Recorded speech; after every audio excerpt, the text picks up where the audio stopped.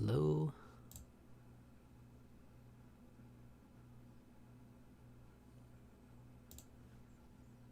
Can you hear me?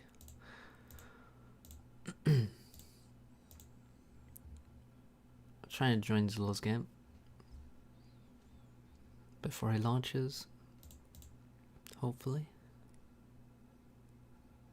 Also, I have a delay on, so chatting won't be as good.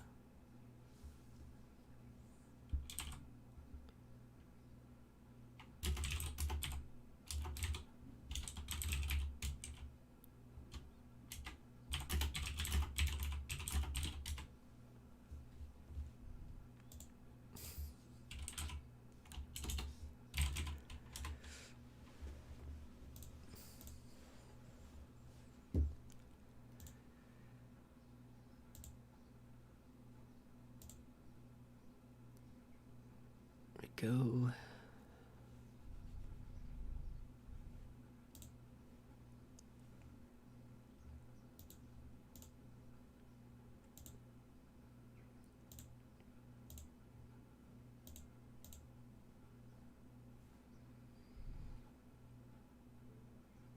Ah, there we go. We're in.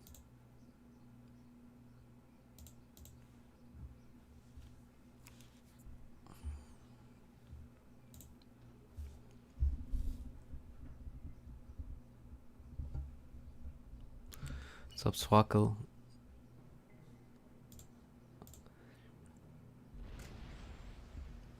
Hullabaloo.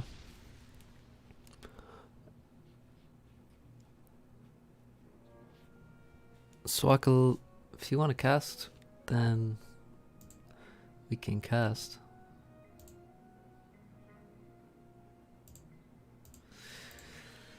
Delay is like a minute. Just because I want to be live casting and don't want to mess up the tournament, so can't really trust the live replay server.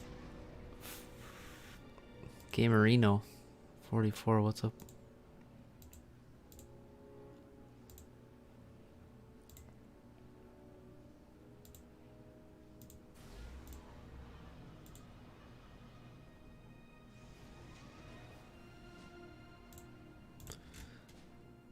Yeah, I can post the details. What's up, Kurtza?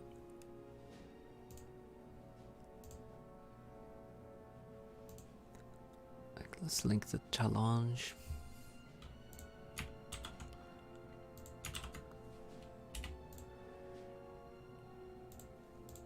Right, so we got Mr. Smith and Zlo.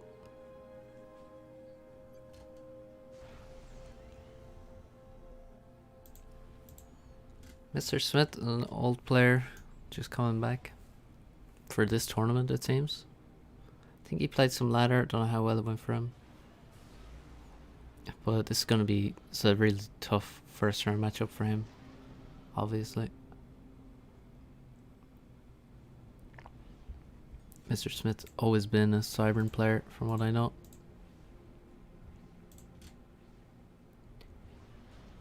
And the winner of this match goes to play Blinchik or Inspector Cod.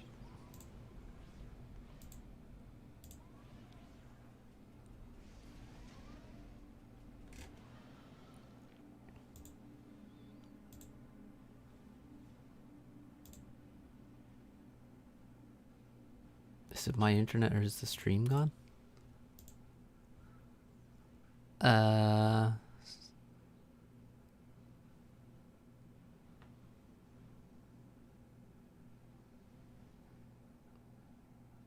The hell?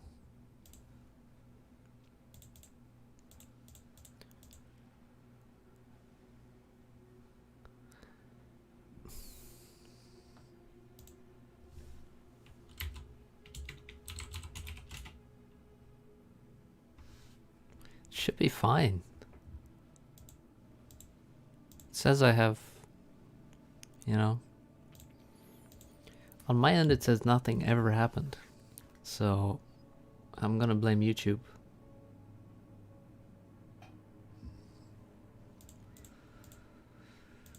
Definitely blaming YouTube because nothing happened on my end. Alright.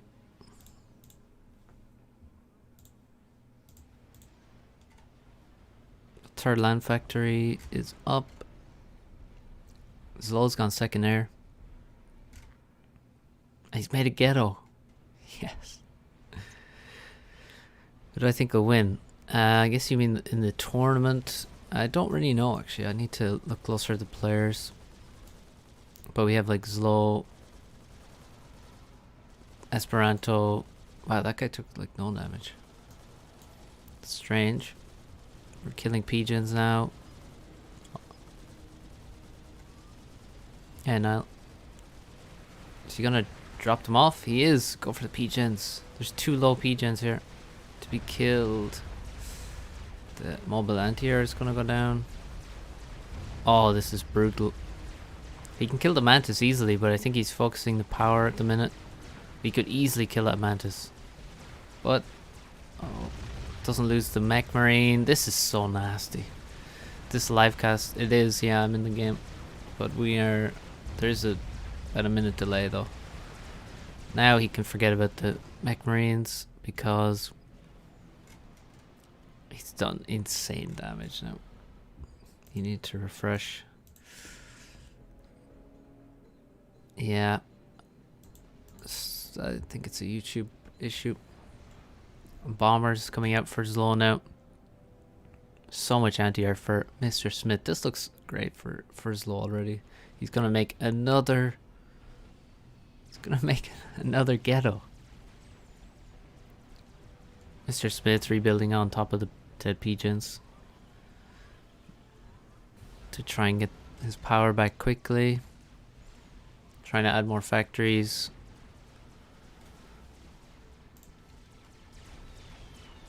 Zlo in danger of bombing his own stuff, but he somehow avoids it.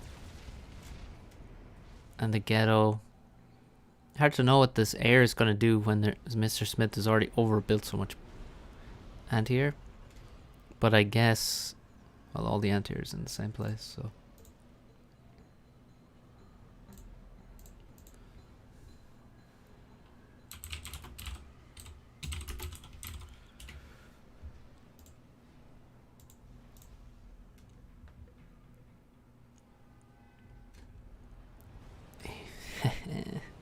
Ghetto part 2. I wonder, is he probably is using target priorities on the mech marines in there. Pigeons are replaced. There's now a bomber coming in. There's radar.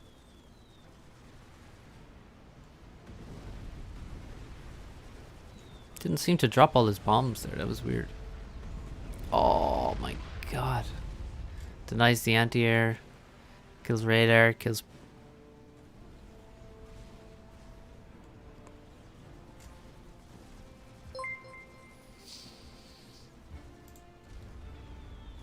Nico Blast. 20 Australian dollars, I guess. Thanks for all your effort keeping such a fun game alive.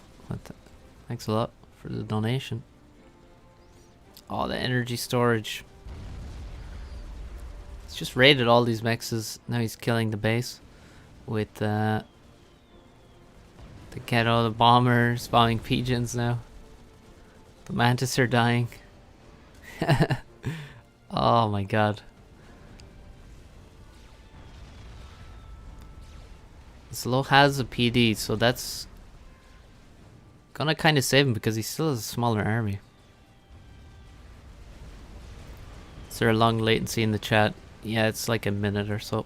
How come I'm not in the tourney? This is a qualifier tournament for a tournament that I am invited to, so I don't need to qualify, which is quite nice for me. Mr. Smith pushing in. He's taking so much fire from these PDs. Can't you see the resource of the others when you're an observer? I'd have to switch to their POV with the console commands. Zlo's losing HP. The PDs are dead. But Mr. Smith is running out of units. Oh, there's no way he actually draws here though, right?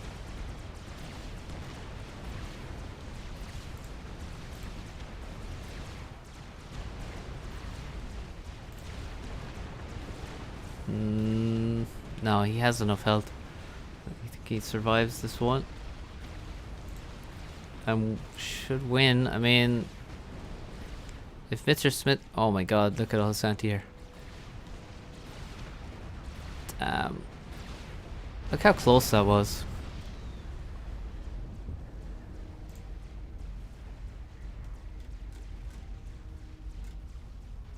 It's ridiculous how close that was. Right, I need to close some stuff here.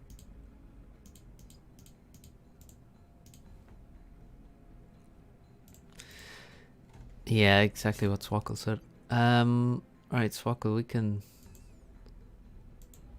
cast the next one. I guess we hop in.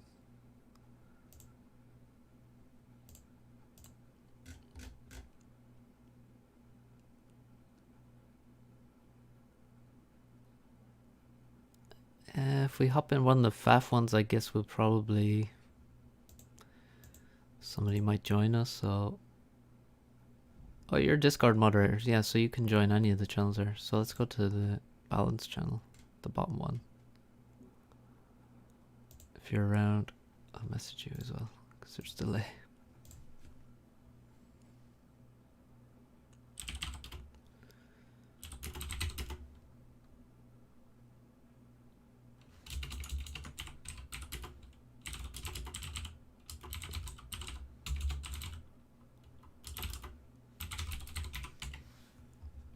Alright, let's try get into...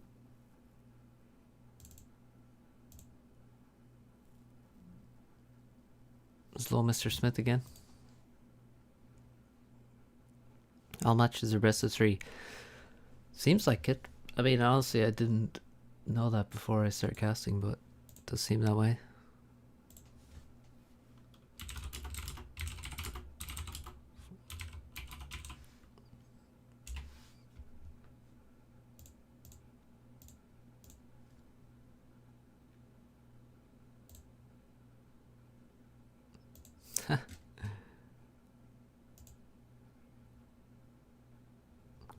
Hello, hello. Well, what's up? Thanks for having me. Yeah, no problem. I'm in Zlod Smith's game at the minute. Or I'm just asked them to wait for you to hop in. Thank you very much. I saw Zlo actually practicing that ghetto build just before this versus Pepsi. Oh, really? Yeah, that sounds like so.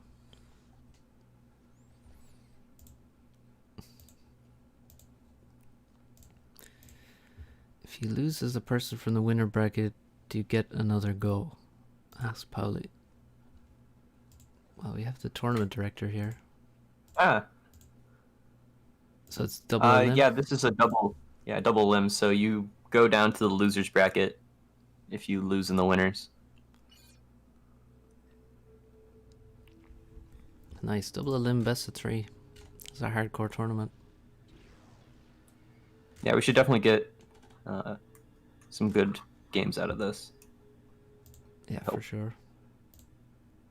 Although it's somewhat counterbalanced by the fact that basically the top 8 advance right to the group stage. So as long as you don't get kicked out in the first 2 losers bracket rounds, you're fine. Okay, so it's pretty forgiving.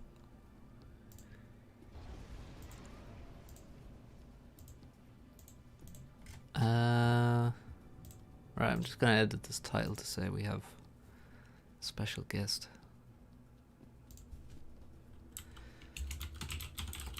An ancient caster. That's very accurate. An OG caster.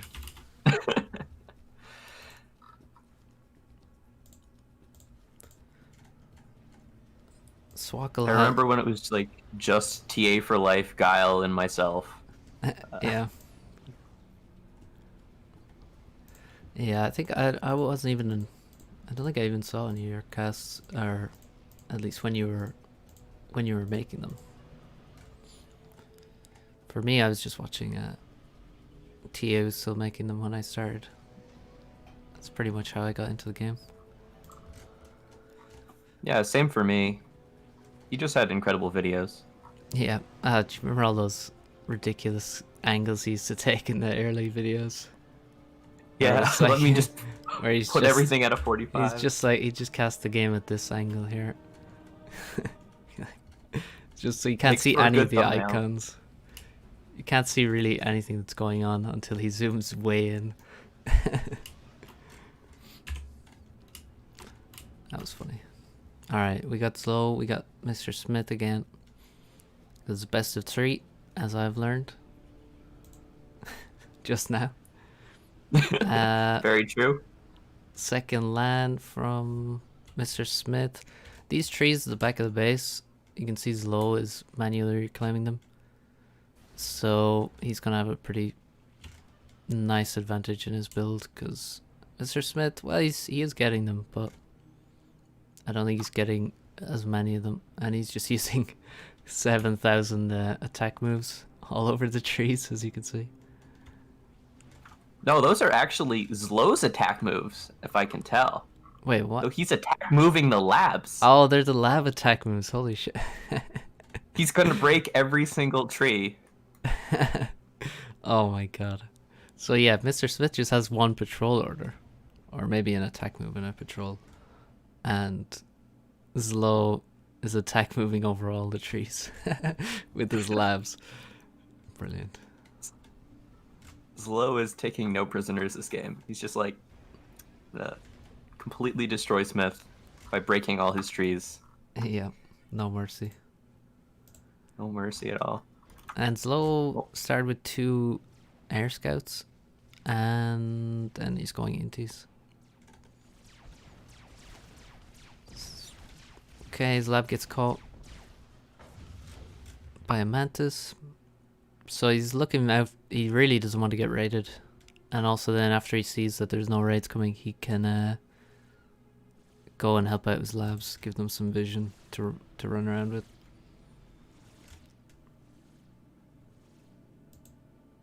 Martin says he misses TA for life. Yeah, everyone misses TA. Alas.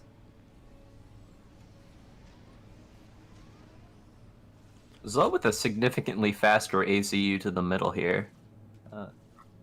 Yeah, he's on the way, and he has a Medusa coming behind him, a couple of them. And Mr. Smith's just leaving the base now. Foden's asking what is the BO for this map as he's playing the map. Yeah, Foden, click on the trees. Yeah, click on the trees and take the mid mass. And that's you know, you got most of it covered then. But yeah, it's low. Looks like he's gonna get mid mass. There's, or at least more of it. I mean, there'll still be some there when Smith gets there, but we'll have to see how big the difference is. You can get you can get veterancy as well if you shooting the civilian trucks can actually give you a ridiculous amount of veterancy, which is a bit busted, but it is what it is. Yeah, although half your time the Artie will just kill them all, and you'll have 5-star Medusa running around. Yeah, you want to try and avoid that if you can. But they're like 300 mass or something, or maybe 175. So that's a huge amount of it that you can get from them. Absolutely. And the civ buildings also give quite decent amount of mass, and of course you have 2 pigeons on top of that, so mid is super important. Zlo has 1, 2, 3, 4, 5 land factories. Oh no, he has 6 because he has one at the front. Smith has 5 and no air factory, so Zlo Zlo with a huge score lead as well. I think that's because of a lot of that's because of killing civilians. So Yeah, but also look at the difference in the tree reclaim. yeah, Zlo. Smith hasn't even touched the stuff in the back of his base yet. Yeah, and he doesn't look like he's going to actually. There's no engineers there, so that's why Zlo has air and an extra factory too as well. And he's halfway done to his first T2 mechs. Nice, with adjacency to 4 factories. But Smith has a good army though. Can Zlo just get overrun here? I mean, it looks kind of dangerous. I mean, I don't think he can die here, but he's gonna have to leave mid, and Smith can probably take a lot of this reclaim. I wonder if Smith has the target prioritization mod. Yeah, I'm not sure. He may not, but also it's not really that. I guess it's not really that important right now, because it's just ACU and units. Yeah, Zlo will pull back and respect this. Yep. He doesn't have enough units to come in there, but you can see on the Smith sides though. Tried to draw him. I think Smith should have tried to force a draw. Yeah.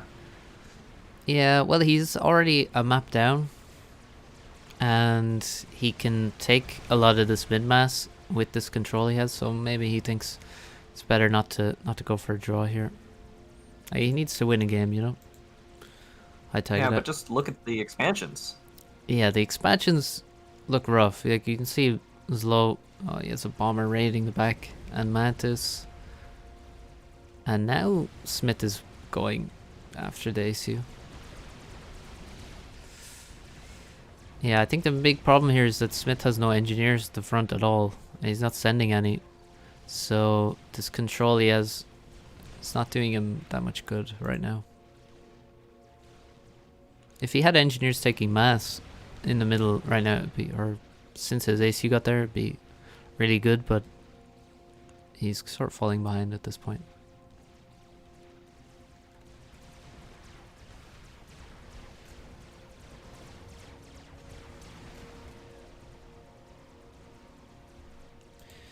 Did Swkoll decide which maps are selected? I did in fact decide which maps are selected. I put together a pool that's on the forum thread. I just picked from there. Alright. Wonder how Foden's doing in his build. Yes, look at this. He's just pushing. He's just pushing. Mr. Smith doesn't give a crap. And I mean, as it is, he just has to. He has to just push and draw because he's not taking any of the mid mass. He's lost the sides completely. Zlo's expanded everywhere, and Zlo's could get drawn here, and he was so close to being drawn last time as well. Mr. Smith needs to keep him in range. Keep going. No, he overcharged some Mantis. I don't think he can do it. No, he's dead. Zlo survives low HP again. So Zlo takes this 2-0. Yeah, and both games he was like winning pretty comfortably and almost got drawn.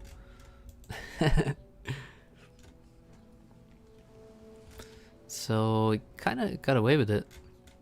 But well played from Zlo. I mean, you can see the sides. He has all the expansions. He has T2 mechs. He has 2 air factories versus no air factories. But still only survived on 2000 HP. So, you know, stay safe. What can you do? He made it work. Is it BO3 for every round? It is. Well, the losers bracket are just best of 1. Losers bracket is best of 1. So upper bracket is best of 3. Losers bracket best of 1. All right. I see a game hosted. Let's jump into Paralon's game, Bleadir, on Cobalt Valley. We're just gonna jump into random games, I think. I think this is waiting for Balinchik and Inspector Kott's game to finish up. No, Zlo is playing against those guys, right? Paralon is against Arch. I don't even know what's going on in my own tourney. Hey, there's a lot of Russians, okay? You can't... It's hard to keep them all straight. It's very true. Like, who do we have? We have Esperanto, Zlo, Blinchik, Inspector Kott, Paralon, Eternal. Dennis was going to play until he got banned. Oh, yeah, well, he's not Russian, though. Oh, he's not? No, he's German. Oh, huh.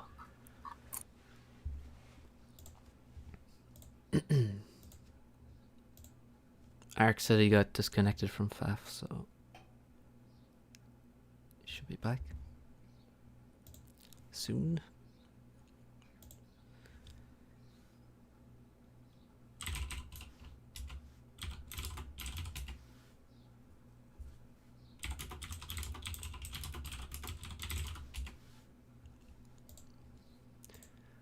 Alright, so somebody asked earlier, and I didn't get to answer, who do I think is going to win? So, who do you think is going to win? Well, the whole thing, or just this? Because obviously you're going to win, right, Jagged? Oh, yeah, sure. The qualifier.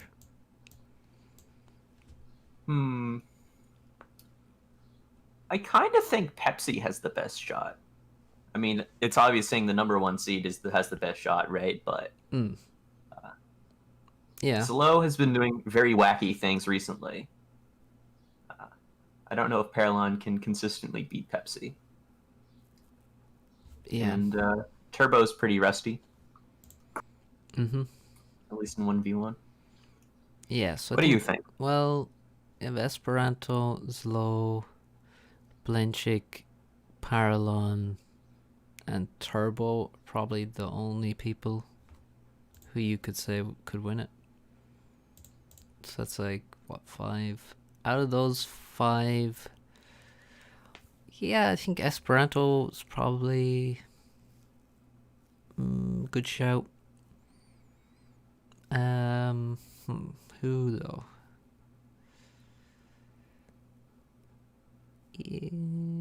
Yeah, I'd probably go for Esperanto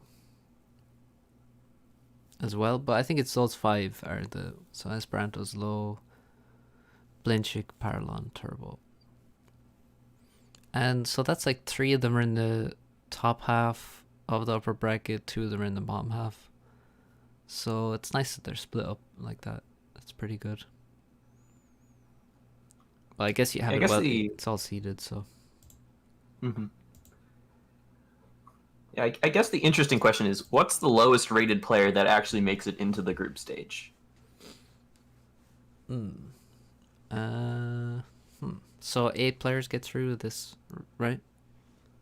Yeah, because I could see a world in which, like, Evan manages to get in. Yeah.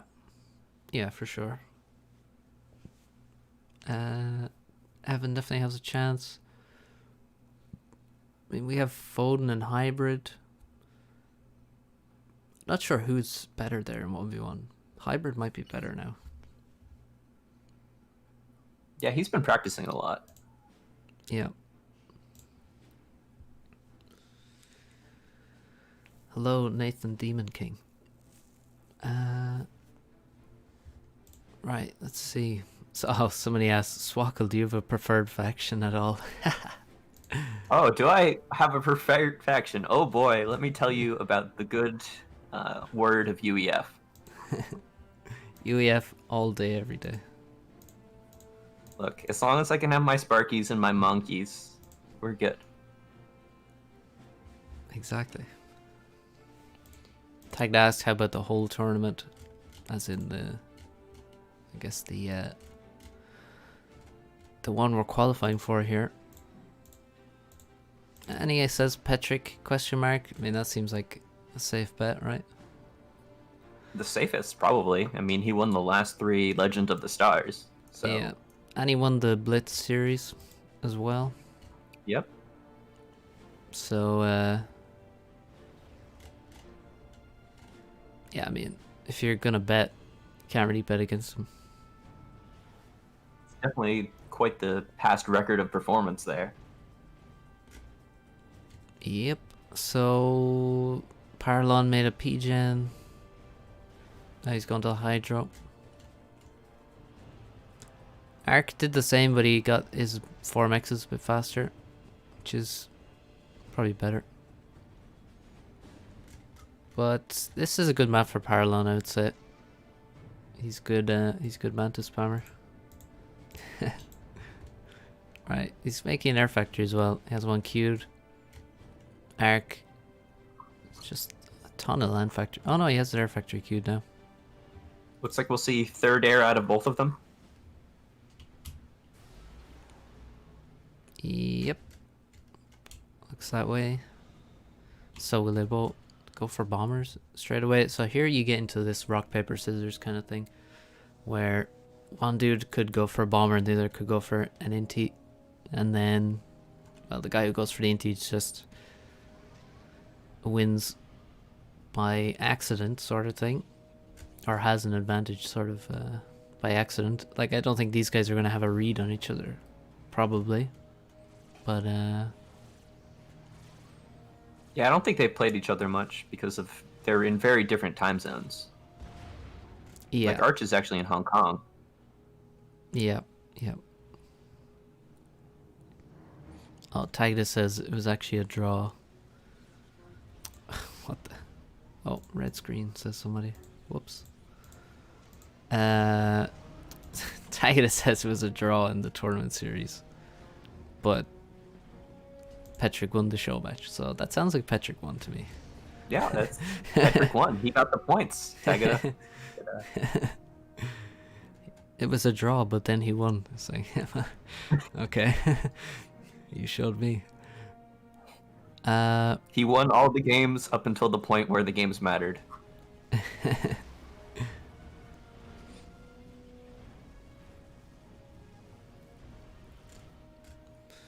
And we got more Cybern again, so we've had like full Cybern so far. Sadly. But I guess they're pretty good maps for Cybern. If you listen closely, you can hear FDX talking about the mirror problem in the background.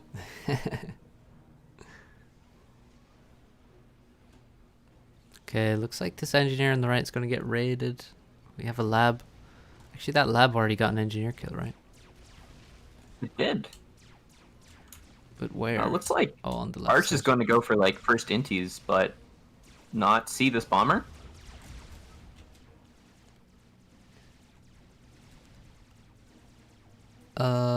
Oh yeah, there's the bomber. Oh, but the bomber is headed. Thankfully, there's no NG here. Yeah, I mean, he just killed the NG already, so kind of sad. And now he's ground firing, but he's gonna miss, right? Oh, actually, no. They might retreat. Oh, yeah. I don't think this hits. Yeah, it just did a little bit of damage and then dumped 85 mass in the center of the base. So they both went real defensive. I mean, they made like one bomber, but like Paralon already has 2 inties and everything, so. This one Mantis slipping through from Arch is actually going to be a pretty big deal. You could just kill off all of this. It's shooting the ground. Alright, I take it back. Denied by geography. Oh, he's gonna get the kill anyway, is he? Trying to build Get shot block with P-gens. P-Gen. Yep. That's a pretty good kill. Pretty good kill.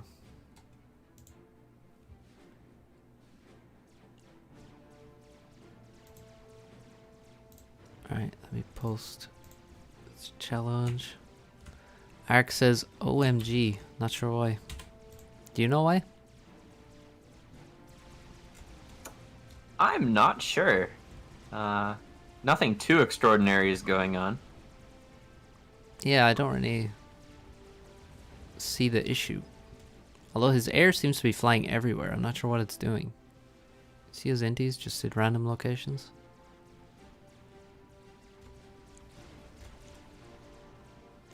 I don't. He really needs to just win air. He's made so many inties. Now he's losing them sort of one by one in random spots. He needs to, make some bombers, win air control. Making a lot of inties on a 5x5 is usually a waste of time and mass. Just had our first upset of the day. Wounded Elk 2-0'd our Nerd Power. Alright. Well, our Nerd Power... Actually, how did he have such a high seed? Is that based off his global rating? Because I only ever see him in in team games. I think he has a really high 1v1 rating. Alright, okay. But it's been cleared off the leaderboards. Ah, okay. Yeah, so he probably hasn't played 1v1 in a long time then.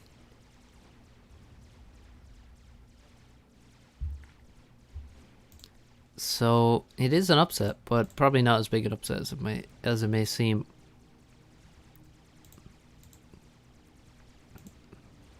Definitely possible.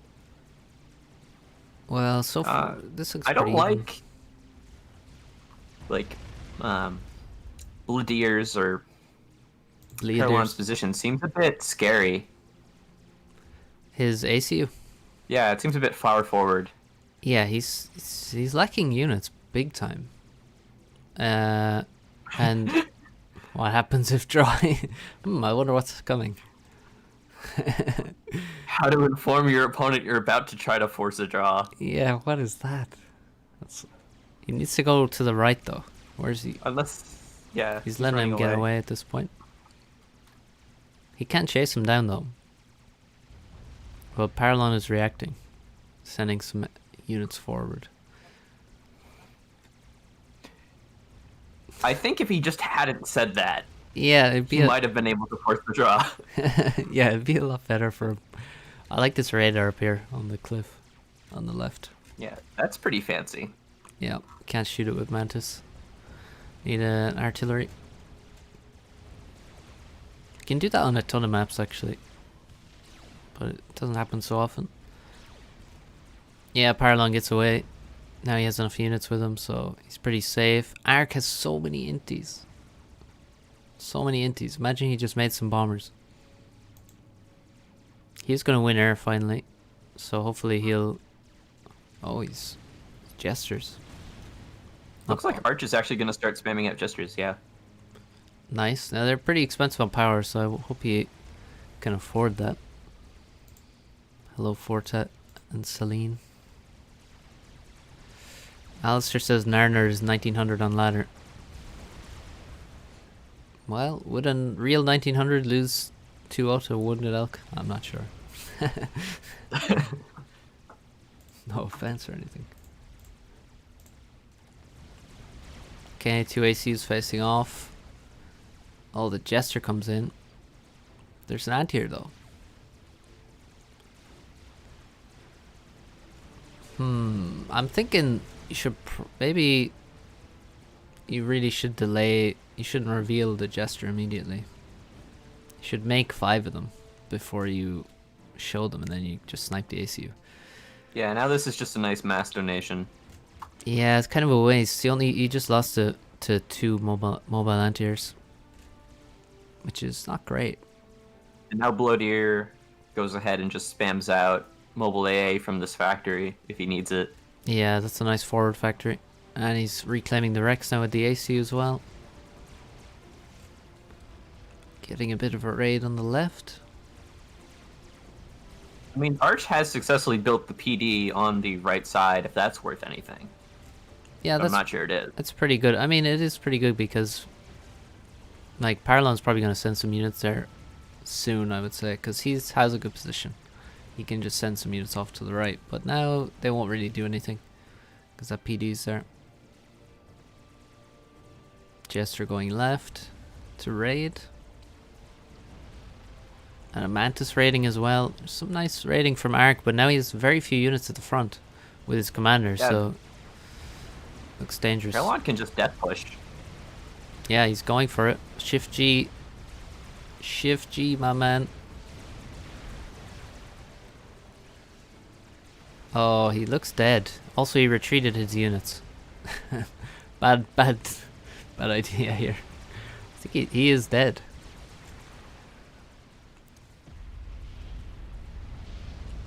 Well, it's only game 1. It is. That's 1-0. 1-0 to Paralon. Some dodgy unit movements at the end. Perhaps. What the fuck? Boom says Curry farmed his ladder rating 3 years ago. Since then has only played Wonder. Probably some of that is correct.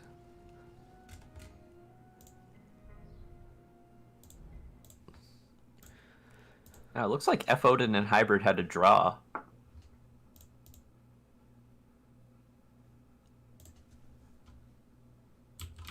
How many draws are we gonna see? Well, considering the number of 5x5s I've put on here, probably a few. Yeah, probably. That's almost all the first round games are done. It's only hybrid, so that's pretty quick, honestly. Yeah, no one actually went to point of reach yet. Yeah, full 2-0s. Oh yeah, let's hop into this quick. Now, which one? Stick with Paralon. I think it's a pretty close matchup. I mean, Paralon's definitely favored. He has pretty good rating compared to Arc. This is actually the first time that Arch has ever played in a tournament. All right. Wow, he only has 240 global games. What the hell? That's crazy.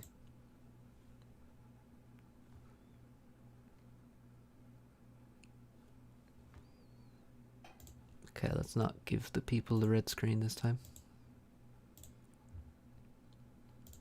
Give the people what they want.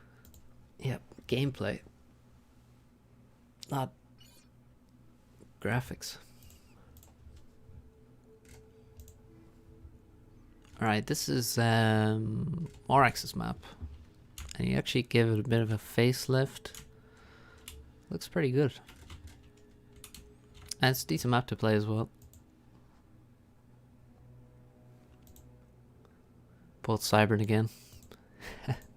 UEF's pretty good here. You can definitely get to T2 land without too much trouble. Yeah, and there's good space that you can send your shield geese around and just raid everything. Yep. Although the ACU is maybe not super powerful here because it's so open and you don't have any big expansion to aim your ACU towards. So a big death push at T2 is a bit unlikely on this map. Who wins air is definitely more of a factor. Yeah, air is quite important given the spacing and the couple plateaus we have.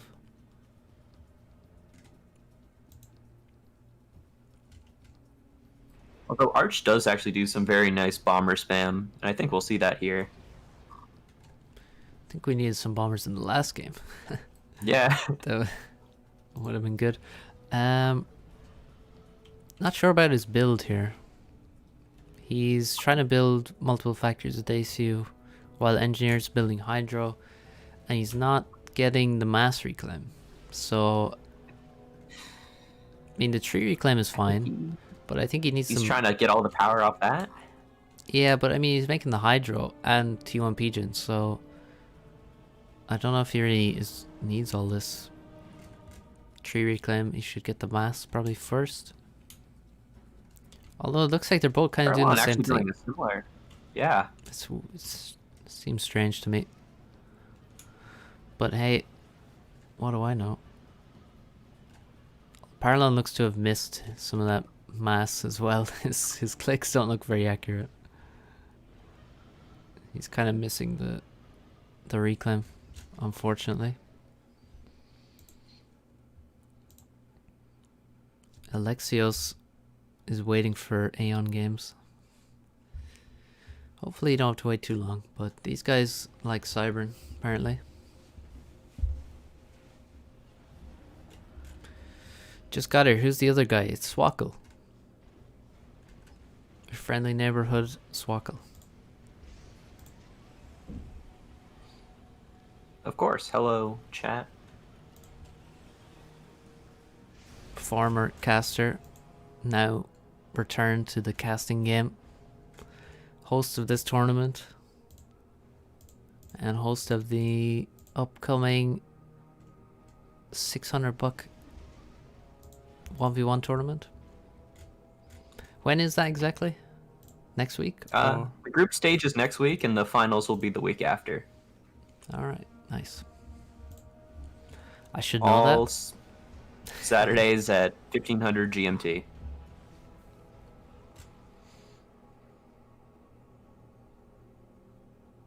Okay, we got a few units. We got a bomber from Arc. Inti from... Inti... Okay, we got 2 scouts, Inti, and a transport from Paralon. Paralon is Bleadir, if anyone's wondering. This is an interesting place to send your bomber for Arch. I guess he's trying to avoid interceptors, but he got scouted anyway. Yeah, a bit unlucky he got scouted there. It looks like Paralon was kind of looking for him, but he's... Although he got scouted, the Inti hasn't locked the bomber. But there's no engineers to kill, actually. Yeah. Paralon is just sending his ACU. I think there's like this one hidden NG. He's gonna bomb the ACU. The worst possible thing you can bomb. Because he's just gonna regen. And your bomber is gonna get killed. The engineer escapes. Oh, the Mantis is gonna get the NG. That's pretty good. The bomber, will it get to drop? No. Not great. Not great for the bomber. Oh, he needs to pay attention to kill an engineer. He let him survive.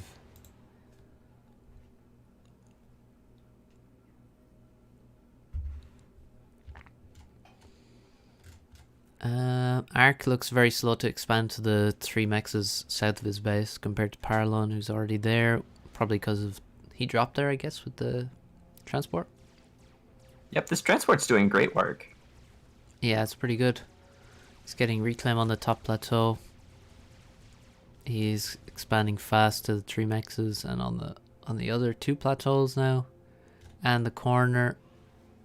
It's pretty great. It's going to give him a big advantage, I think.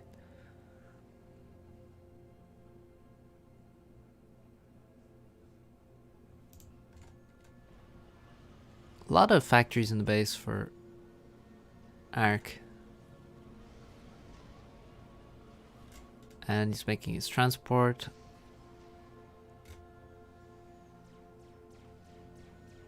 Arch has apparently practiced this map for this tournament. Okay, well, his practice doesn't look too effective so far. Unfortunately. Yeah, I was going to look to see if he had ever played this map before with only like his 200 games, but apparently he has. Yeah, I wonder who's been practicing for this. I've definitely seen a bunch of people. A lot of the 1800s. Yeah. Oh, look at the scout. Oh, he scouts the transport. Perfectly timed. Oh, and the Intis lock on. That's brutal. Yeah, that is sad. He should get this plateau, but that's all he's going to get.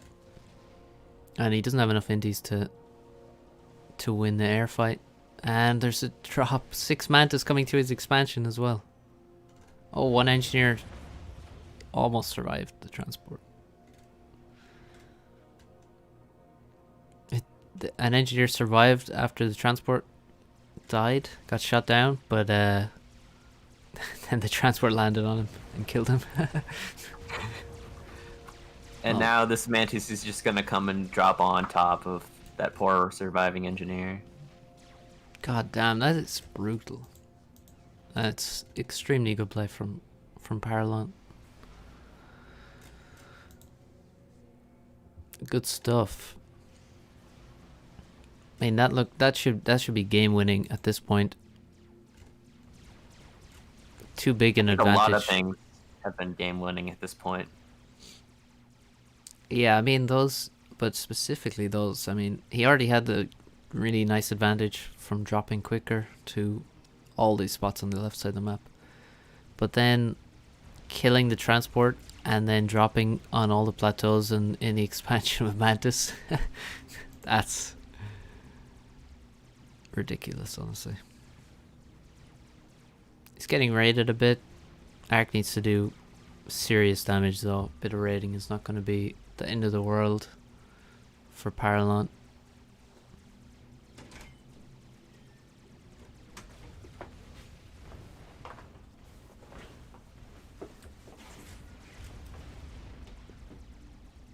Paralon with air control.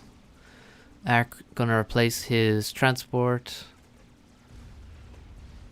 Guess what's the plan for Paralon though? What's he gonna do? He's making a mechs. Guess he'll just chill at T1 stage for a while. Just try and secure everything. Maybe do some raids if he can. Get a little bit of eco and then maybe he'll go T2 air, maybe he'll go T2 land. We'll have to see. He's in the water with his ACU. I don't know why that is.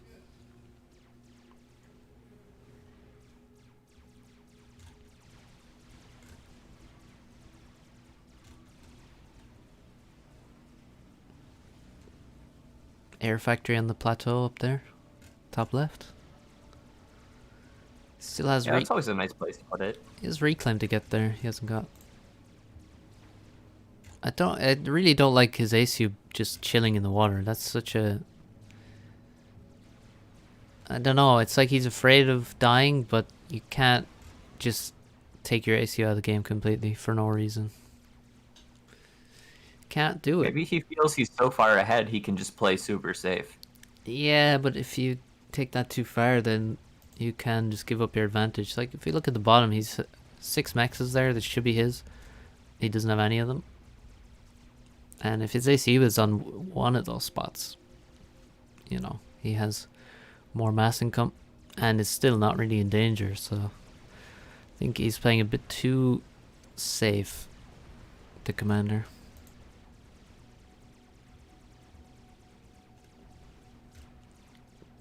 Ark needs to clean the Mantis off the plateaus. Otherwise he can't drop there.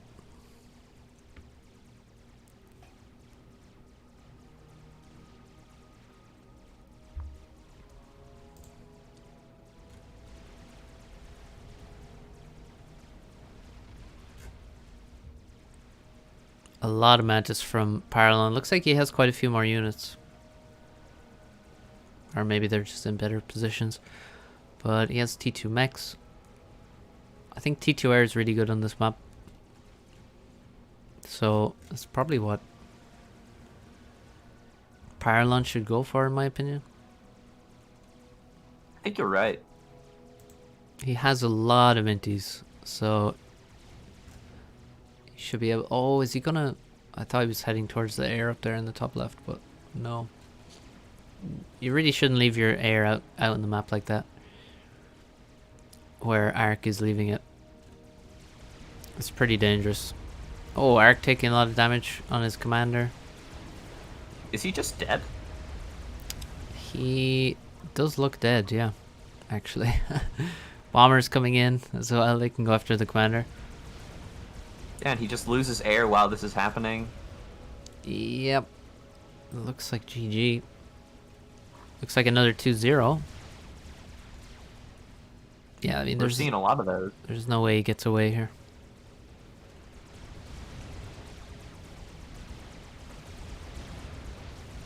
$2,000 HP. Might get a vet before he goes down, but that won't be enough. Says GG. Well played. It was well played by Paralon.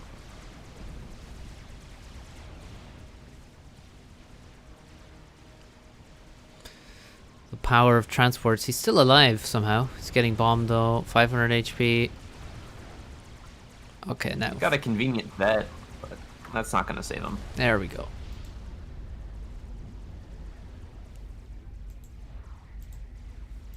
Well played, Parlon. Good stuff. I really like this 2-0. transport up the side build order. It's pretty strong. Might have to steal that. Yeah, well, you can always... I mean, you can usually get advantages like that where you just bank on your opponent not punishing an early transport, but it's kind of taking advantage of an opponent mistake, in my opinion.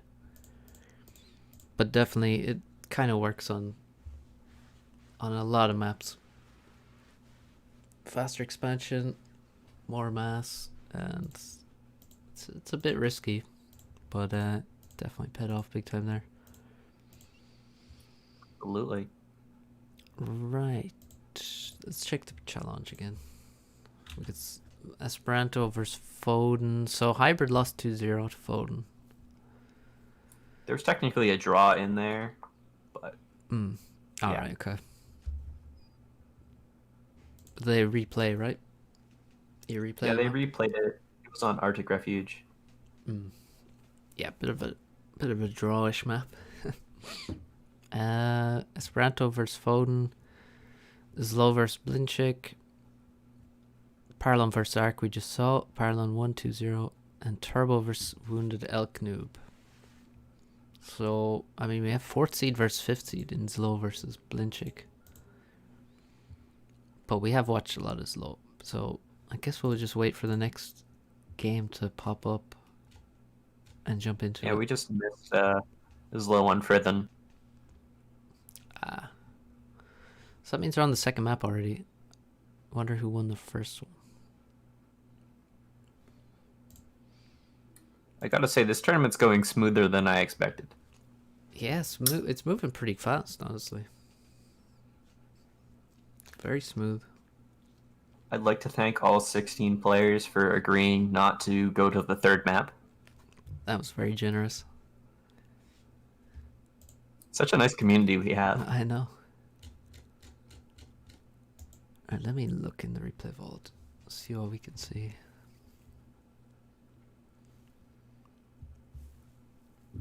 So, Parlon new favorite for the tournament after seeing that.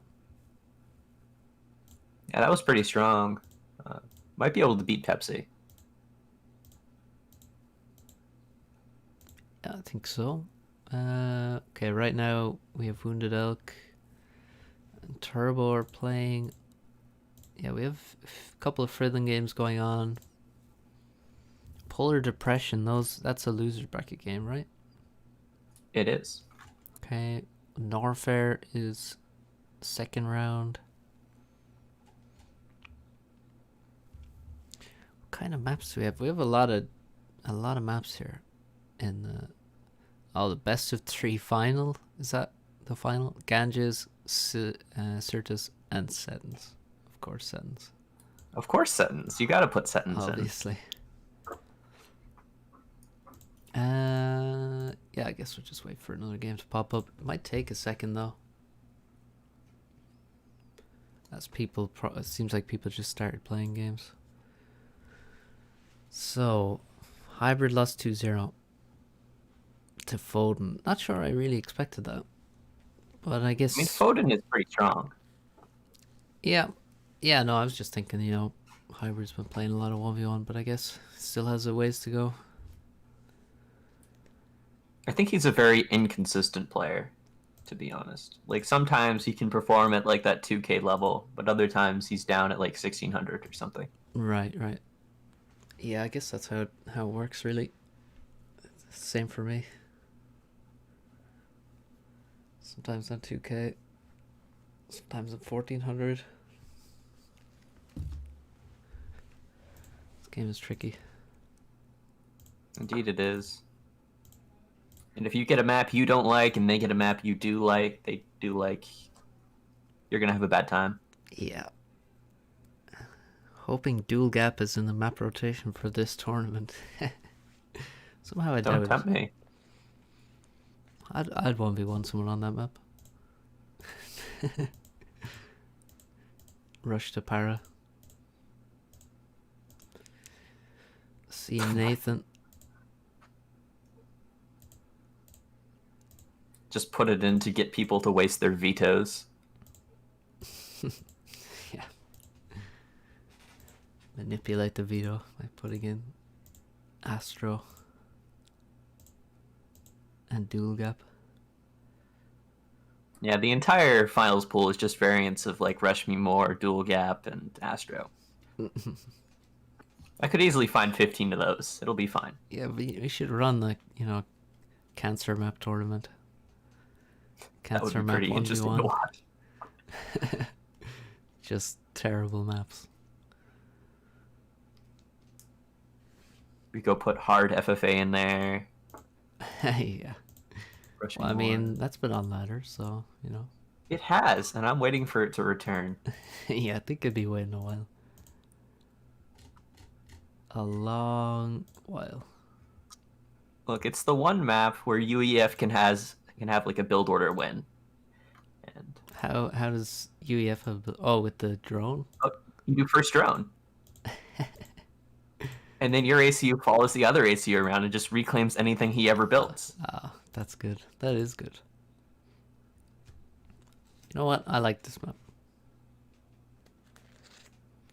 It's a good map. I did actually play it a bit on ladder a few times. At least I think I did. That is a long time. Yeah, it was in the time pool ago. like ages ago. Yeah, yeah. Back when you could sort of choose what maps you wanted to see, but you more or less ended up with a ton of 5x5 maps. Yeah, like we had a veto system at one point. I don't know whatever happened to that. Well, it wasn't veto. It was like there was like 100 maps or so, and then you would pick 15 of them or so, I think, and then it would be like the 15 maps your opponent selected, plus the 15 maps you selected, plus the 15 most popular maps would be what would determine the matchup. And the problem was really the 15 most popular maps were basically all 5x5 maps, because lower rated players would always prefer those. So it wasn't really a veto, but there was some element of selection in it. But yeah, it got removed at some point, and that was maybe a bad decision. Just some adjustment to the system might have been better than destroying it. But hey. Smith just knocked out Inspector Cott. Alright, nice. In on the lower bracket. Yep. Round 1. So he'll be staying in. It's pretty good for Mr. Smith. I mean, I think he's only played a few games recently. He didn't have much time to unrust, so pretty good. Inspector Cops, I don't know, decent player, right? Yeah, he's been pretty active recently. Yeah. He just won one of those like high-rated player trains a low-rated player tournaments. All right. On one of the Discords. Oh, didn't hear anything about that. Is that It's just not on the forums. Right? It's just some random Discord thing. Yeah. Is it like a clan SCR or something? It wasn't an SCR thing. I think it might have been a PLD thing. All right. But don't quote me on that.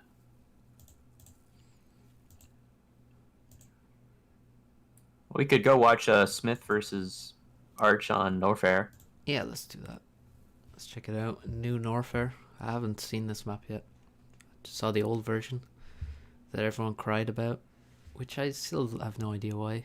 But People hate lava? Question mark. yeah, I guess that's kind of it. That seems to be it. So now there's no lava, it's water. I mean, the map is basically the same though. It looks like, well, let's see what's different. Looks like there's an extra mechs in the top and bottom on the main map. And on the island, there's like a couple extra mexes. Yes, Morex specifically requested that I put the newer version in. He's Well, changed like a bunch of of the reclaim on it. all right, okay. Well, I mean, of course he'd want the latest version in, you know. Of course. It's now pretty. Yeah. Another interesting thing. Apparently, Wounded Elk Noob took a game off of Turbo. Oh, that's pretty They're good. now on third game. That is pretty good. Wounded Elk showing some strength there. Definitely. Turbo's very good. All right, we got New Norfair. It's a lot clearer. It's a lot clearer for my eyes. That's for sure. Does it look better? I think it does. Yeah, I mean, it's a lot brighter and just like it's quite obvious what's going on. It looks like he flattened out a ton of stuff as well, actually. Also, just making it clear where the passages for that units can traverse are. Yeah. Yeah, it looks like it's way, way flatter. None of those steep ramps or anything. Yeah, it looks pretty good. Although Arch apparently doesn't know what's going on. Good luck to him. What happened to this map? So, okay, there's still quite a lot of reclaim on the islands. But there's also like 3 grouped mexes, which is more than we had before. So, looks like the islands would be more important. Also, this is now a plateau here in the middle. There didn't used to be plateaus. You used to be able to walk up to those things. Correct. So, that's a bit different as well. And yeah, 1 extra mex in the base, top and bottom. Smith going for a second land build, and so is Arch, and I'm not sure that's correct. Yeah, I've always gone second air on this map. It says 20 by 20, but you can see there's like dead space. I mean, not even dead space, but just the map is literally shrunk. So This it's is really a 15 by 15. Yeah, pretty much. And the inner landmass is, again, you can see it's well in from the edge of the map, so it's pretty much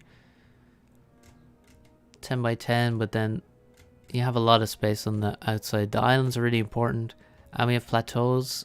The mexes are very spread, so second air really is what I would advise. Looks like 750 mass on each of these plateaus. That's pretty important. Yeah, not bad. Nice round number too. But there's a lot more on the islands, it seems. Absolutely. Like maybe more than double. Maybe actually way more. 4,000? Yeah. Yeah, so a lot of mass up there. Again, why you go second air? Because you need to transport fast here. Arch going third land. Well, if you're gonna go third land, you better do some serious raiding. Yeah, maybe there's a way this works.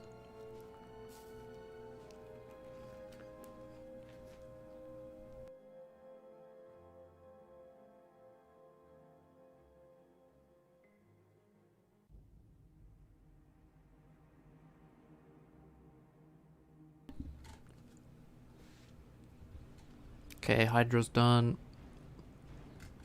Smith's leaving with his ACU. Arch also leaving. Oh, Arch is going left with his commander. The exact same place that Mr. Smith is going. Which could be interesting. It could turn into a quick game. Yeah, that's not something we usually see. Yeah, usually... I mean, you can basically go to either side with the commander. I don't think it's really incorrect for Ark to do this, or for Mr. Smith too. But they both need to figure out that where the enemy ACU is going so they can react properly. The labs for Mr. Smith seem to have missed their targets. Oh wait, this one is still live on 1 HP. It's got 1 kill. Yeah, only killed the scout though. It doesn't have DPS to just drive by that engineer. On the top side, he missed his exact target, which is quite sad. And this is why you need scouts with your labs, or at least use their scout.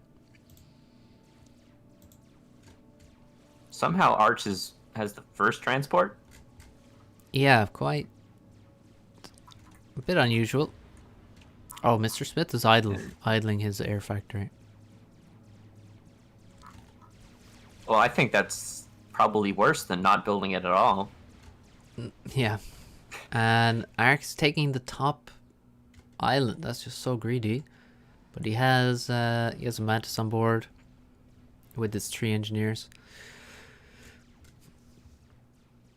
Bloodier says Swkoll remove this map from pool, thanks. Haters gonna hate. No, this is a good map. Smith And I will die on this hill. Smith with an extra land factory, it seems. Although, well, yeah, no, Ark has one on the island, so that's the difference, I guess. Looks pretty good for Ark so far, just based on this island drop. He's going to come back with the transport and drop the bottom side, hopefully quickly. And then, if he has both the islands, gets all that reclaimed, the mexes should be in a very good spot. Something that might not be apparent to people watching this is that because of how I've structured the tournament, the winner of this game does actually advance to the groups. So a lot on a lot on the line. So because 8 people get through, right? Yep. And this is exactly the cutoff line. Yep. This is the quarterfinal of the upper bracket, I guess. Quarterfinal. Yeah, technically.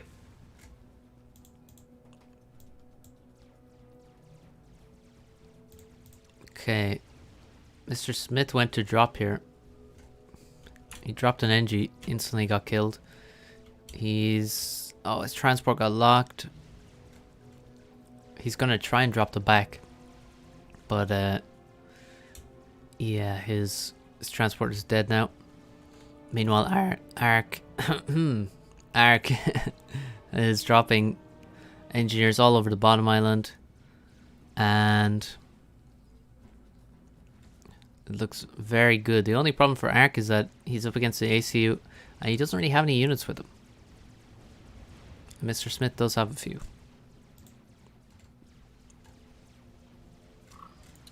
This is a pretty terrible micro from Smith running in against these Mantis. They all have like 1 or 2 kills each. On the bottom here. Yeah. Yeah, they have some kills. But he does have more map control in the main island. And Ark is making a lot of Mantis on the island. So unless he drops those off, they're going to be a waste of mass.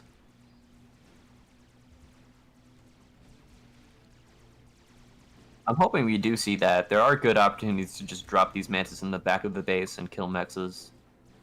Yeah, I think he's going to have to do that. Oh, the PD in the top hasn't finished yet. The Mantis are trying to save that, but I'm not sure it'll be enough. No, I think he should be fine. He's paused the factories. He's paused like everything. I think he really wants this PD. And is lacking mass. He has so many 2-1 factories. I mean, if we look, he has like 2 factories on the top. He has 4 factories in that expansion. His factory at the front with his ACU. Several in the base. So it seems like he's overbuilding 2-1 factories. There's not that Mr. much Smith mass.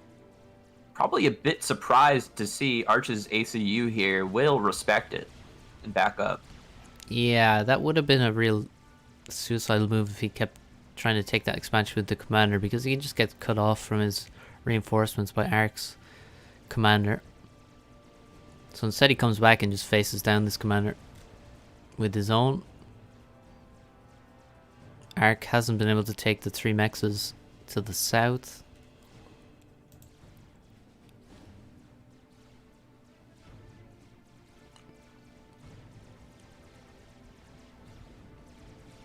A lot of air factories for Ark. So he should be winning air control in the near future, and if he wins air control, there's a lot of damage to be done, and also the ACU is very vulnerable for Smith. He's making some mobile anti-air, but you know, he's in danger here. I wonder if Smith is carefully watching these air factories to see when they go T2.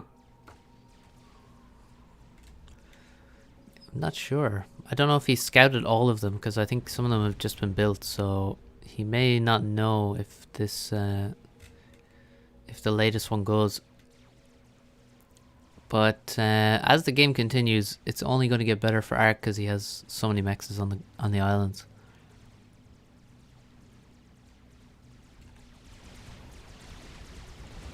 Smith is pushing.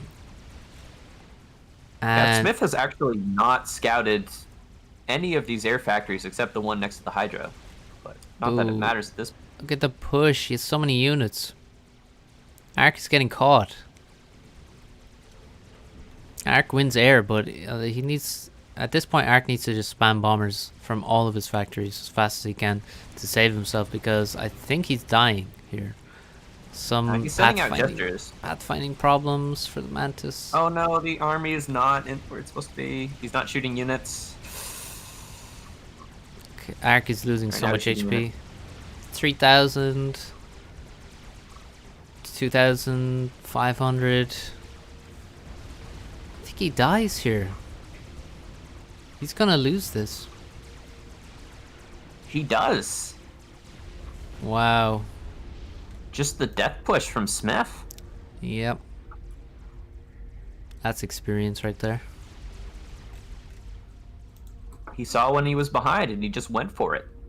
Yeah, I mean, all you gotta do is kill the ACU. And Ark was just standing there asking for it. Who cares about all these islands and stuff? Just kill the ACU. Exactly. Easy. I mean, if Ark reacted, he just made like 5 bombers. He could have had 5 bombers. And then he probably can kill Mr. Smith easily there. But, or just retreated more into his base, or had a PD, or, well, there's a lot of things, but Mr. Smith got the kill. That's the loser's bracket game, so Ark is out. And Mr. Smith, he said he qualifies now for the group stage, right? Yep. At the worst, he will be number 16th seed. Pretty good. Okay, let's jump into Blinchik's game. I see Blinchik about to start. Oh wait, we have... Well, it depends on how far along Esperanto and Foden are. But I do see a host from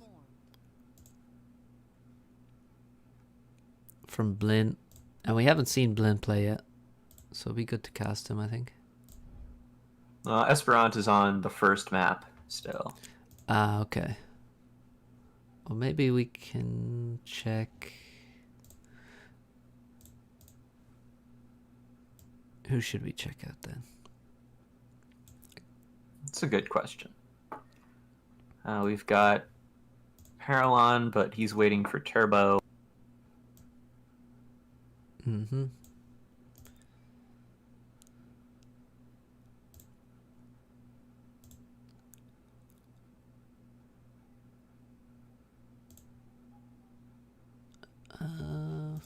Well, Turbo just finished up the second map. So they're 1-1 then? So we could check that. Unclear. Well, unless Wounded Duck 2-0'd him, right? I still see them in Turbo. game at the minute. Yeah, I'm looking at the replay vault, trying to figure out what's going on. They're playing Pizza at the minute, so they're actually on the third map. Actually. Good for them. So that means it's 1-1. You gotta favor Turbo in a Pizza game. Although, somewhat surprisingly, Zlo got 2-0'd by Blinchik. Yeah, I mean, it's a bit surprising, but Blinchik is really good, really strong player. It's very true. I was playing against him in the Coffin tournament, and I was quite surprised. Yeah, he's been good for a while, but he didn't really play 1v1 that much. But now that he does, I mean, he just went straight up to like 2100 when he started. It looks like properly playing. Esperant just hosted. All right, yeah, let's check that one out. We haven't seen Esperanto play yet.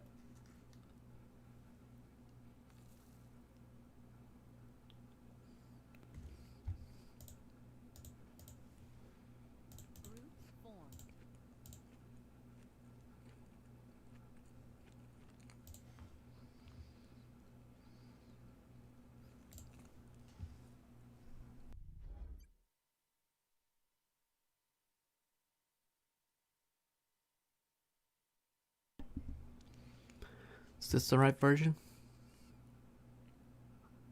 I think the changes are aesthetic anyway, to be honest. But I'm not sure if version 2 is the right one.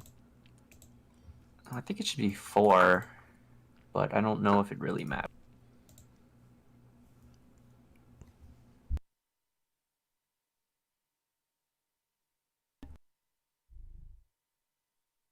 Yeah, I think these are just aesthetic changes, so...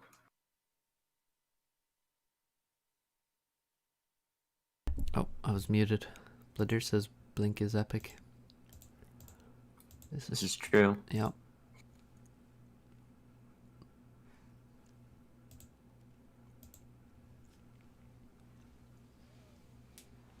I played a lot of 2v2s and stuff with him. He does love a T3 mix. Don't we all?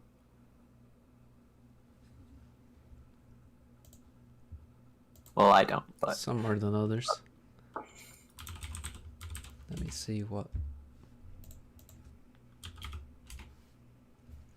Yeah, it's version 4, it should be.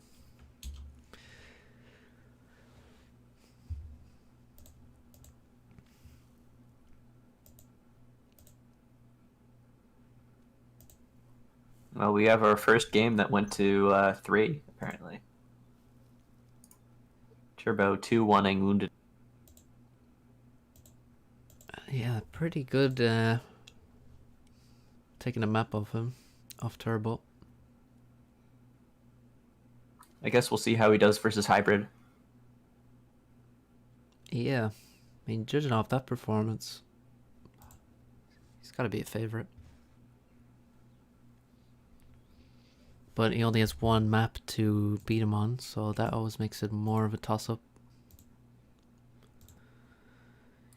I mean, you see very few upsets in a best of 3, but in a best of 1, you can see a lot of them. So, which is why best of 3 is better by a long way. It is, but sometimes Morax defeats Petrick, and it's amazing. I still haven't seen those, so I need to go back and watch those ones. I mean, it's not a terribly interesting game, but it's just funny. Yeah, I mean, of course. Like, I think Petrick upgraded something when he wasn't supposed to and didn't notice. Just got overrun. Oh, I think I did see that. Oh, wait, he made a T3 Max or something back then? Or instant T2 land. Yeah, I think that was it. Yeah. Aeon versus Cybran. Foden going Aeon. Alright, somebody was looking for Aeon gameplay. Well, here it is. Yep. It was Alexios. Not sure if this is the map I would go Aeon on. Yeah, me neither, honestly. Yeah, I wouldn't say they're bad, but this wouldn't be the first Aeon map I think of. Would you look at that? Morix just donated 10 US. We got your map. Hey, Morax. And we made sure, you know, they had the right version. We've seen two Morix maps in a row now. Biased tournament host here, clearly. 100% biased tournament host.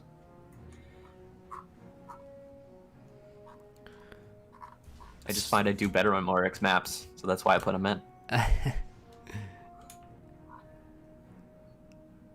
it looks like people don't like to walk to the Hydro here. Nope. Although, I don't really see it as an error, but I guess they don't like it. I mean, if they had I guarantee if the Hydra was on like the other side of the base, they would walk. It's just because you have to walk away from where you want to go eventually. Yeah, you lose a lot of time doing that double back, and that might be the critical minute you need to have your opponent get up that first T1 PD. Yep, could be.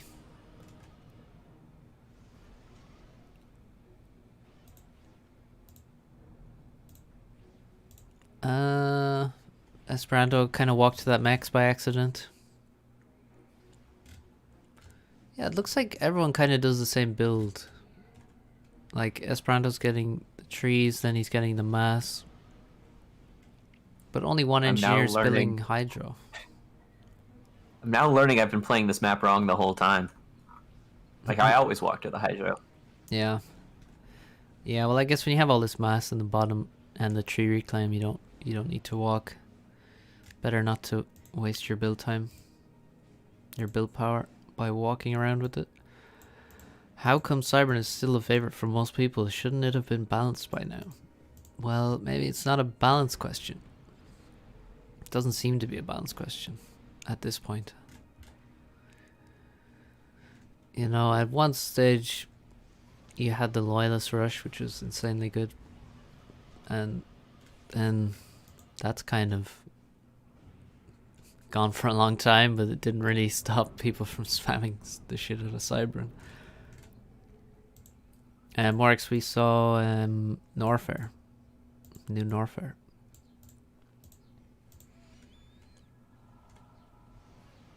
I mean, Swkoll plays UEF all the time.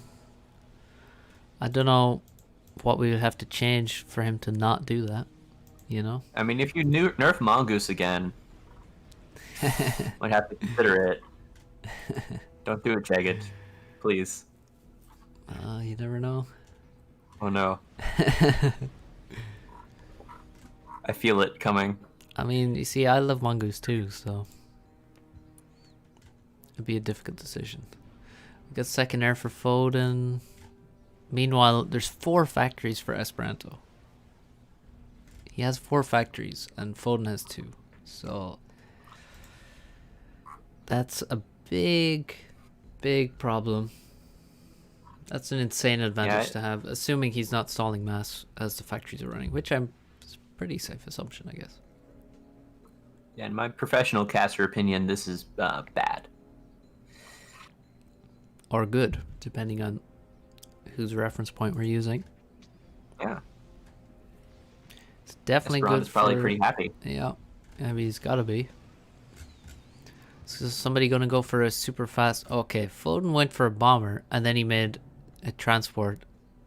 That's extremely dangerous. No inties. 1 scout. But I guess he won't be punished for it.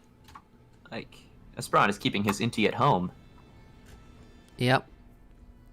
And he's also keeping his scout at home, so that's another issue. I mean, surely you build a second scout if you want to keep 1 scout at home, right? I mean, you just don't want to keep 1 scout at home. You just, Yeah. use it. It's not I guess he's scouting them. looking for bombers, I think it's but idle, he missed the. honestly. Yeah, that could be it. What the fuck? Oh, the bomber is gonna get another kill. No, good dodge. Yeah, good dodge. But it got the most important kill there, which is the furthest expansion engineer. Yeah, the second one has to come around. The drops landed for Foden, but he's not dropping his plateaus, which Nope. seems like a mistake. He dropped the bottom plateau, and he's building the hydro. I would grab the reclaim before getting the hydrocarbon. The mass reclaim, I think, is more valuable to begin with. Well, this is true, but you see, if you finish the hydro first, you can just queue everything up at once and not have to manual reclaim. If you're particularly lazy. You can just attack move and then build a hydro. Oh. Yeah, I guess that would work. Double air factory from Foden. Only 2 land factories so far. Oh well, he has a third one, but it's actually under attack from some spam. Maybe he should go like instant T2 air. Although his expansion is really bad. It's this looks really bad for Foden. Alright, a game you might have to check out later. Apparently Zlo and Rufun just drew on Norfair. Okay. I'm not sure how that happens, but here we are. Well, I mean, it could have happened on that in the last game we watched. It wasn't Yeah, I that far away. suppose. Guess people like to walk into each other. Surely this factory doesn't die, right? I think it Right. does. I think it may die.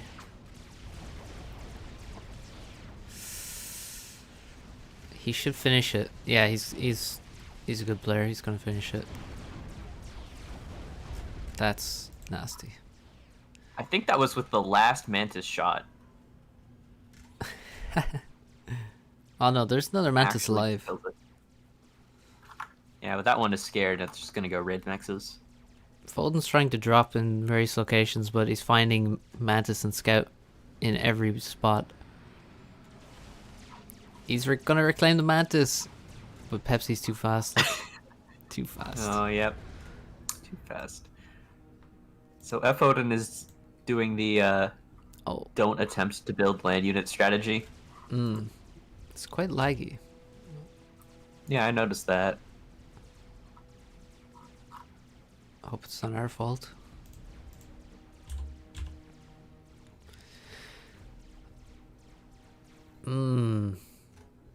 Doesn't look good, does it? For Foden.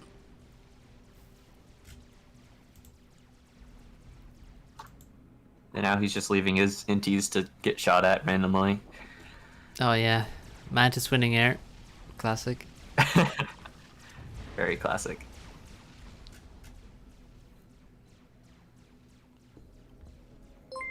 What's the other guy's name in game? It is Swkoll. Harold Sterney subscribed. Welcome, Harold. Transport for Foden. He has a higher score, but that's probably just because of air, basically. Yeah, I think you just get Power a bunch production. of points for banning interceptors. Yeah. If we look at the map control, it's problematic. Oh, look at Foden. Why is he building 3 factories and not building the mexes standing right next to? That kind of thing. All right, we're seeing the. That kind of thing hurts my brain. It does. Well, he listened to you. And now we'll build Yeah. the mexes. Yeah, I mean, a bit late now. Also, imagine he dropped the plateaus. Imagine how much better a position he'd be in. Absolutely. It's 3 extra mexes. Pretty safe. Looks like we'll see that 9-minute T2 air. Oh, he's going T2. Oh, yeah, that's good. I like it. He's got to do something. I mean, if he just plays straight up, it looks super bad. He even got raided here. These two mexes south of his base got raided. Like, if those get raided, you are in serious trouble. So if one were to notice, Pepsi doesn't have any mobile anti-air next to him, and he's kind of far forward. Mm-hmm.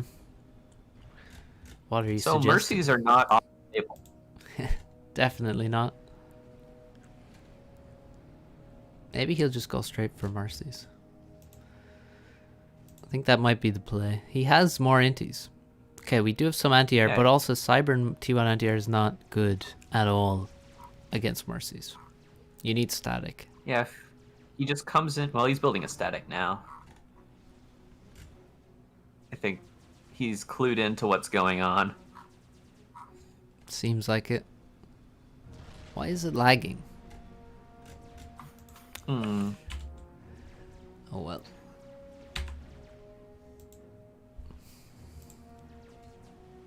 He's scouting. Esperanto gets the base. Should know the T2 air is coming then. Yeah, he definitely has spotted this. Let's see. Mercies? He might make an Nope, engine. gunship. Okay, gunships. That's There's much safer. There's anti-air on the left side as well. Static anti-air. But the new gunships can do pretty good against static anti-air. I think you need... wait, how many do you need to kill? 3? You probably need 3 to kill the anti-air in one shot. For the people in the chat, F. Onan is currently at plus 23, and Esperant is at about plus 30. But he's power stalling really bad right now. 6 mercies to kill a comp? No, you don't need 6. Do you? You don't need that many. He's only Cyber and 10k HP. 2,400 damage. That sounds right. Wait, Cyber and T1A are not good against Mercies. Yeah, because their missile is quite slow. So by the time they start shooting and the missile would reach the Mercy is probably already hit its target. Okay, gunships killing some Mantis. They need to kill some Eco though, as well. Need to do some raiding. I guess F. Odin is trying to stabilize a bit. Yeah. It'll be difficult, but not impossible. Yeah, it's going to be tricky. I mean, okay, Esperanto's going T2R now. 3 Mantis killed in one shot. That's pretty good. F. Odin is thanking you for the AoE. Yeah. There goes 2 more. It's pretty brutal. There goes the gunship though, not protected. Yeah, that's gonna hurt, especially if he wants to turn this into a snipe later. Yeah, and I mean, just he could have easily defended that. He doesn't have anything else to defend it at the moment. His air is just kind of idle, so he needs to make the most of every unit at this point. And now Esperant is just spamming up static AA, making this much harder to do.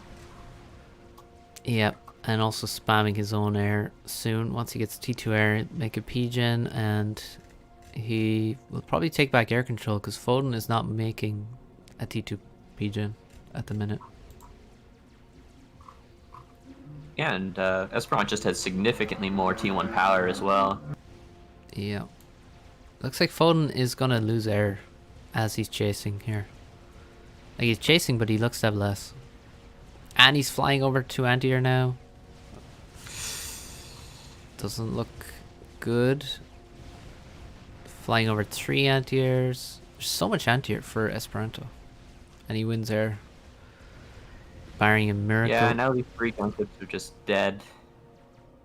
Oh yeah. What are they doing?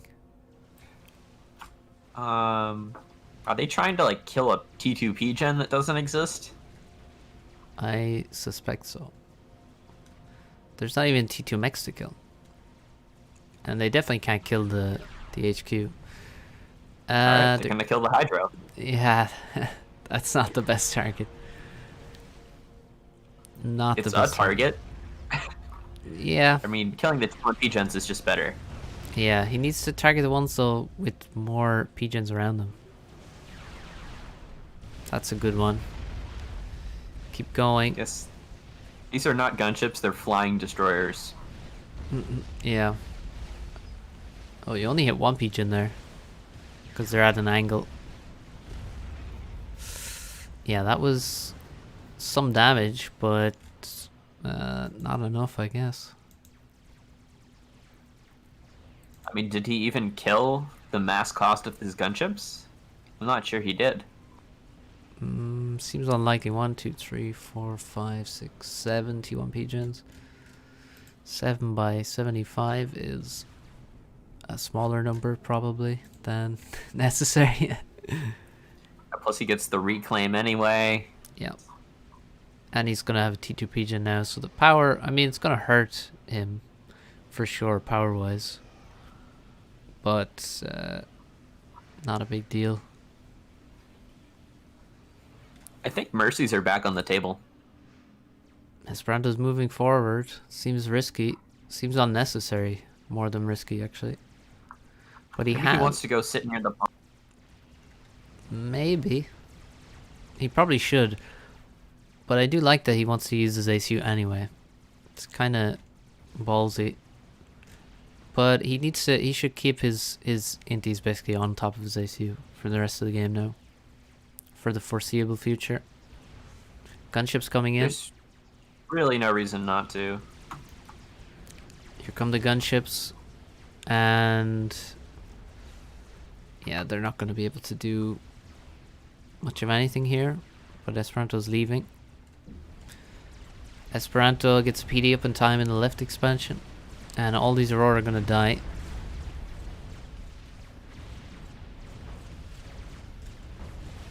Damn, 9 kills on that PD.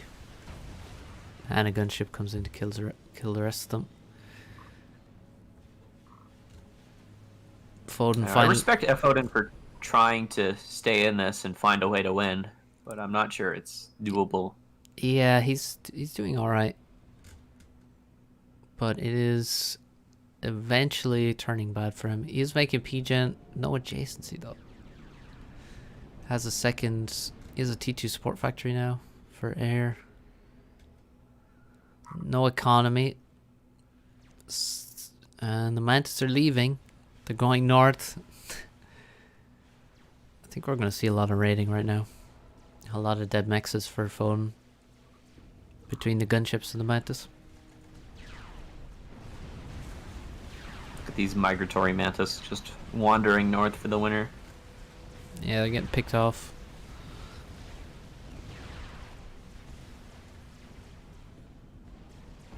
Damn, those gunships are a fun unit. They are. Single Swifty tries to save the gunships. Somehow succeeds.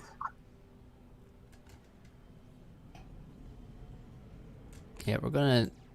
It's gonna take a while to get back air. I have a lot of assistance from Esperanto now in his IT production. Oh, these Aurora can kill a lot of static AA. Yeah, that should be good actually.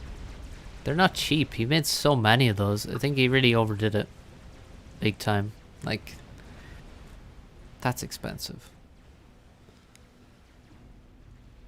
I can understand making 1 or 2 in expansions, but like spamming like He a has dozen. 22. 22? Yeah, that's 22. And they're 150 mass each. So that's so expensive. Insanely expensive. You needed like half that or less to really feel safe. Bit of an overreaction. Gunship's killing the anti-air, and then they'll try and kill the Mantis. Actually, I think F. Odin can take air back. Like, these are all Swifties. Yeah, I think he needs a few more. To be honest. I mean, if he gets a good fight over these AA, it might happen, but... Oh yeah, Esperanto's coming in. I think he's gonna lose this fight. He's gonna lose an intermediate Swifty straight away. No.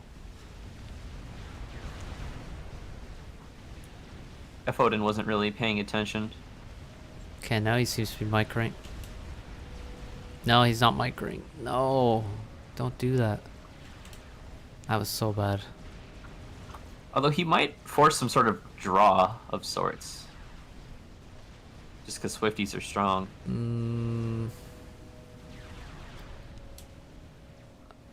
Draw isn't really good enough. No. He sort of started to micro, then didn't micro, and then he attack moved. Not ideal. He did kill all of these Mantis though, with the gunships on the top side. That's a decent bit of reclaim. Yeah, Esperanto, in his usual fashion, refuses to make Tech 2 land. Yeah, he is making 2 mexes though. And his ACU is going all the way home. You might as well. This is still a game, honestly. I'm kind of surprised. F. Odin's really making a comeback here. Oh, there's T2 land up here in the middle left. Halfway. Or more than halfway. And a T2 mech, so that changes things a bit. Yeah, as soon as Esperanto starts sending flax with his armies, these gunships will become much less effective. Yeah, and there's still a lot of Mantis. Too many Mantis for Foden to deal with. Unless the ACU emerges. Starts defending. So, still looks bad for Foden, because Esperanto's like not extending his advantage, but he's staying ahead, basically. That's what it seems like. He has 3 T2 mexes now versus 1. Still has more map control. Still has more T1 land. So it should still be Esperanto's game. This is the first time I've actually seen one of these AN gunships doing anti-air work. Yeah, they're pretty good at it. Oh my god. They are. That Cyber gunship. Poor engineers. Oh my god, it got so many kills. That's ridiculous. Look at it's a graveyard. It killed everything around the energy storage, but not the energy storage. Yeah. Not usually what you see. No. That's a lot of gunships now. Esperanto probably pretty happy that he's back in his base at this point. Yeah, that could turn bad fast. If he was... The sheer output damage alone. Yep. Corsair coming out for Esperanto. Another bit of lag there. Yeah, Foden has looks gone like he's quiet. behind. Hopefully he'll recover.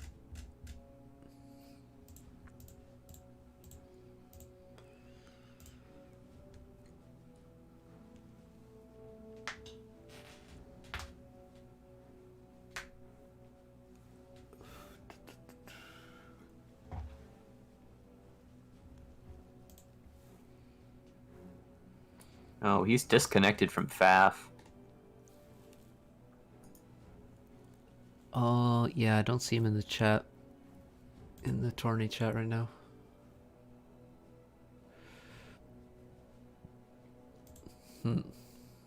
I believe, per standard tournament rules, that Pepsi just wins this by default. I don't know, honestly. I mean, it is deep in the game, so... It's like a... You're probably... If it's in the first 5 minutes you replay... Something like that. Yeah, I think it depends on the tournament, but... Yeah. And I guess FTX knows the rules.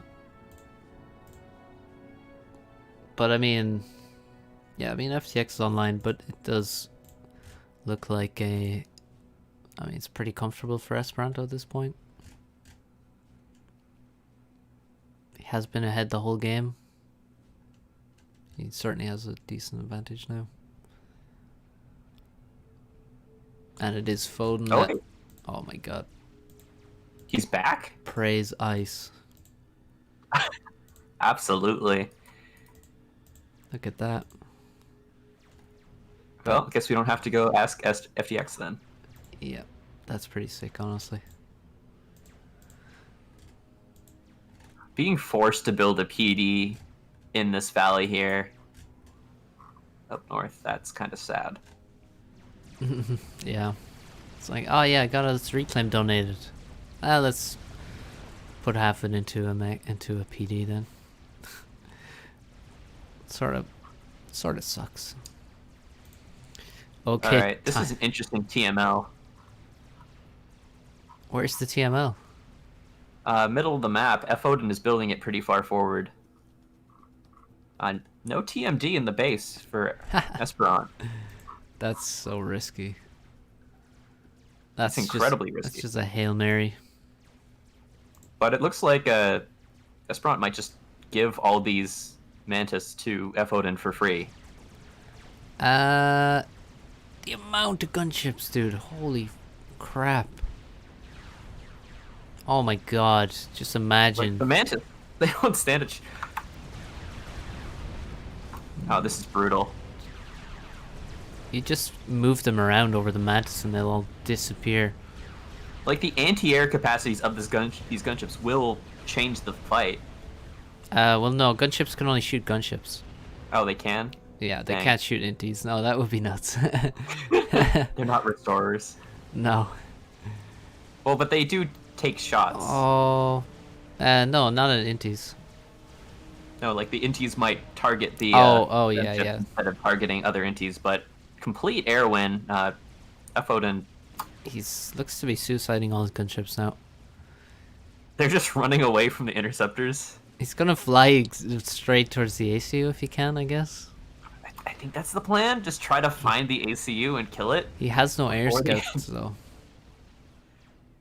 No. Okay, he has a couple air scouts behind him.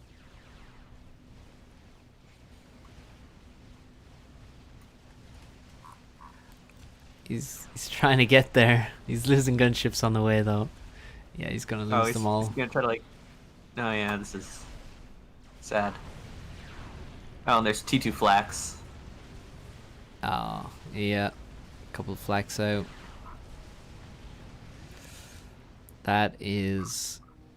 That's gotta be game. Yeah. Esperant not even feeling the need to put his ACU under a shield. No, he just made anti-air. I mean, And probably 11 kill Corsair in the base. Opponent does not have power anymore, like at all. Oh yeah, he lost his P-gen. He lost his T1 P-gens. He's losing his Hydro in a second. He's gonna have literally 20 power income from just the ACU in The about TML is a finished. second. He's only going to be able to launch. Well, no, he's not going to be able to launch a missile. Actually, it's never going to finish. No, it won't.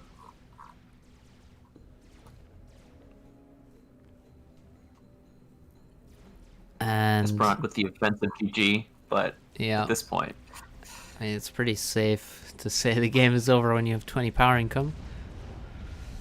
yeah, F. Odin will agree. Yep. Put up a fight, but Esperanto's pretty strong. Yeah, Esperanto's pretty strong there. I don't know who won game one. I mean, we could guess, but Yeah, I don't know.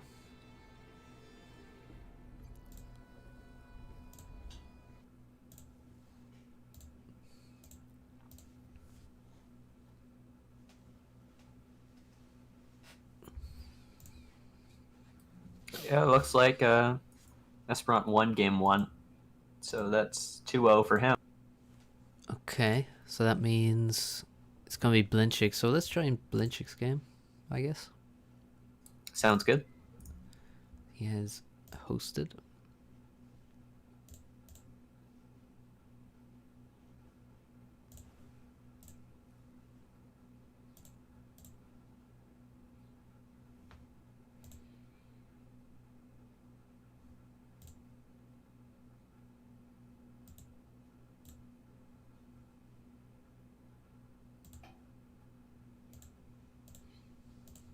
Now this is gonna be a pretty close game. It should be a close game. What are the maps? Ambush the enemy. Amor and Chiron. Not my favorite list of maps there. I'm particularly partial to it more. Amor, I would have to see it to remember what it is. I can't remember exactly. It's one of those chosen maps. Yeah, I know it's a chosen map, but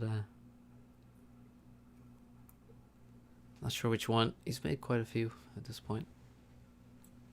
It's one of the ones that's like pretty open, but with a lot of defensible positions. It's not helping, but you know the ones with the cliffs, with like the 3-mex expansion right over your base. Oh, that one. Oh yeah. That one's quite a eco-heavy map, I would say. Like it does it. I don't think it actually is really that open. This plateau beside your base is quite strange. It's quite difficult. Well, I only say that because of like the million different raiding paths you can get. Yeah, there are a lot of paths, but I think it turns out pretty eco heavy. Like you're definitely getting to T2, probably getting to T3. It's a nice map. I like it. Right, I'll be back in 1 sec. You can entertain I have to stream. the viewers. BRB. Thomas is saying I am very smart. I agree.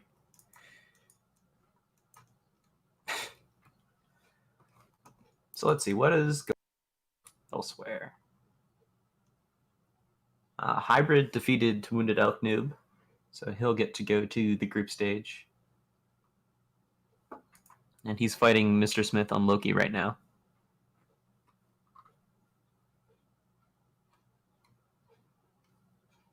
What else?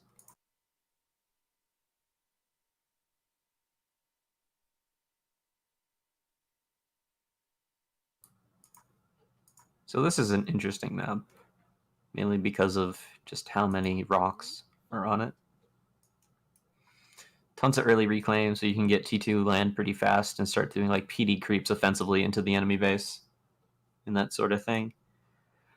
Or knowing these guys, they're probably just going to build approximately 1.2 million Mantis.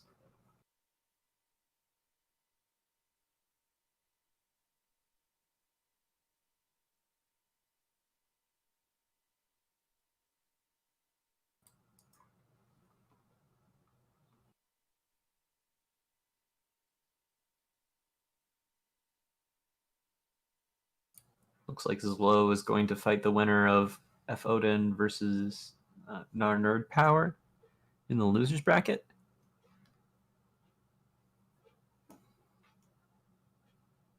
I think they have a chance.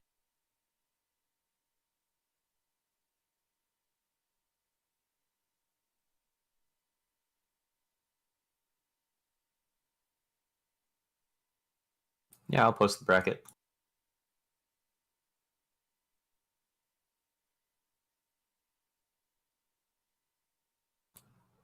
Oh, looks like Hybrid just beat Smith.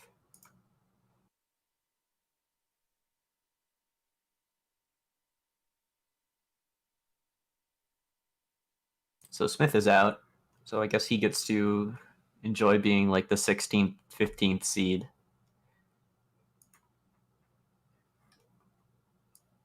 And Hybrid gets to go on to fight versus the loser of the game we're about to watch.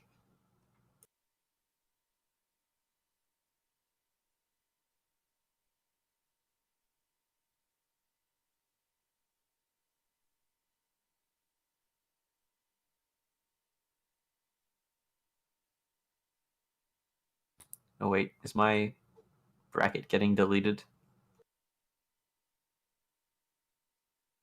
It's in the summer channel if you really want to find it. Wow, what's up? No, just chatting with chat. Looks like this game is about to get going. Challenge link. There we go. I'm not cool enough to post links Mm. because YouTube hates spam.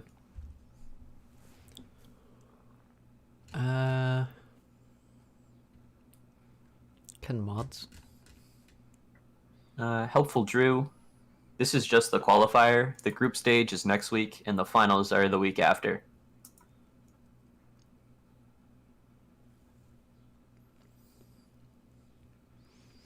I probably could have gotten away with putting them both on the same week, but that would have been pretty rough. Yeah, could have been. Please ban Thomas. It's for the greater good. Tempting. I mean, isn't he supposed to be retired? You know, he quits forever on a regular basis. That seems to be the pattern. Yeah. Well, I'm sure Mr. Smith or like F. Odin will be glad that you have given up your spot for them. Definitely. Okay, I guess we're waiting for Esperanto. Blinchik beats low. He did 2-0. Don't underestimate Blinchik. Which I believe means pancake. I did not know that. Yeah, I could be wrong. I'm not fluent in Russian, but I think so. That's certainly an interesting thing to name yourself.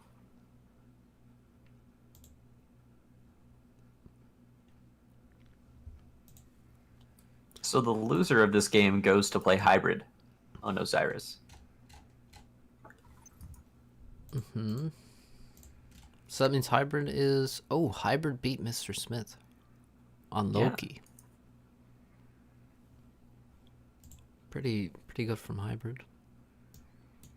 So both of those though are through to the group stage, right? Hybrid and Mr. Smith. Yes.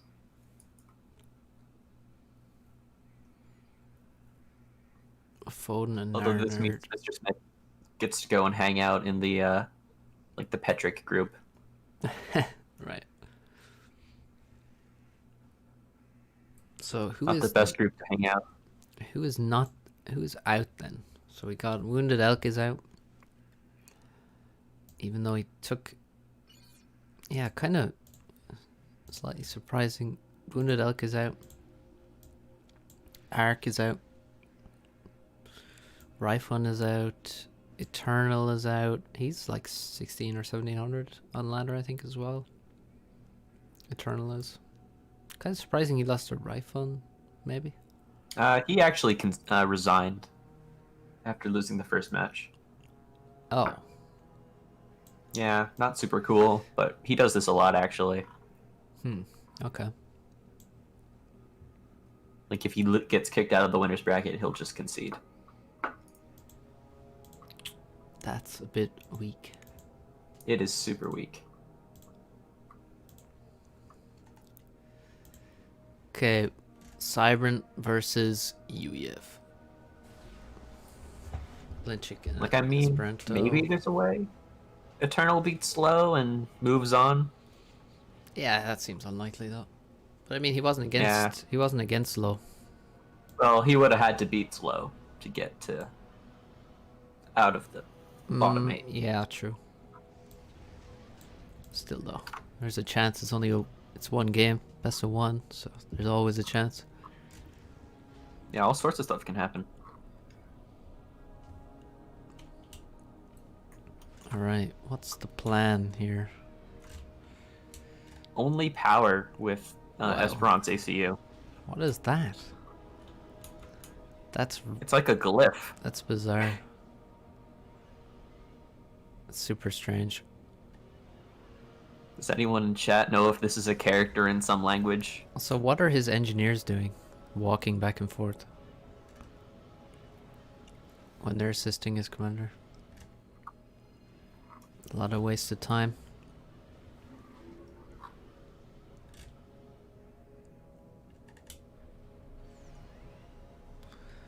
Yeah, both these guys going heavy on power because we have a lot of reclaim and we have, I mean, 8 mexes right next to you, so a lot of power needed. Blinchik is taking the mid-mass.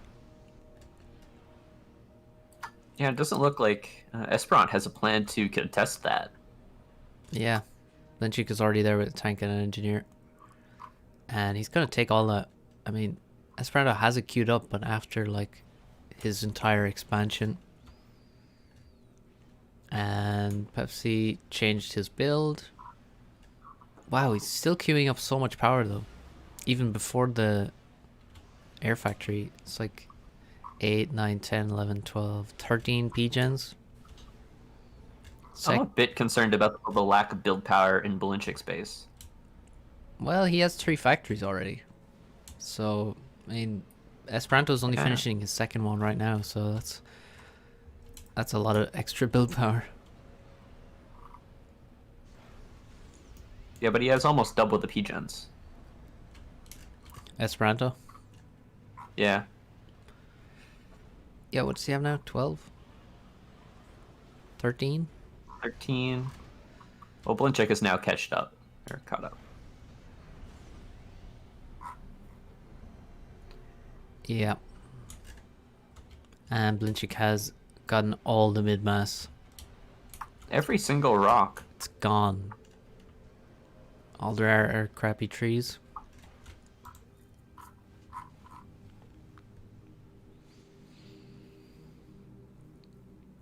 And Blinchik also has more tanks out on the map at this point. Doesn't have any air though. But how much can air do to him? On this map, he's already gotten the mid-mass. He has, you know, 8 mechs in his base. There's not that much expanding to do. And... well, there's like 1.5k reclaim on each of the little plateaus. yeah, but it's quite spread out. It is. Hard to defend from raids. Yeah, tanks are probably going to be... yeah, it just doesn't seem like air is going to do that much. Esperanto made a scout and an Inti. He's lost the scout. Now he's making a bomber. First is kind of interesting. Like, he's expecting air from Blinchik? Yeah. Not sure why, but he goes for it. Now he's going to lose the Inti probably to anti-air.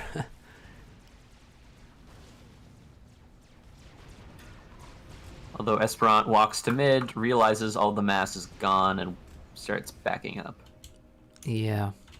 But you don't really have anywhere else to go. I mean, going to the side does not seem logical on this map with the commander. I think we figured out what all that early power is for. Well, it's so that he could basically spam... oh, he's making the gun, I see. I was about to say it's so that he could spam all those land factories without making any more P-gens, but... I mean, gun? I don't think he can afford the gun, honestly. It's pretty dodgy. Plus, he's trying to make air at the same time. Looks like it's going up quite slowly. He's still making air, yeah. Somehow he actually can afford this. Mostly because he's mass stalling a bit. Right. But his power balance is actually perfect. Nice. Well, I guess he's not making any mass extractors. He's not really he's not making factories either, so all his power is going into basically land production, which is not much, and then the gun. Air's balls now. And that could be game winning, honestly. He almost has the gun now. He just kills Blinchik. Blinchik has no idea. 6.5-minute gun. Right? He's wasting some units. I mean, he definitely has less Mantis. Yeah, for sure. Less Mantis than there are strikers. And Blinchik is getting closer to this ACU now. That's scary. I don't believe Blinchik has a radar yet. So he might not know this ACU is standing still for so long. No, but he should be thinking that he hasn't seen the ACU. That has to be on his mind. Okay, it's done. The gun is finished. Esperanto needs to start moving. There he goes. Blinchik is retreating. And now he knows. No, he's not. Well, Blinchik has he some... was. The gun ACU just revealed himself, firing at these mexes. Blinchik has to run. But is Blinchik paying attention? Because he wants to go build mexes. His ACU. What the hell is this? Is he AFK or what? How do you not recognize gun commander? He needs to send all of his units now towards this ACU.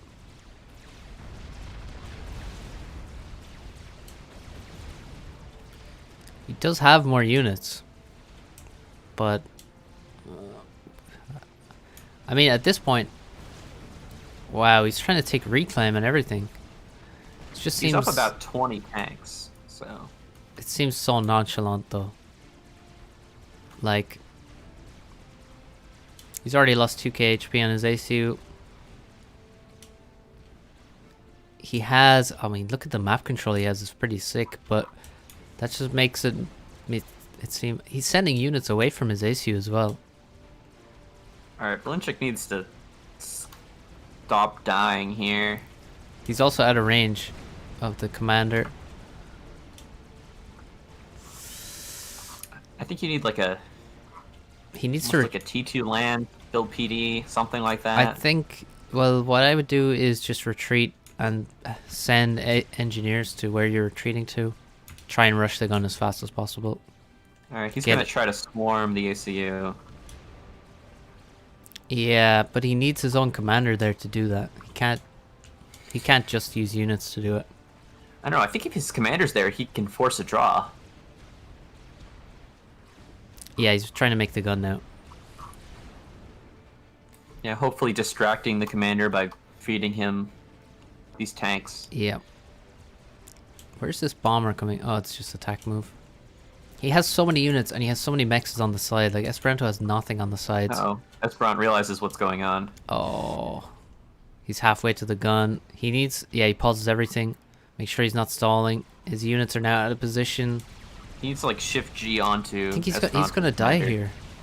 His upgrade is not being built fast enough. He's about to be surrounded by 10 Mantis or more and the gun ACU. Cancelled. Oh, and he cancels. There's no way you win after this cancel.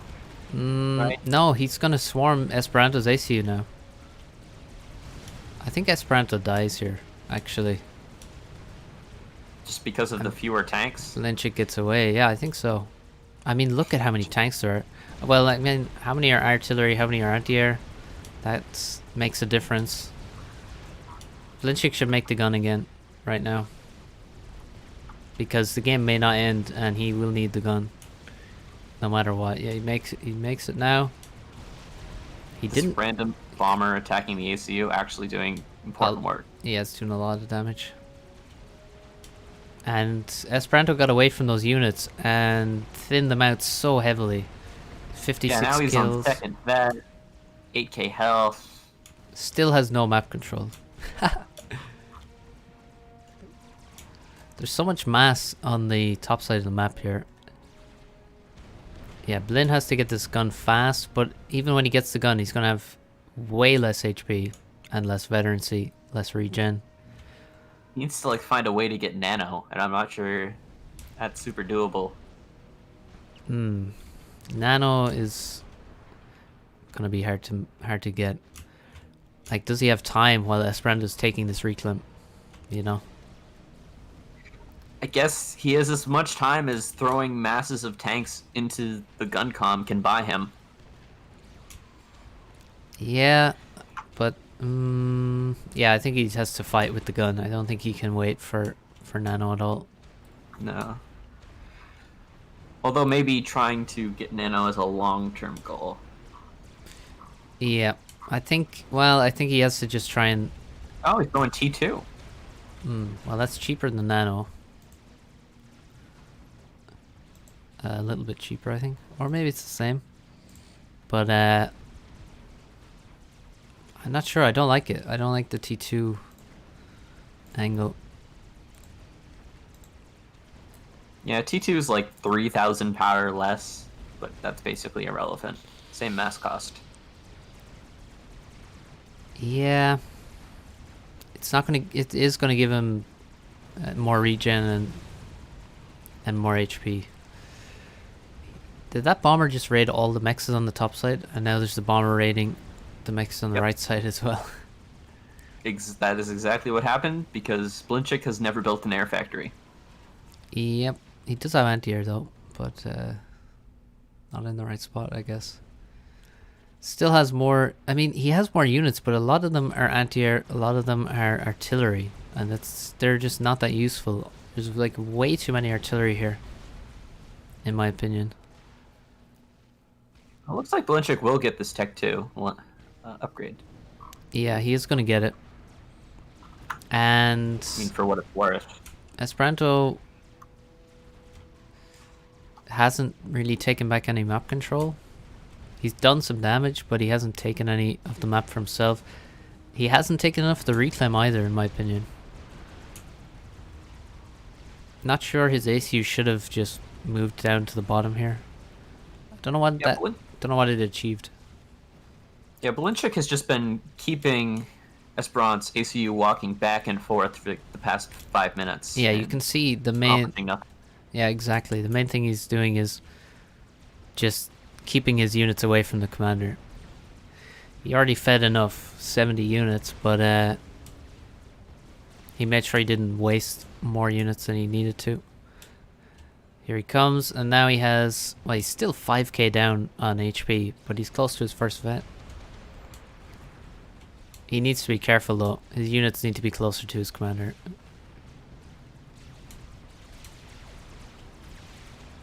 Yeah, he wants to avoid the situation where they're both just shooting at each other. Yeah, he needs to get some unit kills. So he gets more HP back, equalizes that difference. I wouldn't be opposed to trying to see some sort of Tech 2 PD built defensively to just get this reclaim. Yeah, he could maybe start one and then let the engineers try to finish it. Esperanto getting a pretty good fight on the right side, but his units need to come back to his ACU now. Blinchik on 5k HP now. He's getting low. This is draw territory or even lost territory if he's not careful. Still he's in range. Almost to the first vet. He is going to get a vet. And he gets away out of the range of the ACU. Blinchik's taking the top side again. And this is not good from Blinchik. He's sort of surrounding the ACU, but it's... Oh, well, those artillery are doing great versus the Shift Cheat Mantis, but the commander's getting way too many kills. Blinchik is trying to stabilize with this Tech 2 PD. Yeah, he seems to be like... Get the reclaim. Maybe there are just too many units for Blinchik here. I mean, the ACU isn't going to die, but Esperanto has no units left. Like, sometimes 200 DPS is not enough. No. There's a Jester route. That's something. Yeah. But with a T2 PD, now he's making anti-air, Blinchik is. Yeah. I think he's feeling quite about a Jester safe. type. I mean, he still has 6k less HP than the commander, so he still has to keep units near him. So he doesn't get drawn. Do not get drawn here. He can shift feed his way. Oh, he never finished the AA. He probably should do that. Yeah, Jester doing some damage. 4k HP. Nope, the AC's too far. This isn't a draw. Yeah, he got away. This is just a loss. Esperanto gonna die now, barring a miracle vet, I think. 3000 HP. Yeah, he's too far away from a vet now. I think he probably does die if Blinchik keeps going. He's just taken a lot of Tech 2 PD fire with his ACU. Yeah, Blinchik looks like he's about to win. Some RT shots hitting. Hybrid is 100% correct. There would be like at least 2 Sparkies on this map.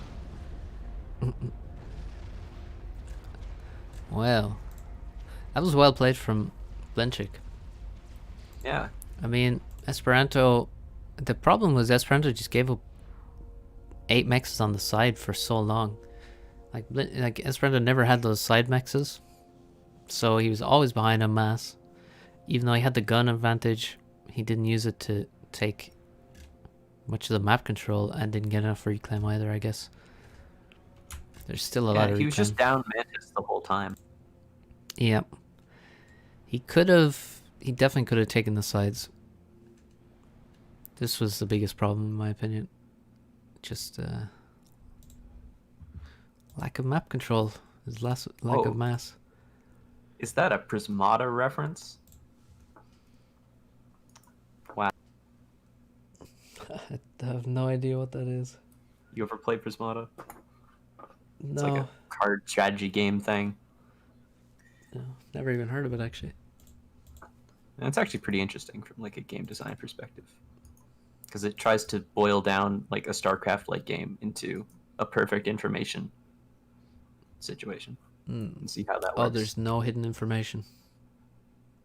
Yeah. All right. That's pretty interesting. All right, I joined their follow-up game on Amor.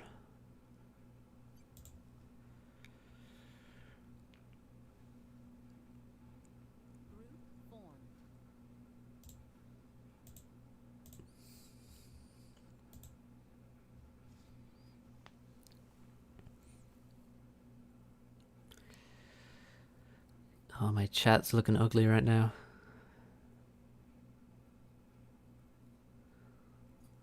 Hey guys. Yes. Shut Very up. toxic. Shut up, thanks. Please shut up. Sincerely, Jagged Appliance.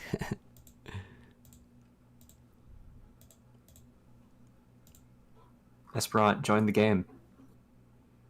We got 100 viewers. That's pretty good. That is pretty good. Yeah, Esperanto's in the chat, but he's on the game.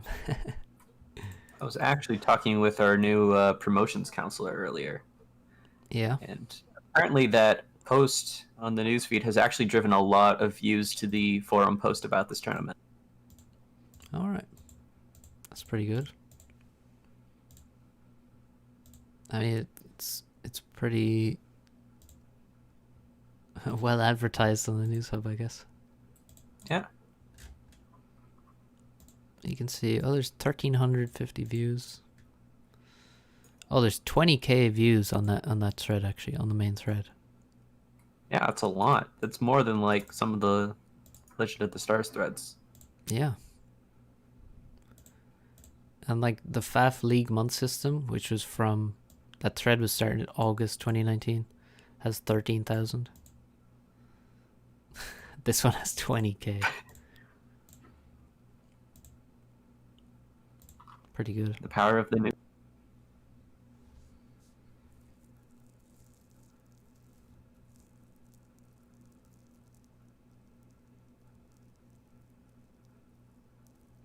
Check out the new ladder map, Flooded Plains. Yeah, we'll probably not on this stream. We're busy casting. There's a tournament going on. Alright, this map. I played this map like once, I think. I only played it once. Really? It's been on ladder quite a while. Really?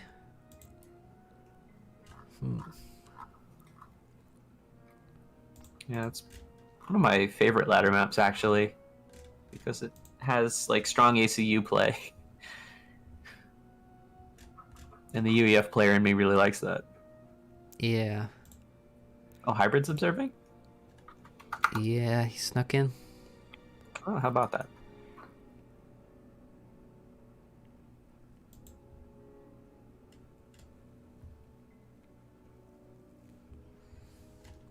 Blinchik's Aeon. I feel like Blinchik's going random. He did go random. Will I get banned I if can't I make... confirm. I don't ban people. People don't get banned on my channel. Except for Benny S. When he impersonated Borax. That's about it.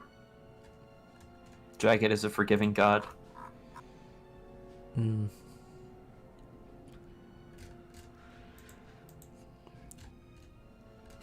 Okay.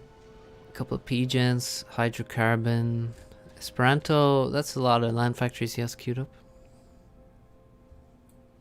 Esperanto a lot faster to the Hydro. Looks slower in expansion. Yeah, that looks too slow from Blinchik to make the hydrocarbon. To my eyes. Also, I don't see any air factory queued. So he's gonna make the air factory after the Hydro, probably next to the Hydro. And judging by how slow the Hydra is, that's gonna be a pretty slow air factory. I think Esperanto accidentally just nuked his own build order. Maybe he just changed his mind. Because he's leaving with his ASU now. Yeah. I think, you see, you can't stand here and make factories and also build factories at the hydrocarbon because you need reclaim to do that. So he figured that out. So he's he left with his commander.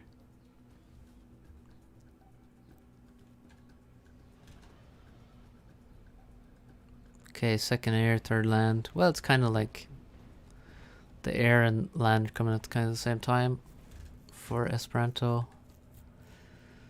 Yeah, now the builds end up looking quite similar. Looks like Blin has way too much power though. Just he has 1, 2, 3, 4, 5, 6, 7 T1P gens plus the Hydro. Is that too much? I think he's definitely banking some.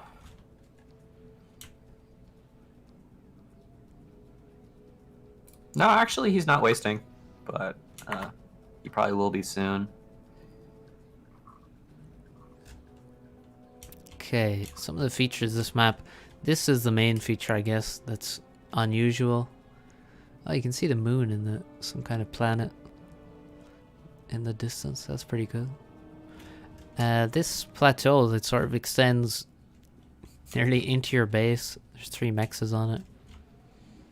It's a bit of a weird feature. I think you see people drop there quite quickly. And we have a lot of bases around the map. 2 on the sides with 4 mexes. They're pretty important. And then you have this 3 mex expansion, which is pretty safe. You should be able to hold on to that without too much trouble. ACUs, I don't know where they go. I guess they go to the middle. Maybe they go to the 2 mexes that are in the middle of the map, but to the side a bit.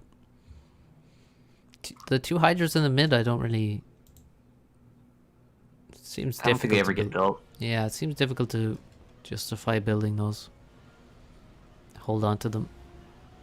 I mean, the real nice thing you can try to do is to build some sort of contain around the entrance to your opponent's base with like T2PD and stuff.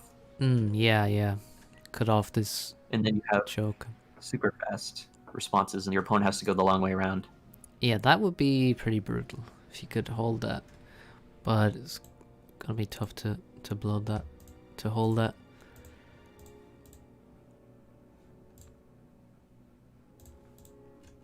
What's the situation? Blinchik has a way higher score already.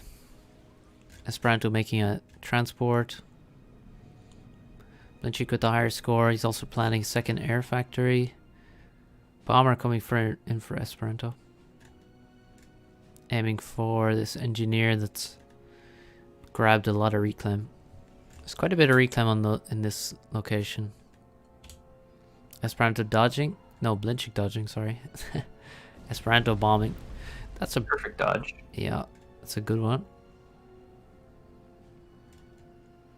And he comes in.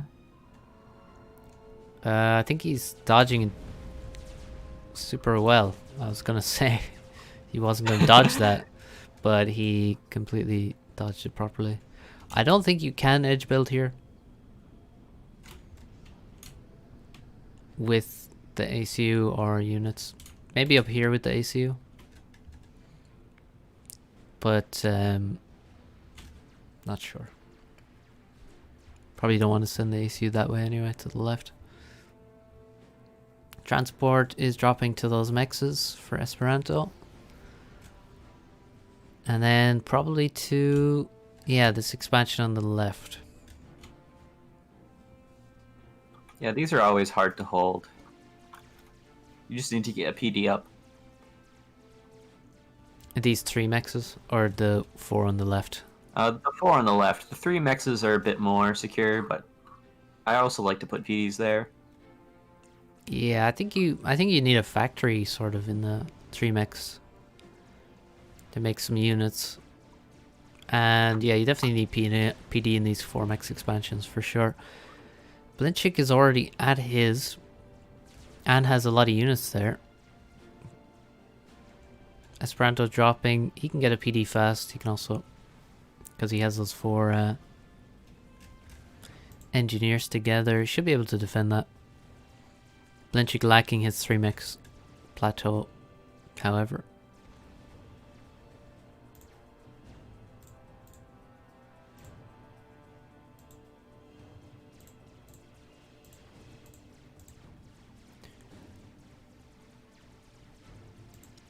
I always try but always fail to dodge with my engineers.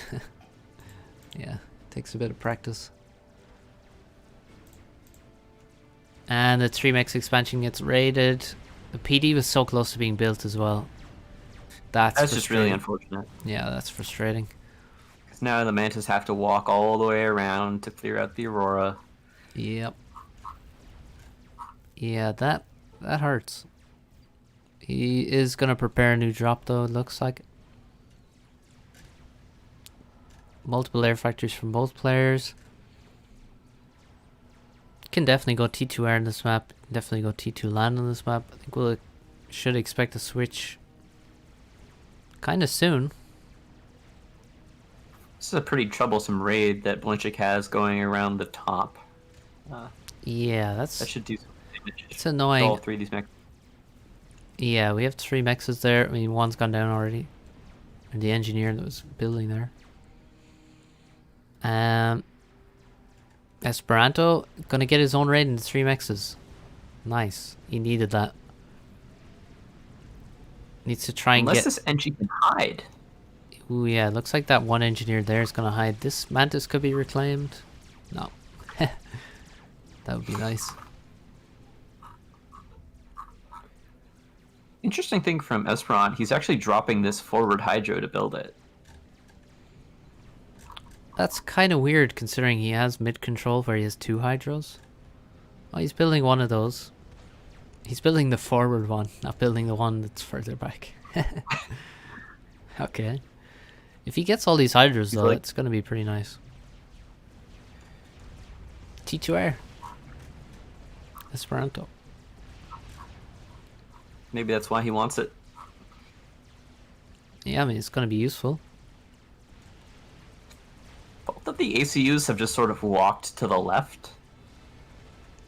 Yeah. I don't think I've ever seen that before. Well, I think Esperanto just took middle, and he just stood in mid and didn't do much. Blinchik, I'm not sure what his plan was. Oh, there's a lot of Mantis pouring towards his commander right now. Do you see that? Oh yeah, it's looking pretty scary. Uh-oh. He can hide in this pond though, right? Yeah, that's quite deep. Yeah, I think he's fine. He's got Aurora in the pond. You always got to be a bit scared though when you see that. Just Mantis from all corners of the map just start making a beeline towards his commander. And with T2 air, okay, there's a gunship coming out. It gets scary for Blinn pretty quick. Because Blinn is making a lot of eco. He has a T2 mechs and he's making 3 at once now. That might be over egging the pudding. So Esperanto has no upgraded mechs yet. Scary.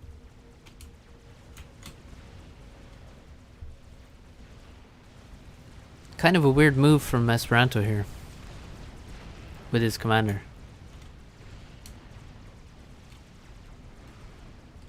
But also quite safe. He does have a lot of his army next to his ACU, so he should be safe enough. Although Esperanto has T2 air, he doesn't seem to have more inties. It looks quite even. Although he probably will have more inties quite soon. He has a lot more production.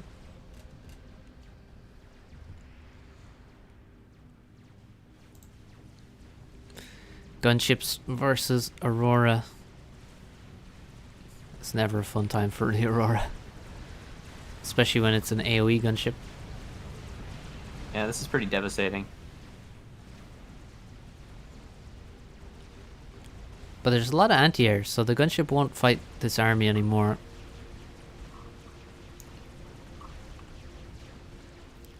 And I think Esperanto really misplaced his units. I'm actually somewhat concerned that these Aurora are about to get encircled. It seems... I'm not sure. We'll have to see how the fight goes. It looks too even. There's a lot of Artie and AA in this mix. Oh yeah, that's true.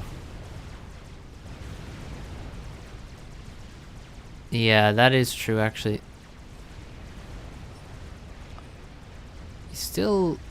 Yeah, he kind of drew there, but that's a loss in my books because so much reclaim next to Esperanto. His ACU is now very isolated. And Blinchik is about to finish double gun. So Esperanto could be in trouble here. Although I think his air is going to protect him from that commander.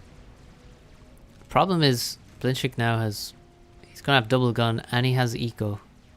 And he still has... Oh wow, he actually has more map control. Blinchik has killed the 3 mexes on the plateau here. Esperanto could have killed the 3 mexes of Blinchik. For a long time he had that ready to be killed and he hasn't killed it yet. So I'm really liking how Blinn is playing this. Gunships coming in. Gonna raid. Might force an air fight here. Esperanto, protect your gunships.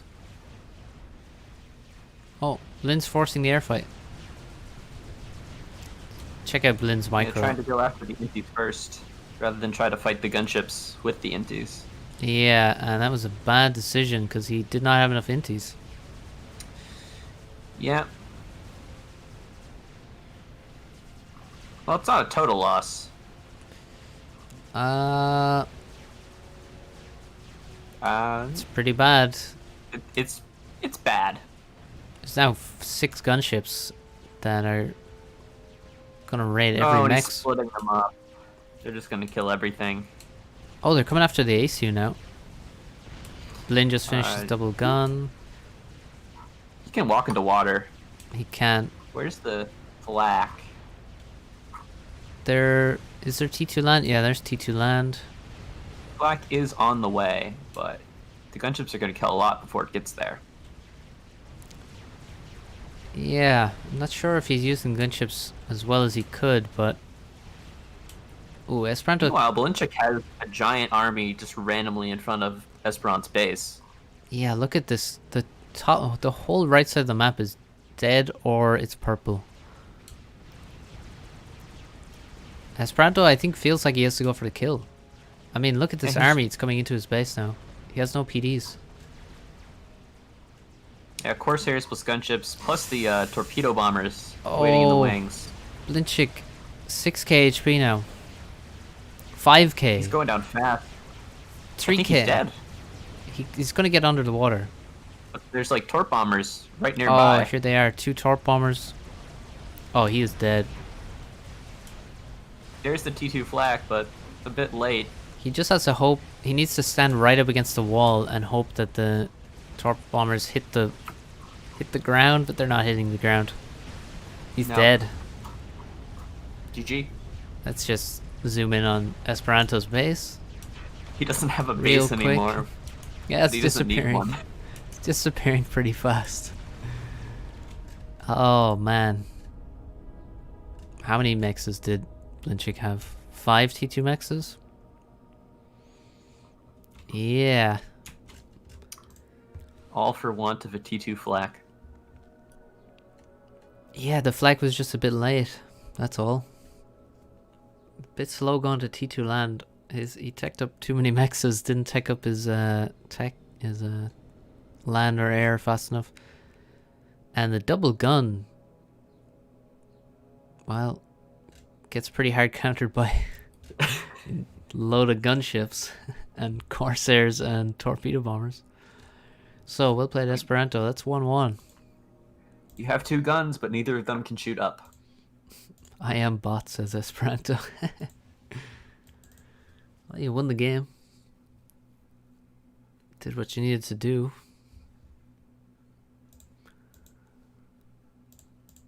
So if I recall, this goes to a 3rd game. Yep. And the map is Chiron.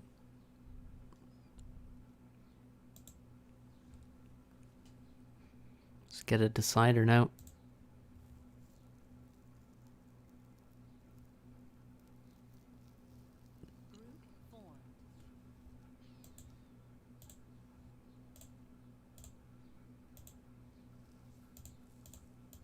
So this is round what? This is the 3rd round of the winners bracket. Yep. Tagada says Blin had 7 T2X. I only saw 5, but maybe he did. I don't know, I trust Tagada's counting skills.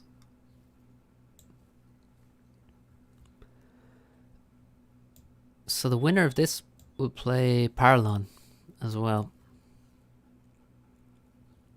Yeah, Paralon actually kicking Turbo out. Yeah, 2-1 there to Paralon. Now we're waiting for Esperanto. So I'm wondering, how big of an advantage in tournaments do you think being the player who's been waiting a while is? Or do you even think it's an advantage? Advantage for the guy who's been waiting? Well, say you've got 2 guys. One of them just finished a game, and the other one's been waiting around for an hour to play. Do you think there's any sort of discernible advantage there? Due to, like, tiredness? I don't...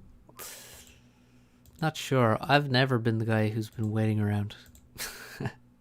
So I don't have that POV. Everyone's always waiting on me.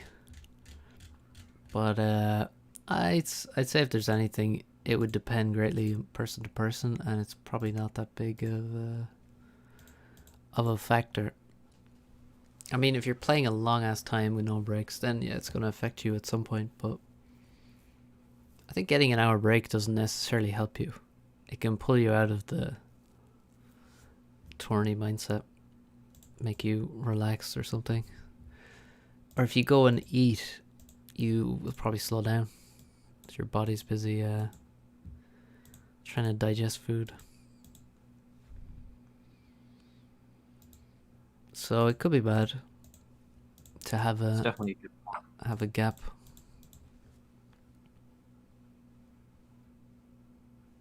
But it's probably not a major factor, I'd say.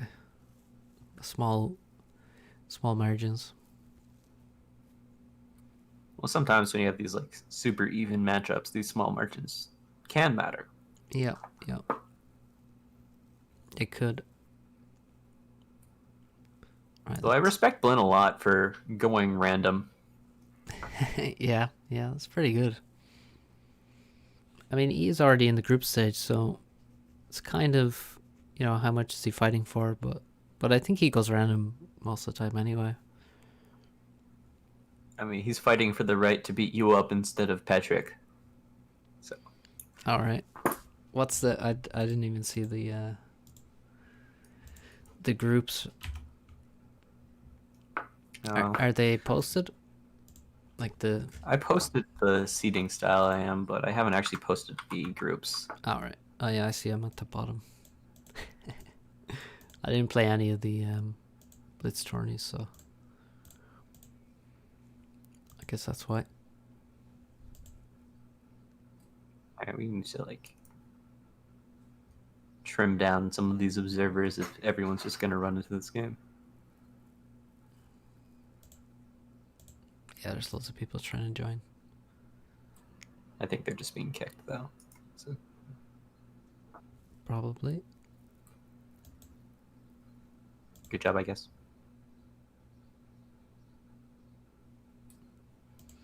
Is this true? You don't need food, only mass and energy? Can neither confirm nor deny.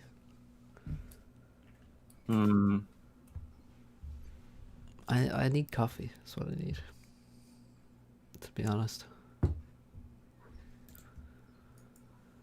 How many P-gens is a cup of coffee? These questions are above my pay grade. I'm only the balance counselor, not some kind of big brain. I'm happy that I'm getting Aeon games. Yeah, it's nice. We have other factions. I haven't seen... Have we seen Seraphim? I don't think we've casted a Seraphim game. I don't think we have either, but maybe we will. Oh, there you go. Ask and you shall receive. It's a pretty good faction on this map. It's a great faction on this map. Alright, SP is... I guess that's the advantage of going random. Your opponent doesn't immediately counterpick Sarah. Oh, Blinchik, what's he doing? Oh my god. Did you see that? Yikes. Indeed. He accidentally built... First he accidentally walked, then he accidentally made an air factory. And then he took a couple seconds to make a land factory. So... that hurts.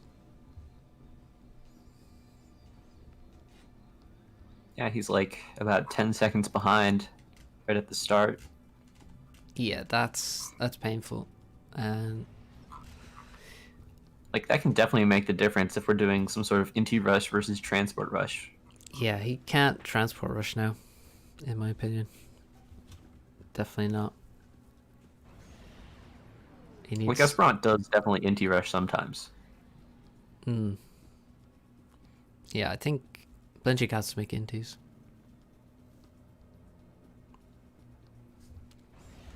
Also, his first... This is a weird build from Blinchik now. He's made a land factory. He's made 3 pigeons, even though he's right next to a hydrocarbon. And he's gonna make mexas now. He's getting reclaimed. This seems... I mean, what Esperanto is doing is the normal thing and just seems better. Yeah, I'm sure Thomas will tell us in the chat that this is actually less power for Blinchik. I mean, it's less mass, that's for sure.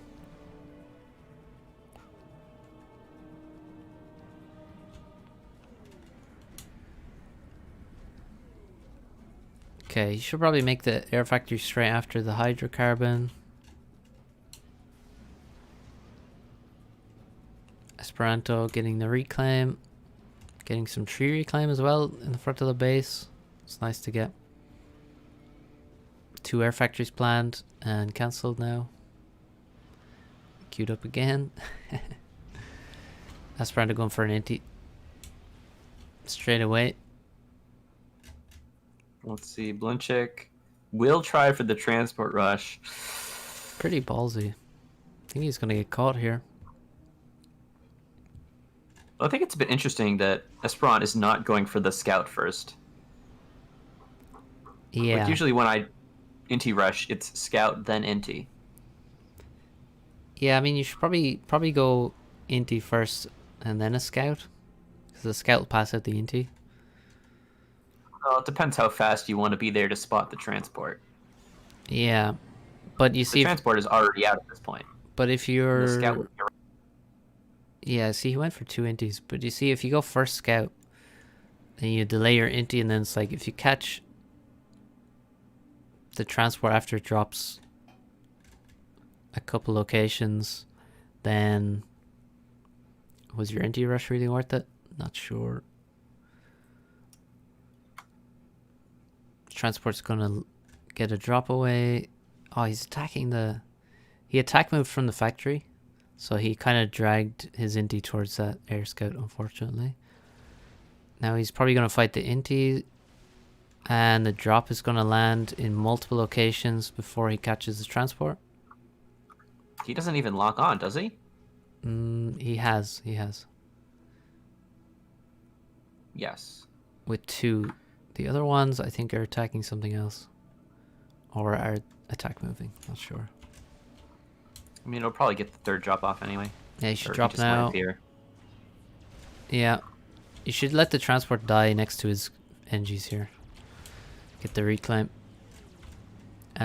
Bombers out. 2 bombers out from Esperanto. That's what he needs. It's not enough. Pretty scary. Not enough to just catch the transport.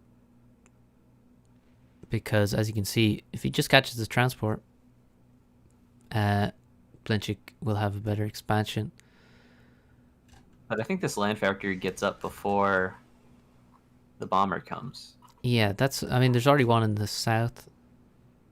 This one is going to be close. He maybe... I think he's stalling, because if you look at his base, he hasn't really built any power since the initial pigeons. He really needs He's trying to get this hydro up. That factory's not finished. No. That hurts. But he can finish it after he makes the hydro. It's not that bad. I mean, it hurts, but... He leaves one to finish the hydro and the other to go.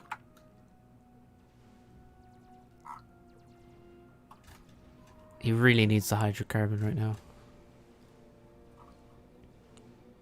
Blinchik does scout the transport.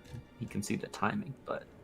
The energy is such a problem. He's not going to have air control for the next 5 minutes. Like, look at how many inties Esperanto has. Both the bombers are still flying around. There's exactly a single interceptor for Blinchik. Yeah, and actually the bombers aren't being protected, so he may kill both those bombers, actually. Which would be big. Factory build? Is it going to finish? Nope. Bomber lives with a vet. Esperanto's expanding with the transport. So yeah, looks good for Esperanto right now. Making another transport. If he can actually use both the transports. If he has enough APM, if he has enough engineers to actually drop around the place, it's going to be good for him. He should get at a good advantage if he can take the corners and the plateaus in the middle. So we've got a bit of a Celine squad.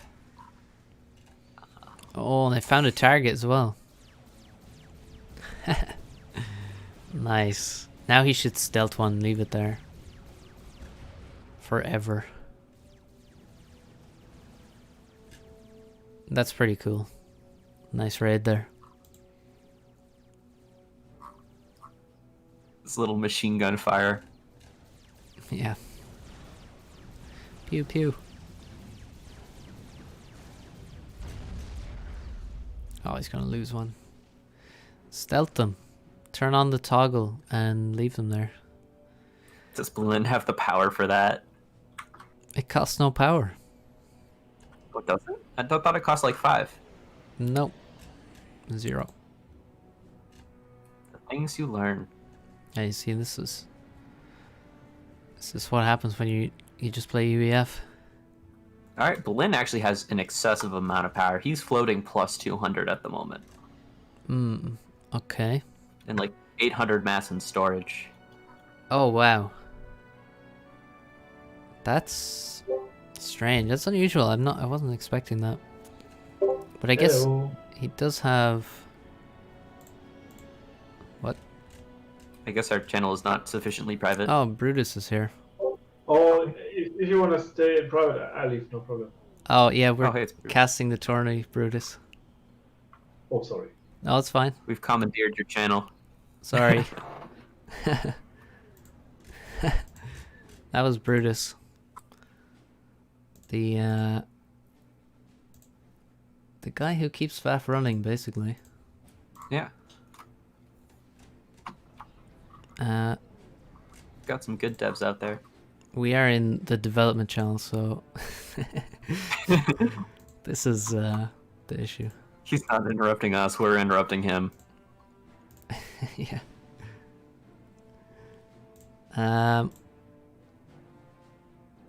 Okay, what's going on in the game? Esperanto has way higher score. How many factories does he have in the middle? He seems to have more factories, more units. Faster expansion on the sides. He has an engineer on the top right.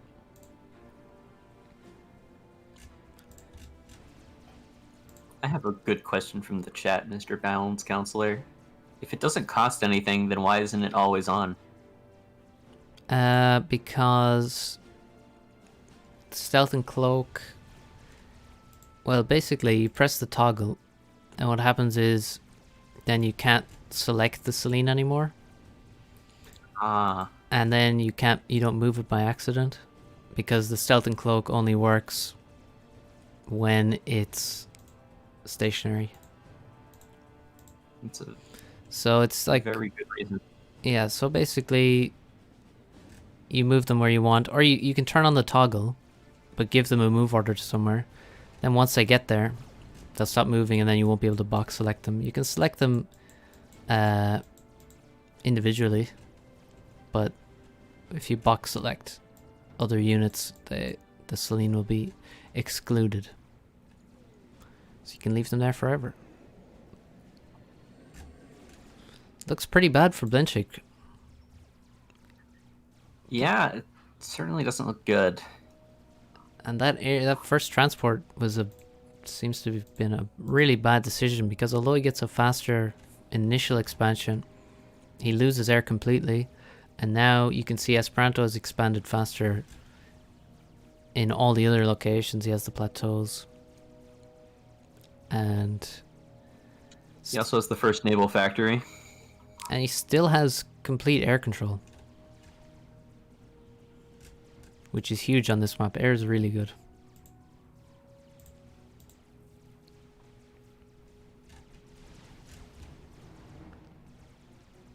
More units as well. Well, units seem kind of similar. Yeah, it looks like there are more for Esperanto though. T2R for Esperanto, making a P-gen now. Nothing like that for Blinchik. He's got like 6 NGs on PGen spam, but it's not a lot. Now this factory position is just going to get crushed. Oh yeah, I didn't even see all these forward factories. I think they'll survive, actually. There's a lot of mantas coming. It'll be close. Yeah. I mean, it's not great. The units coming out of the factory are probably going to die pretty instantly. Yeah, you don't want... Yeah, he doesn't have any units coming in to support the position. The ACU will eventually get there and secure the reclaim, if that's worth anything. I think so. It's worth something, but I don't know if it's worth enough. Bombers killing all these mexes. Looks like there's a drop on the bottom as well. Mantis coming to the main island. Yeah, that'll be pretty brutal. They're not going to be stopped. T2 air Although they'll coming be for scouted. blood. Yeah, scouted, Not but that they're- What interceptors? yeah, he's like, oh, it's coming. Well, okay. Can't do anything. But at least I He's know. gonna build tanks. He could build tanks. He could build some tanks. That's about all I he reckon could the do. gunship the way to go. Yeah, Well, they'll just die instantly. so much air from Esperanto nearby.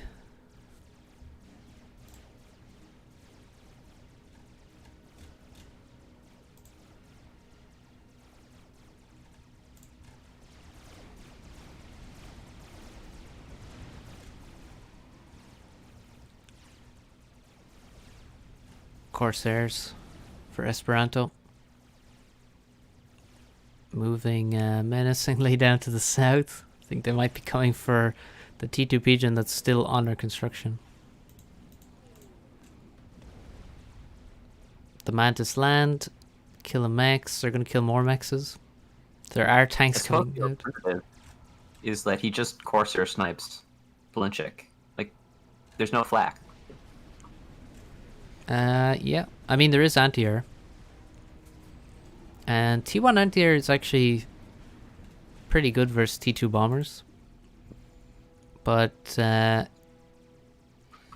mean, he'd need quite... What? You seeing this defensive tank drop into his own base? Oh shit, yeah. Nice. And another drop from Esperanto as well. At the same time. Let's just all drop our tanks onto this one island. Yeah. It's actually working out for Blin. I mean, he's lost 3 mexes. But that's actually really smart. yeah, I mean, oh, he's making a shield now. Expensive as... Oh, he's not going to finish that shield, is he? Here come the Corsairs. Nope, that shield isn't happening. Oh my god. The T2NG. All the build power. He has 1 T2NG left. That's actually pretty nice that he has that. But I mean, he Still lost... working on the shield. Good luck. Yeah. I think he's going to call GG like pretty soon. Because he's going to lose all of this T1 power. Or at least a lot of it. The shield is still being built. God damn. You start spamming like P-gens in your by your factories. Yeah, he's gonna make P-gens on the main island. Right now. He's losing his expansion on the main island though. As well. He's been completely raided on the side islands. Now Yep. Esperanto's got subs out. He's gonna lose all the mexes on his main island to frigates as well. And if he finishes that shield, it's gonna tank his E again and he's gonna have to pause it. He doesn't have the power to run that shield. No. He's There's making no it way. he's making it by accident, I think, so only 1 engineer making it. And pushing into the expansion with his commander. Has a ton of anti-air with him. It's like Alright. mainly I take it anti-air. back. He actually can run the shield. I'm not sure how. He's got like 1,000 power. But he has no air production. And he has probably several hydrocarbons, maybe. He has 28 T1 P-gens. Are they all... Oh, he has some on the main. Yeah, he's remaking power super fast. In his main base on the main island. So he does take Esperant's southern expansion at the cost of his own northern expansion. Yeah. I think Esperanto sort of just gave him that though. Because if you look... Blinchik's entire army is nearly anti-air there. So at some point, Esperanto is gonna... Probably...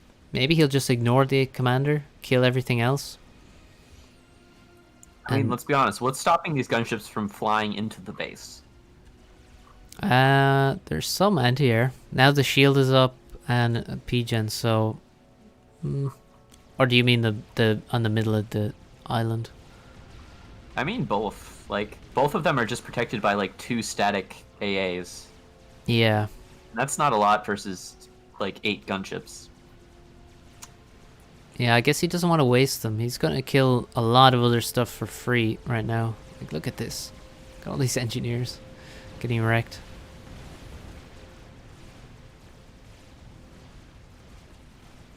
Wait, what? Narner just defeated Zlo. Really? Yes. Okay. On Loki as well. The hell? Okay, ACU under attack now. Oh, he's trying to kill the anti-air with the gunships. It's gonna waste his gunships, I think. He's killing I mean, a lot. Seems effective. Like, there's no air to come and kill these gunships later. Yeah, but he is losing like all the gunships.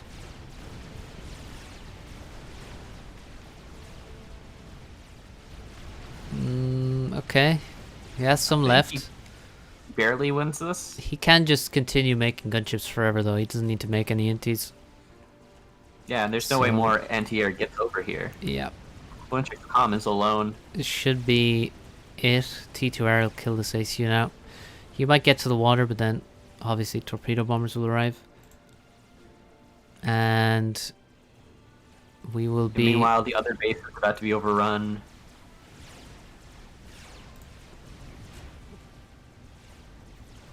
Yep, Mantis on the way. Blinchik's gonna lose to Esperanto 2-1 after he took the first game. I think Blinchik could have had it the second game on a more, but this is pretty rough. The gunships got sent away. Wait, what? Did someone tell him the objective is to kill the ACU? Blinchik now steps away from the water, basically confirming that he can be sniped immediately. He's gonna vet up on this one engineer. Oh, nice. Yeah, but look, he's still walking inland. He knows it's over. He just wants to be killed at this point. And He's Esperanto just gonna walk in. is not PD. killing him.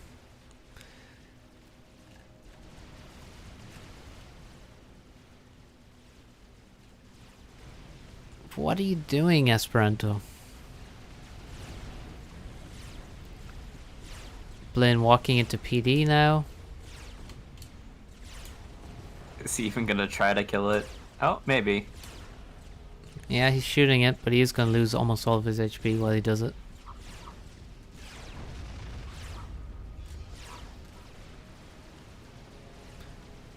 Oh, Esperanto, what are you doing? Kill the poor man, okay?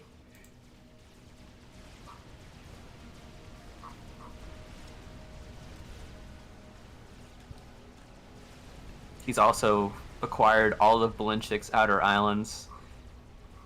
Oh yeah, he has. Blinchik, 3000 HP. Blinchik's gonna get another vet now. Survive a bit longer. Gunships are Watch, just he just flying walks past him. all the way to Esperant's base, and Esperant just never kills him. Yeah. 6000 HP now. Oh, now there's a gunship on him. Esperant has decided that he does want to win this game after all. Yeah, he just wanted to wipe out all the factories and stuff already. Before he killed the ACU, I guess.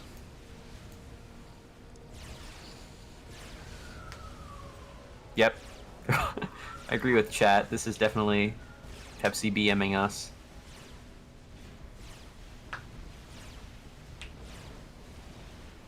Yeah, there we go. 3000.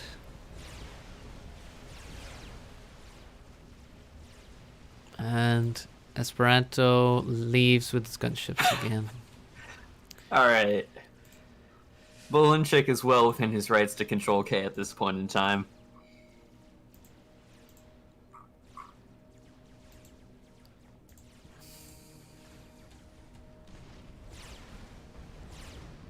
He won't, though.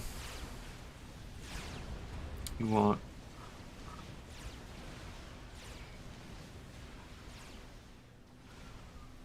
Does Esperant accidentally kill Blinchik's ACU? Maybe.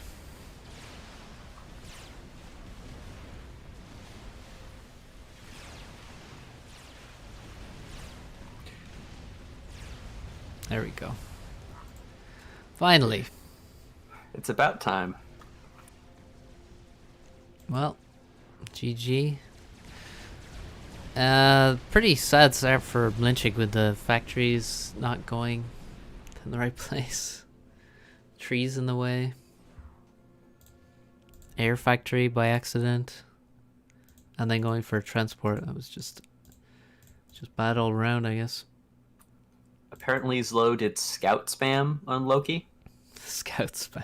What the fuck is that? Maybe there were snoops. Did their good old 2 DPS. 4 damage a shot.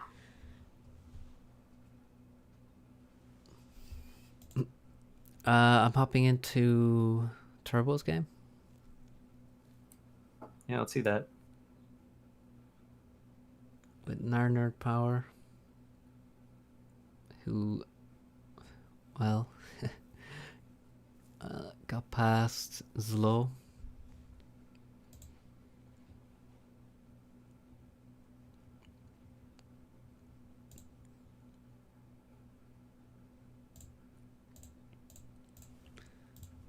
Let's post the challenge again.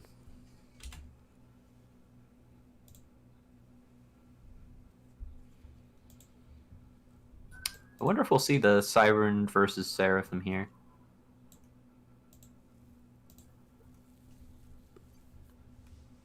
Probably not, right? Why not? Well, if FTX is to be believed, you don't do that. Yeah, well, I mean, they're both good factions here. That's And definitely true. a bit of a mismatch as well, I'd say. In skill or in faction? Yeah, it's skill.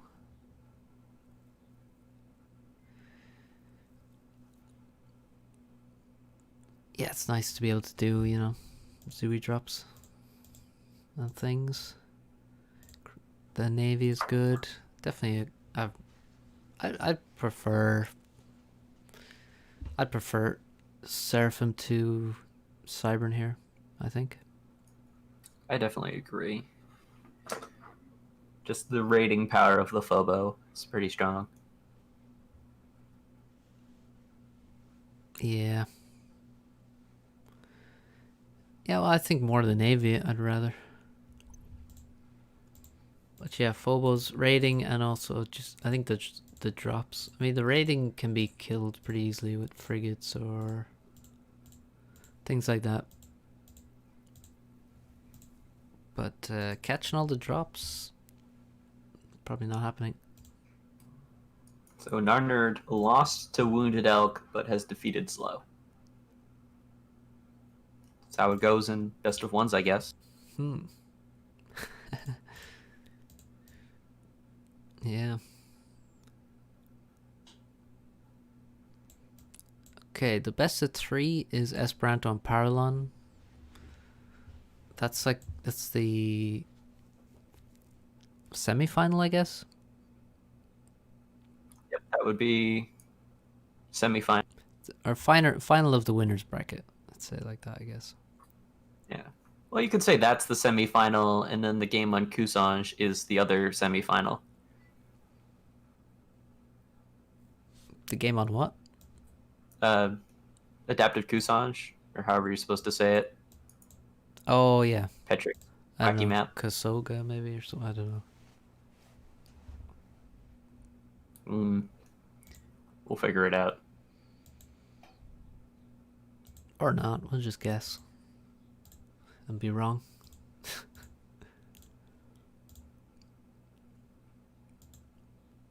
Slow says he forgot repeat build on the factory that is supposed to spam T1 scouts. What the? What the actual heck is going on here? What is that?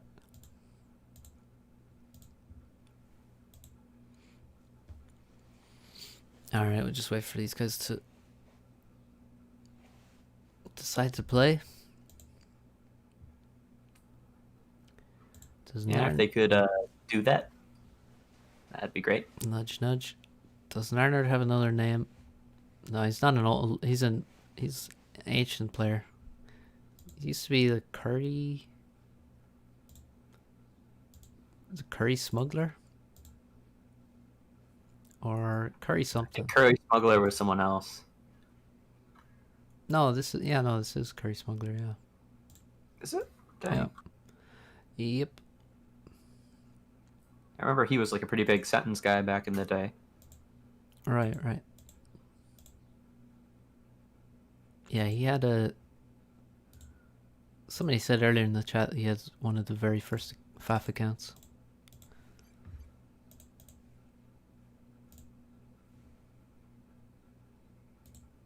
Like under 50 in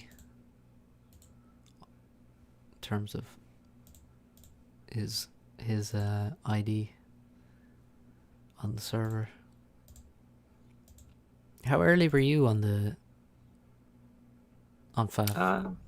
Not terribly early. I joined in 2012. Wait, that's like the first year though.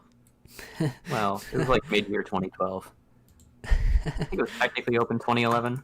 Yeah, not that soon, you know, just Just almost like, you know. immediately.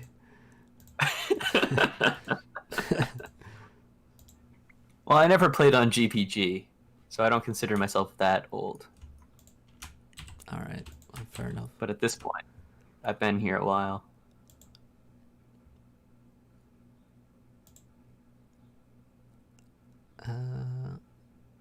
I had some thing bookmarked here, which had people's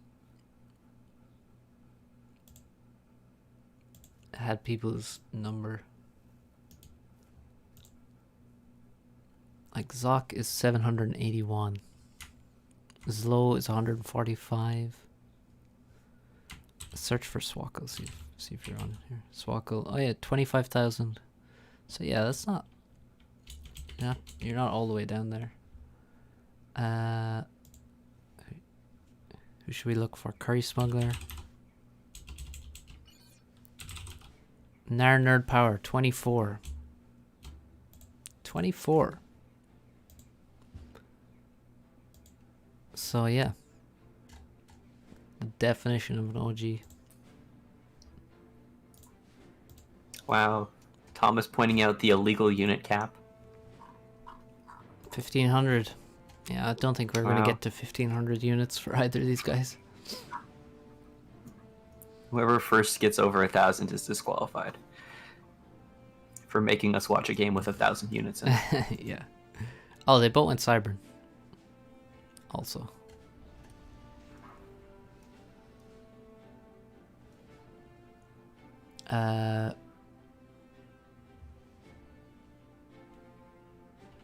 What is this from Turbo?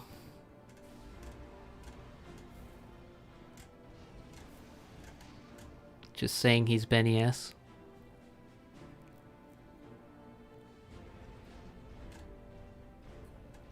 Alright. Nerd is absolutely not Bennis. No, but Turbo just said he's Benny S. And Turbo then sells his account out to Bennis. it doesn't really read like Turbo, honestly. I'm suspicious already. Do I need to go run a Smurf check? I mean, maybe. Anyway. Nerd advances due to smurfing. Yeah. Well, he's already through to the qualifier. Or through to the group stage, so... Oh, great. Now everyone wants to know their ID. I'm not looking up everyone's ID. Sorry, guys.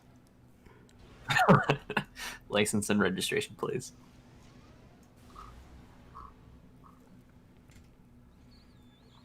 Okay, so it's Osiris. Mad Mozart map. A lot of mass here. A lot of mexes, a lot of reclaim. 6 islands. Main islands and then some smaller ones. Which also have nice reclaim on them. Well, they have a little bit of reclaim. But it should be second air. Transport first. I mean, you don't have to go transport first, but... Well, I think it's good. You can NT rush here. It's legit. Yeah, I don't think you should really be able to catch a transport properly. No, it'll land at least on one island before you can kill it. But yeah. we'll see how Turbo can do. Turbo makes NT.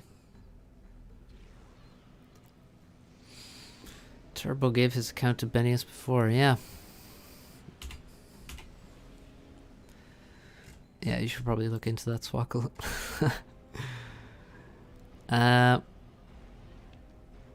What is Curry doing? He's walking away with his issue. I think he should build more probably before he leaves. I think this transport is going to miss the scout. Or the scout's going to miss the transport.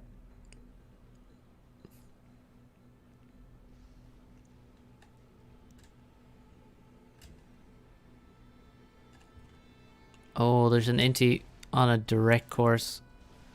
But it gets distracted by an Inti in the base. Oh my god, he was about to fly directly into that transport with the Inti. And then he pulled it away to attack the Inti in the base.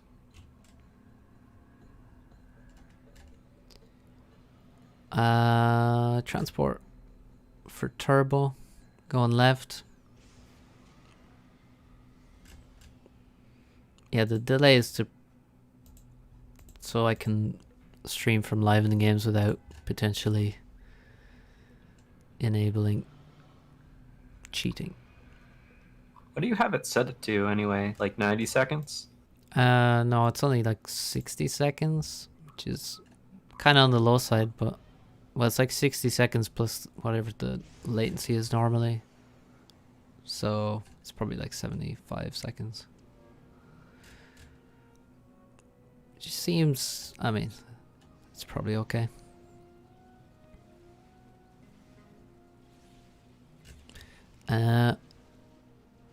Curry got his drop away. Turbo dropping. Getting his drop away. Turbo also faster expanding on his main island. Narnerd has not taken... I mean, there's a ton of mass here he hasn't taken. He's actually taken barely any of the mass on his island in terms of reclaim. And his mexes are slow.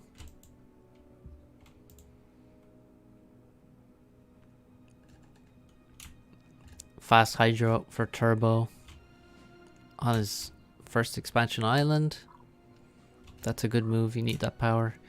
And starting Navy. You can get a lot of raiding done with Navy, so better start it quickly. Definitely. My limited anti-surfing abilities lead me to believe that this is in fact actually Turbo. Yeah, I mean, he's kind of playing too well for it to be Benny S at this point. Yeah. We're probably safe.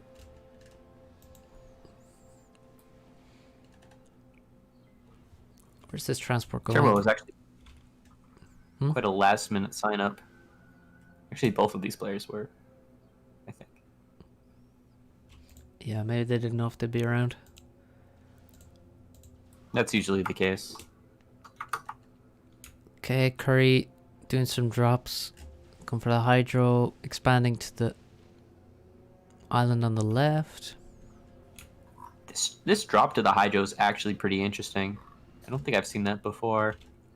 Well, I think But it makes sense. he's just slow to get there anyway. So yeah, he kind of speeds himself up. The real problem is all this mass, all the reclaim on his main island that he isn't taking. That's a huge problem. Like you can see, Turbo's taken most of it except the furthest parts. Okay, Turbo taking mid as well. He's hitting now. Takes mid. Mm-hmm. Well, I mean, at least the islands are split evenly. Yep. Except for the middle. That's something. Turbo almost at T2 air, unsurprisingly. Again, there's so much mass in this map that you gotta scale fast. Get the T2 air up quickly. No Navy yet for Curry, and also very slow expansion on his middle right island. The island directly next to his base. Definitely. Although Curry might try to do some drops over here. A lot of scouts, but why are there so many scouts? Oh, no idea. Probably an accident. I would say he's not slow. There's 8 lens scouts. They're not even cool ones. No, Like the soup. boring moles. No, Bennis is coming back eventually.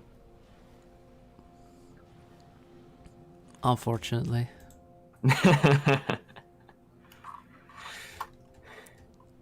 Okay, drop from Turbo coming up.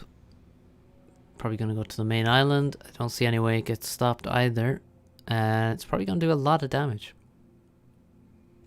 Absolutely. Like at least 3 mexes will go down. Probably the Hydra and all the engineers as well. The land factory barely gets up in time, if that's worth something. Oh, he's dropping directly in the land factory.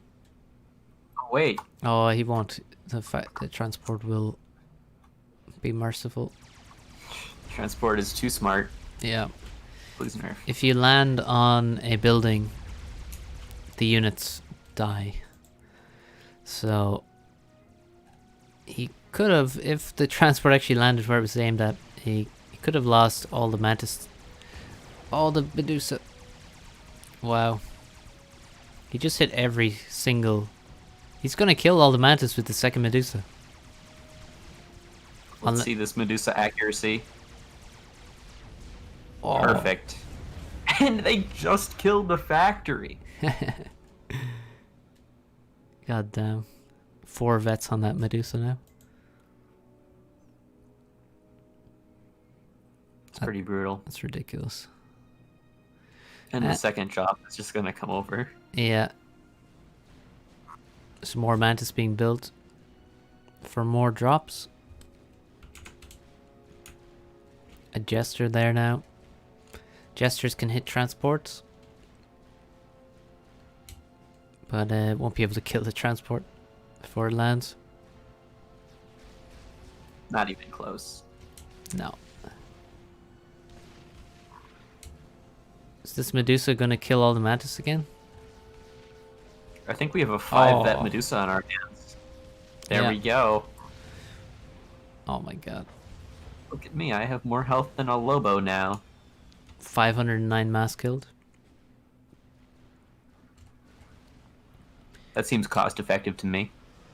It's pretty good. I thought those drops were... I did say those drops were going to kill everything, and not that... Couldn't have been further from the truth. They did absolutely nothing. Well, they killed one factory, which is now rebuilt. They forced the construction of a single Medusa. And a Jester. Yes. And... But mainly the Medusa. yeah. What a hero.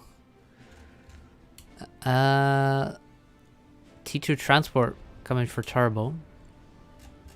Where are his units that he's going to drop with that? Looks like he's going directly to the main base. Oh, I missed that one. I was looking at a different one. He was building a second one. But he already has one. And he's coming from his first expansion direct to the main base. See, this is why I said you would rather be Seraphim. Like, if you're doing this as Seraphim, it's just far more effective than doing it with Medusa and Mantis, you know? Fit more on board and they're more powerful. I absolutely agree. Like, great, you just dropped 10 Medusa. But you could have dropped 10 Phobos. Could have dropped 16 Phobos. If they have more Absolutely. more capacity as well on the transport. And that's the dead T2 mechs, dead T1 mechs. Where's the hero Medusa when you need it? Yeah, we got labs at least. And a Mantis. Got some Mantis and labs. Bomber. I think the Medusa are going to get this kill though. There's another. Maybe And- some P-gens to finish it off.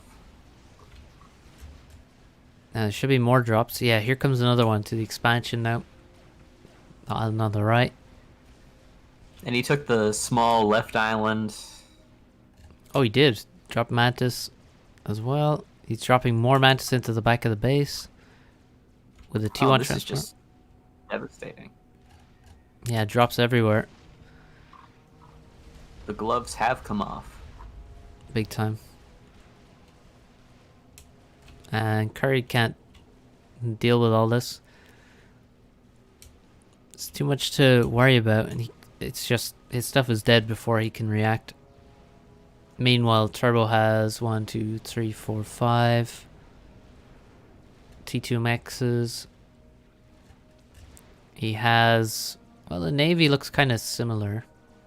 Looks like this naval fight here is actually pretty good for Curry. Yeah, he's getting good trades. But overall, there's quite a few frigates around the map for Turbo. Yeah, it's not worth much. No. Especially not without getting the reclaim. And he's Medusa's still alive on his expansion. He may lose every single mech at this rate on the expansion. It's down to 2. I would not be surprised. Oh, this one's T2. That one might live. That one should not be upgraded, because that can be killed by... can be killed by frigates. Can be killed by Medusa. It might be safer than the mexes in his main base, if I'm being perfectly honest. Just with the well, judging by frequency of drop. That's a lot of drops, yeah. Oh my god. Oh, it died. Yeah, there goes that T2. He's going to lose every single mex on his expansion to 6 The Medusa. hero Medusa is dead. Damn. It's the saddest thing all game. Yeah, you remember what Curry said at the start? Crush me not too hard, please. Well... Turbo was like, no, I'm going to crush you as hard as I possibly can. Yeah, I'm gonna make it painful. And yeah, Turbo's going T3 air. I was kind of expecting that. That's a good killing blow. Drop Medusa in your base every minute for 30 minutes. T2 Navy as well, already done for Turbo. Medusa in the base again. How long until Curry calls it? I mean, can't be this too is long. just extremely demoralizing. I give him 3 minutes. 3 minutes. That's probably generous. We're at what? 14, so... Yeah, like 17 I- minutes. Yeah, I think What do he's. you I think it'd be gone before then. I think it'd be gone before 15:30. Give him 1 minute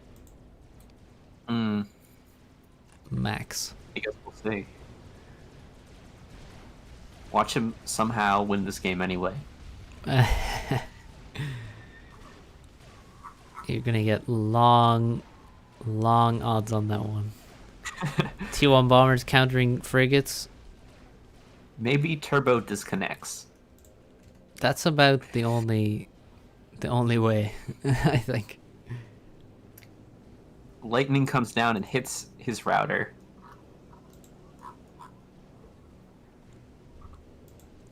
I think that's Curry's win condition. Yeah, I mean, it's not impossible. It's what he's telling himself. If I wait long enough, my opponent will just surrender, or disconnect. Oh, T2 land from Curry. He's making Wagners. Gonna send them to the main base. There is a ramp here to allow yourself to be raided through. It's a nice ramp that Mozart added.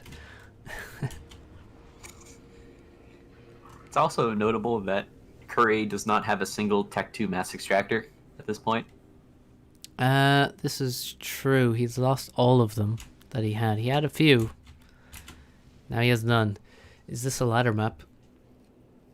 It is a ladder map. This is actually pretty frequently on ladder. That's why I'm getting gangbanged. Well, It's a contributing factor. I mean, maybe.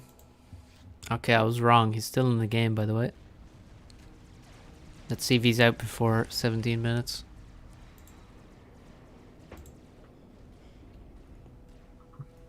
Yeah, this little chat here might be improving his morale a bit.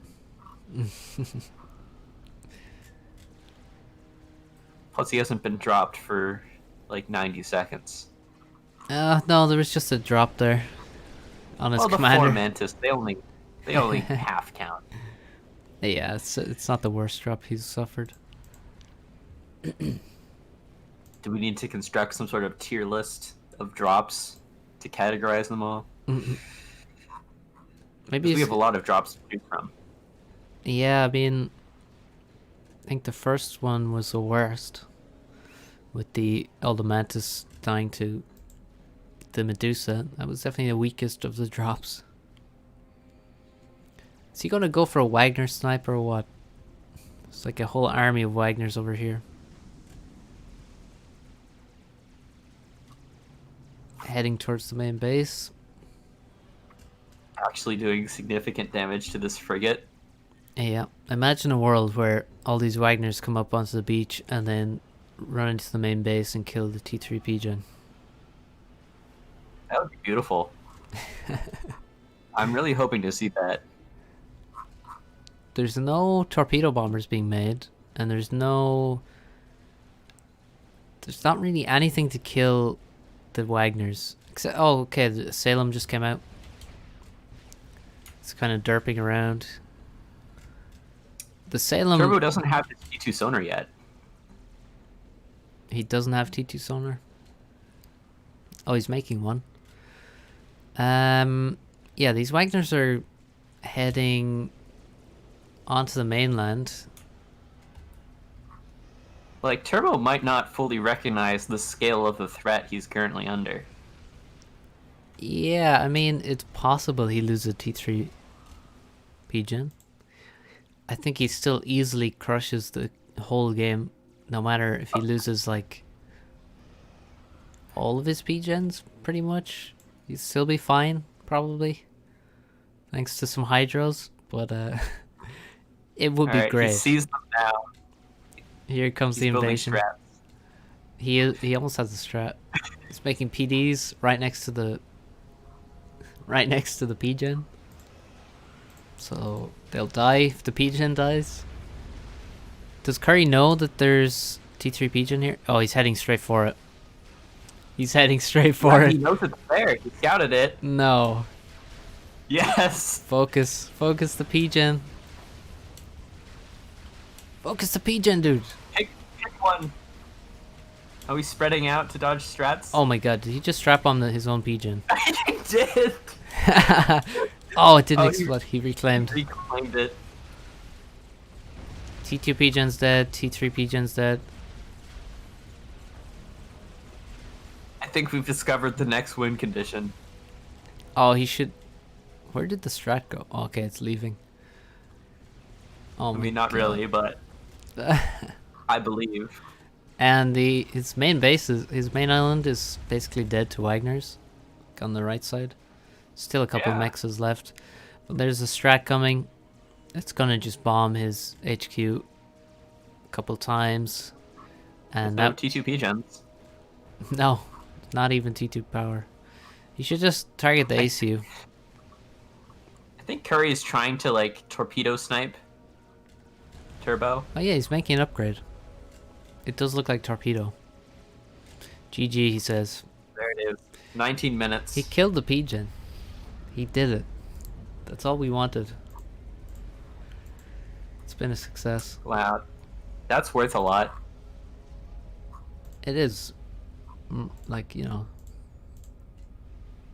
In morale.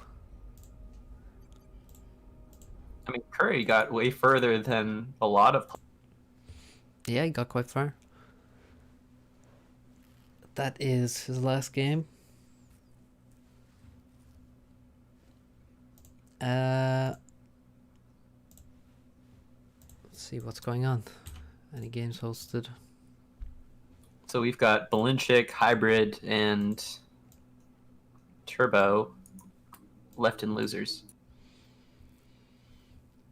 Yep. Wait, it says... Yeah, I noticed. Oops. Yeah. So yeah, Balinchik and Hybrid. You gotta expect Balinchik to win that, especially on that map. Not much chance for Hybrid there, honestly. Esperanto and Paralon, I don't know how that's going so far. They are playing... Oh, they just started the Crucible, which is a decider. Like how Turbo PMs you to say he won when you were in the game. Yep. That he hosted. All right. So Esperant won the first game, and Okay. then Paralon won the second game. Hello. Right. Just watching the tournament. Hello. Hi, Axel. Yeah, we're just casting the tourney at the minute. Oh, you're casting it. Oh. Yep. Hello. Yes. Hey. I'm watching the stream. I thought you were developing something. I don't know. No. Yeah, we're in the wrong channel, I guess, but Okay. So I'm gonna leave Want me to you just, like- do it. okay. Initiate a voice call. Jagged. Hmm? You want me to just initiate a voice call? I guess we could go into the conference room either. Yeah, no, I'll probably bother us there. But can you not go into? You can't go into the balance one. I can go to all of them except the only positive attitude. Yeah, that's the balance channel. That's pretty funny. Constructed a fortress. I mean, can I give myself permission to go into that channel? Probably. I have no idea. I'm not a mod on Discord, so you can probably give yourself some role, or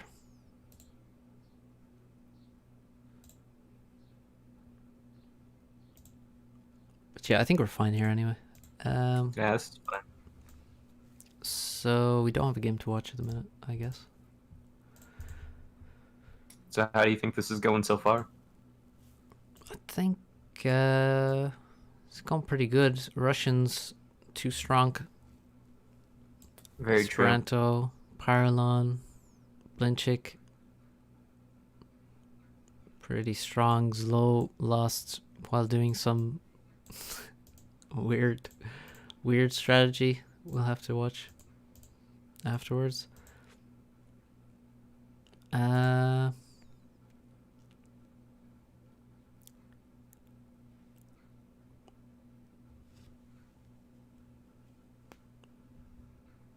Yeah. Why do some players open with building next to mechs and some don't? Some players are better than others. Yeah. I mean, it depends. Sometimes you want adjacency. That's pretty good, but sometimes you want to build a factory closer to where the stuff coming out of the factory is going to go. So you might want to build a factory closer to the hydrocarbon that you're going to build instead of right next to mechs. Or you want to build towards the outside of your base so you expand a little faster with the engineer and stuff like that. Small details, so it's not really a big deal. Generally. Although building close to the hydro can be important with the initial factory. Right, need to use the jacks. I'll be 1 second. And then we'll check out a game. If a game opens, maybe hold a spot for me. Nice. I'm being accused of being insufficiently positive. I gave Narnard Power like 2 extra minutes on GGing. That's got to be worth something.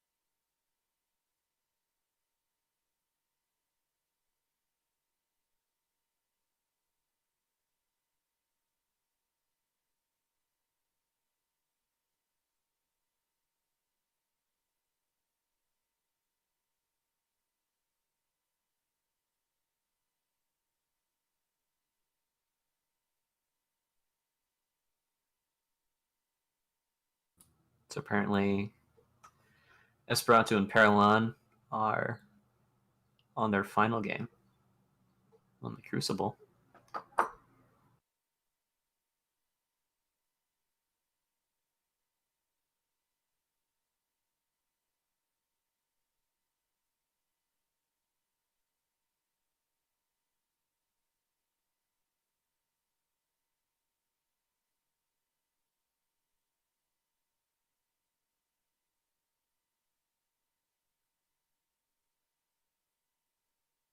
So how is YouTube chat doing?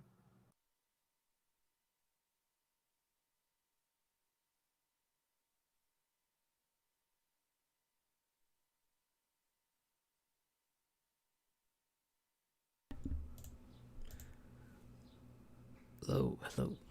Welcome back. What does Swkoll mean? It does not mean anything. It is a random collection of characters.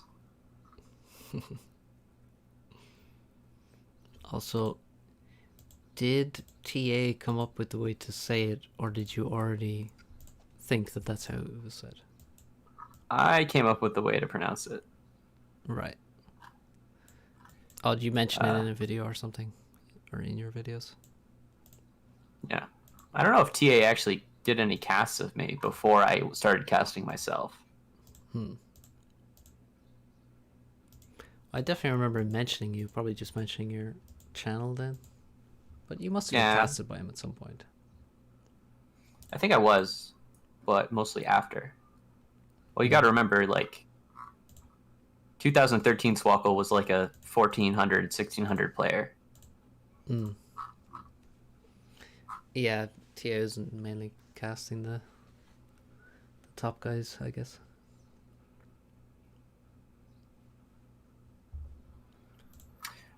Interestingly, we're seeing a Seraphim versus UEF matchup on Osiris. That's kind of weird. It is kind of weird.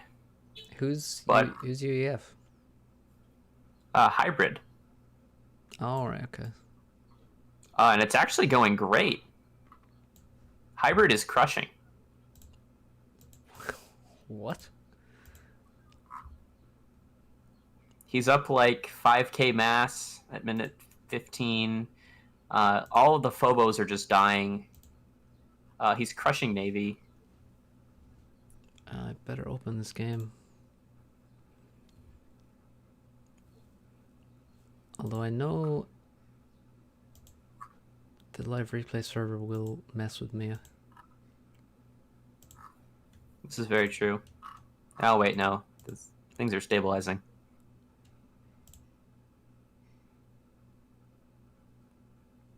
Yeah, they're 31 minutes in.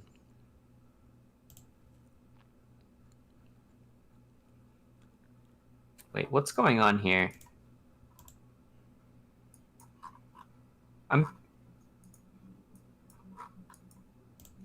Oh, no. What's up? Alright, I'm not going to spoil it. Okay. But Hybrid does something pretty amazing if you're streaming this game. Okay, I started opening it.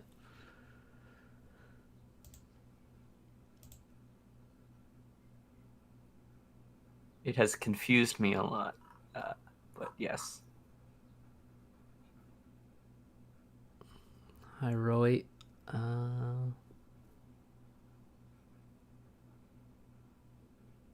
Plasma, you can ask FTX or some moderator.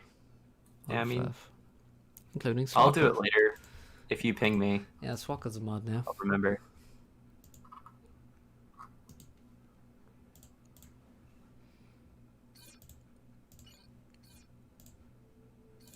Okay, I opened the hybrid game. I'm gonna probably... Well, I'm not gonna cast it at 0.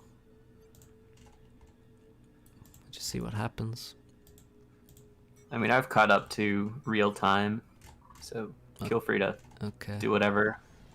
I'll try to get there. I want to try. Can you share your screen on Discord? I could. It might lag the stream though.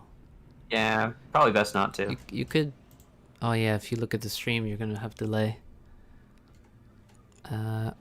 Oh, actually no. The last time I tried screen sharing on Discord, it kind of messed up because I have 2 monitors. So I don't think it'll work. Let's see, hybrid. Bit slower with the air factory. Made an inti. And Blinchik has made a transport. The transport is loading so slowly. Gotta hit Seraphim transports. Again, the Inti and the Scout arrive when the transport's gone. That seems to be what happens on this map.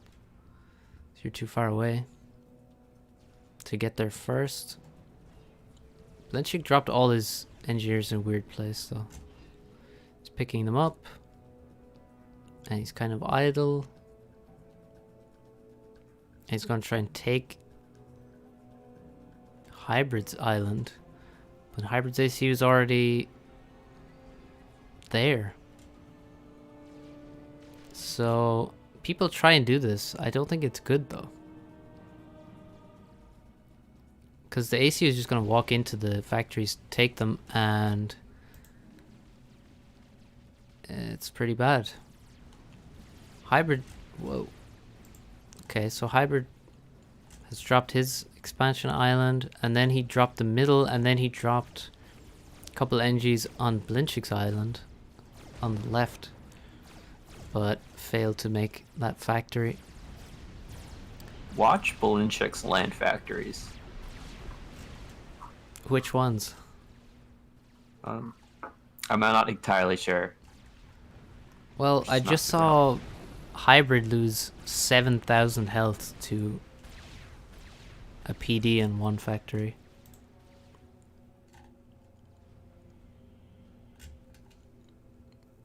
Which is kind of outrageous. But right now, Hybrid has way more power, way more total mass at 7 minutes. So, this is crazy. Oh, Hybrid captured a Seraphim factory. Yes, he did. Which threw me off Oh my god, that's brilliant. so much.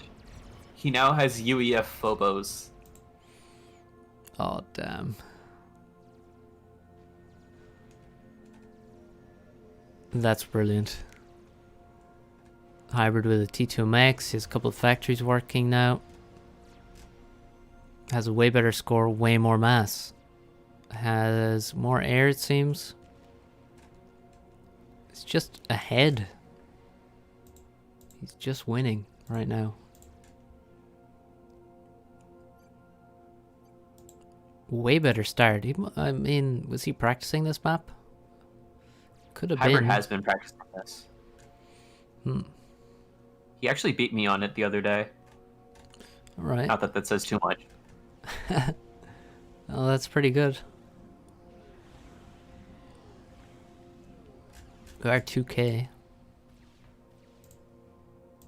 Approximately. I mean, it's pretty close to exactly 2K. T2 air for Hybrid now. Faster than Blinchik. I think this factory is gonna go T2.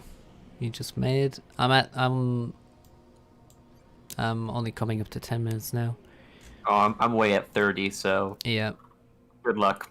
I'm on my own.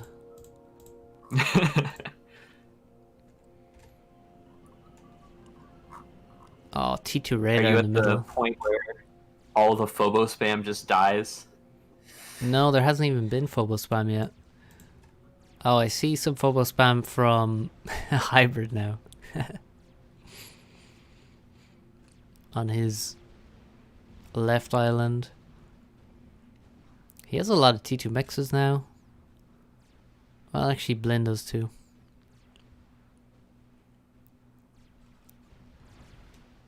Looks like Blend preparing factories, getting some frigs out to deal with the Phobo spam from Hybrid. He needs to get a frig out fast though. So they're coming.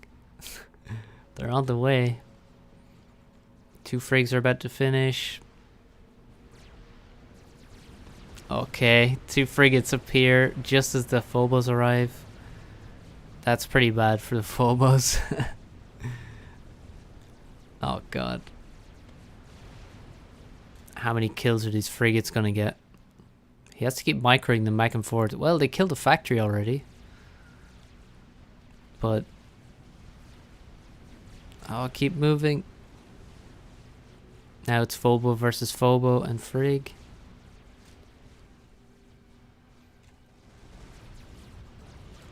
Frig's raiding on the right hand side. Both players have T2 air. Blinchik just finished his P-Gen. Meanwhile, Hybrid has gone to T3 Air and he's making a strat already. Has T3 P-Gen. We're at 14 minutes. The strat is 3/4 of the way done. Hybrid is a real fan of these strat bomber rushes. I mean, it's definitely good Strong. it's good on this map for sure.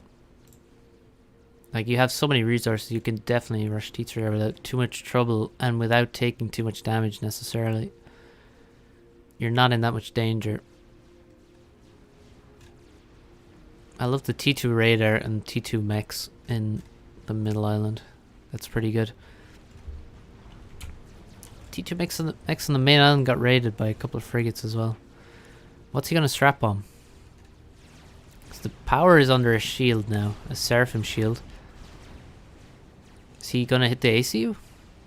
No, he's gonna hit the mechs. There's no point in hitting the ACU. So he's gonna hide in the under the shield if you do. And the strat, what? That strat should have died. He was flying right into the cloud of inties, and then the inties didn't shoot him. It's somewhat unfortunate. Remember that. Okay, T2 mechs on the expansion island gonna die. He's only killed 2 mechs so far. And he's being chased by inties, so he has to kind of keep flying. He can't turn around and take more passes.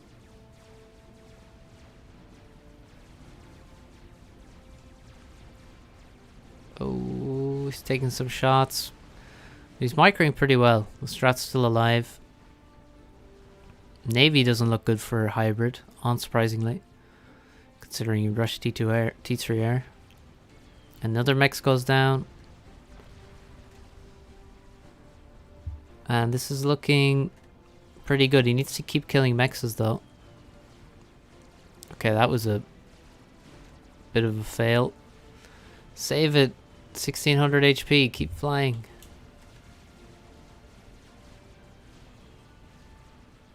Okay.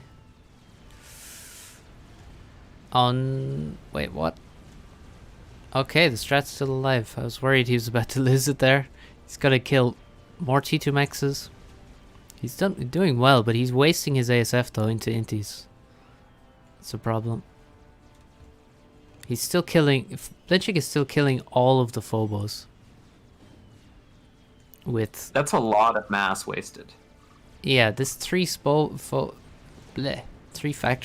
spamming phobos has done nothing. They've just all died to frigates. Well, it's been consuming 18 mass every tick. Yeah, exactly. It's terrible. Another ASF gets suicided into inties. The strat has now 8 kills, 5,000 mass killed. All of it is T2 mexes. Is he gonna lose the strat now? Just idle it? No. No. He did. He lost the strat. And he still has no ASF because they've all died to inties, which is a really big issue. Navy has become more manageable now that a ton of torp bombers have been torping frigs for forever. And now the torps are going to die to inties.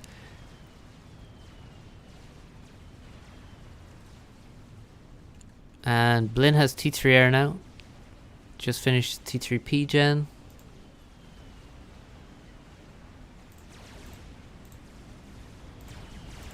And what's the next game here? Should we hop into that because it's live, or should I cast this? It's up to you. I guess I'll keep casting this, I think. Oh, what minute are you at right now? 20. It's about like a 35-ish minute game. Right. And the other games going on. Oh, it's the Crucible. Yeah, I guess we'll keep watching this and then we'll make sure we're there for the finals. Oh, the live replay stopped. I knew it. I knew it was going to happen. Oh, I guess your decision has been made for you. Yep. Well, we'll watch that game later, I guess, guys. Oh, live replay server. Did me dirty again. As always. Okay. Well, that's fine. Check's still going random. Yeah, random all the way. So now we can live cast all the rest of the games in the tournament because it'll be this and then the winner of this into the final best of 3. Actually, how does it work in the end? Is it like 2 best of 3s if the loser bracket guy wins? Yeah, it's a second best of 3. Right. Makes So sense. The proper way to do it. Yeah.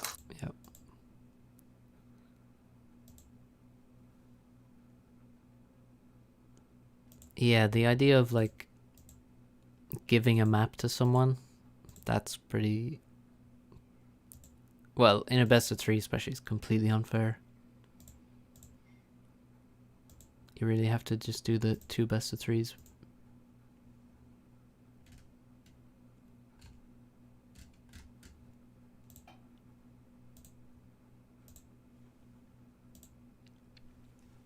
Okay, Turbo and Blinn. Sorry? Yeah, because then you're into the situation where one player can win 1 best of 3 versus the other, knock him down to the loser, and then the other one comes back and wins the second best of 3.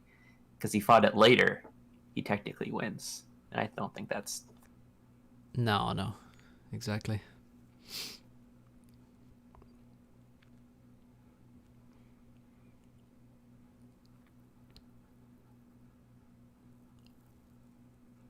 Okay. Just waiting on Blinchik. So depending on your definition, this can be a quarterfinal game. No, it's not a quarterfinal. How could it be a quarterfinal? Well, if the last game in the losers is a semifinal, this is the quarterfinal because it's right before it. This could be true.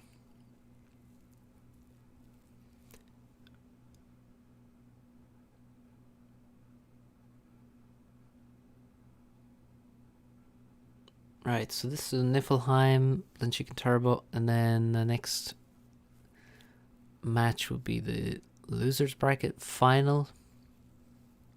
We'll call it. Yes. That makes more sense. It's easier to parse. And then that's on Adaptive Kusoga, which is a massive map. As in, it's 20 by 20, but it has a ton of mass. It's a land map, not a navy map. Extremely difficult to play. Yeah, it's tough. It is tough. So, just wait a second for Blinn. Who's remaining in the tourney? It is Blinn, Turbo, Esperanto, and Paralon. Those are the 4 players remaining.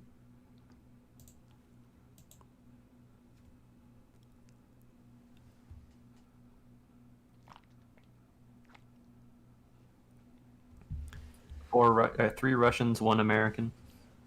Yep.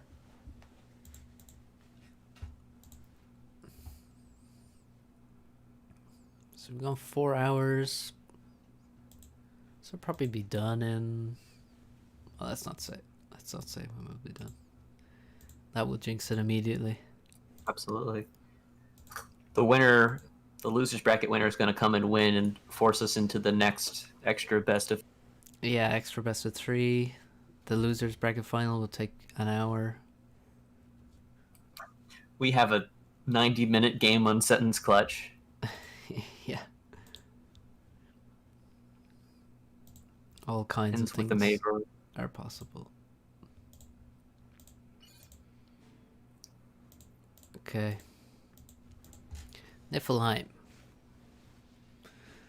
See who has the better build here. Although I gotta say, it is going a bit faster than I was expecting. Yeah, it's pretty good. mean, it's always gonna take a while because it's so many best of threes happening. But it's pretty quick considering all those best of threes, honestly. But yeah, it does slow down at this point because people are gonna have to wait on each other. Most likely. Well, apparently, Paralon and Pepsi are still playing their best of 3. They've been on the last map for a while now. I think. That might Oh, be no. some like 40+ minute game. Actually, maybe they haven't.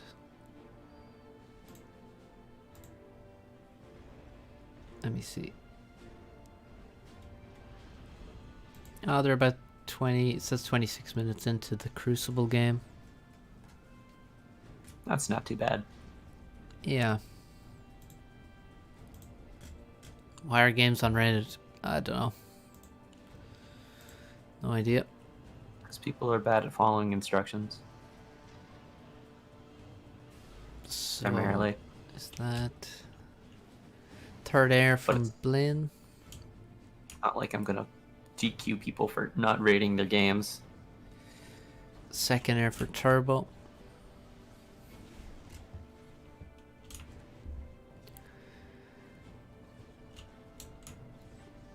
Turbo, this is a different build than I've seen before. He's gone 2 engineers quickly going to the hydrocarbon at the front. Kind of risky because that position is obviously more exposed than, well, other positions basically. It's basically the closest thing you have to your opponent's base that you should definitely have yourself, you know.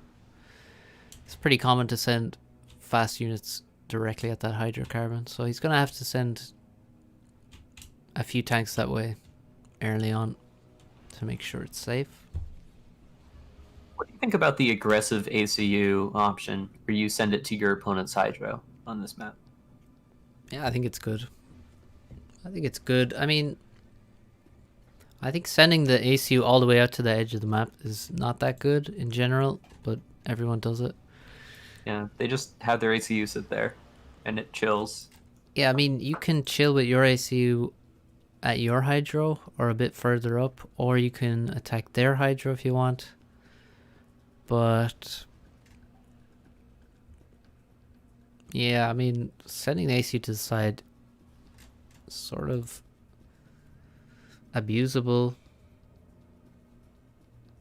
kind of unnecessary, puts you out of position in my opinion. So I think it's good to be in the middle of the map more so. Both of them chilling. Please. Yeah. They actually both went for the hydro fast with NGs. Turbo wants E. Yeah, he got his factory up. He's got E. I don't know what he's talking about. He's playing mind I games. think this is... Yeah, this is mind games. Although he's at like minus 20 mass. That's not great. Okay, no, that's Blinchik. Oh my god. Yeah, Blinchik has a lot of factories in the base, and it's slowing down his factory on the plateau. You see this factory here? That's gonna get the reclaim on the cliff. He doesn't have that factory yet, and Turbo meanwhile is already getting the reclaim on the top side. So that's really nice for Turbo. I'm apparently trying to cheat. Oops. Yeah, that happens. You start messing around with console commands, I guess. PD up to defend the hydrocarbon. ACU for Turbo is heading towards enemy hydro. Blinchik is heading to the top expansion. And, oh, that's going to be painful losing that engineer on the right. Definitely. Don't want to lose that It's running guy. away. Yeah. It's dead though. Can run, but you're a lot slower than Mantis. Mantis is gonna die to the ACU though. A small consolation. Blanchik with units on the left. They haven't killed This anything. is a pretty slow ACU to the opponent's Hydro. I feel like... This is more the you sit back, you get gun type situation. Well, I'm not sure. Can he afford all these factories? Who? Turbo. Seems like a lot. Seems like a lot for both of them, actually. Yeah, he's at minus 29 mass. Yeah, that's kind of bad. And he's at like plus 200 power, and he was just building pigeons a minute ago. See, he's just run out of reclaim. Or, well, he's reacting now. He's gone back to get the rest of it. But he hasn't been reclaiming on the top for a little bit. A few nice pickups from the ACU of Turbo.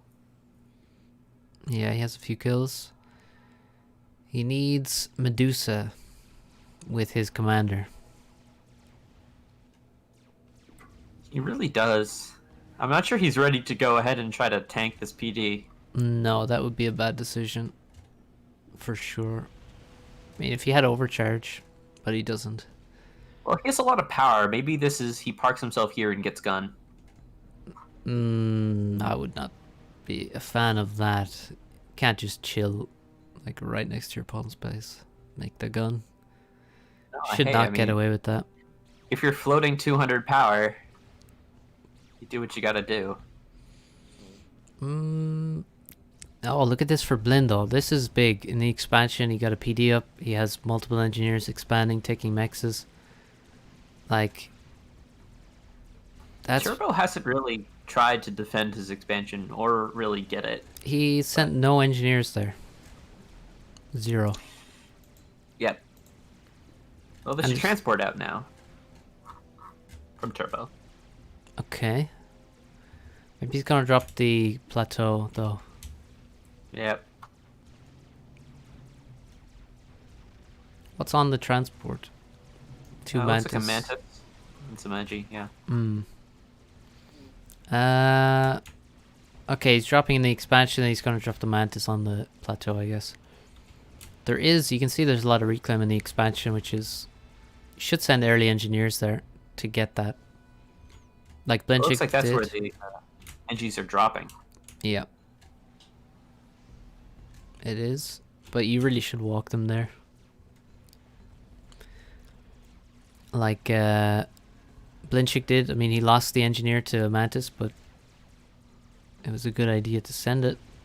Blanchik should send a single mantis to go kill all, like, 5 of these mexes. It would take a while, but yeah, he should have sent some units up there, for sure. The ACU alone is not so great early on. You can always run around him.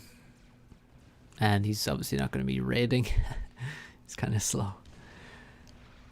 This PD for Turbo looks like it's about to die. And there's quite a few units for Blanchik. Meanwhile, Turbo is still standing in front of a PD with just Mantis behind him. Stumped. Alright, this army composed mostly of scouts will surely defend the PD. Ah, yes. Of course. He's trying to snipe the Medusa, but it doesn't matter. There's too many of them. And he just wastes all the Mantis.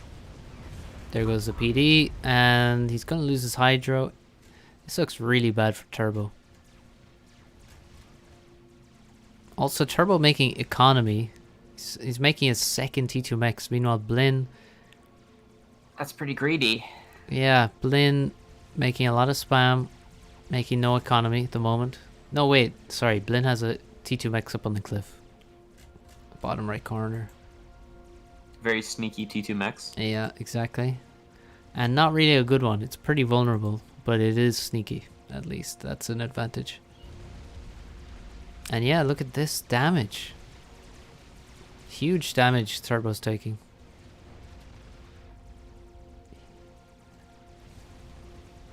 He's gonna lose both mexes, the Hydro, the factory, the radar.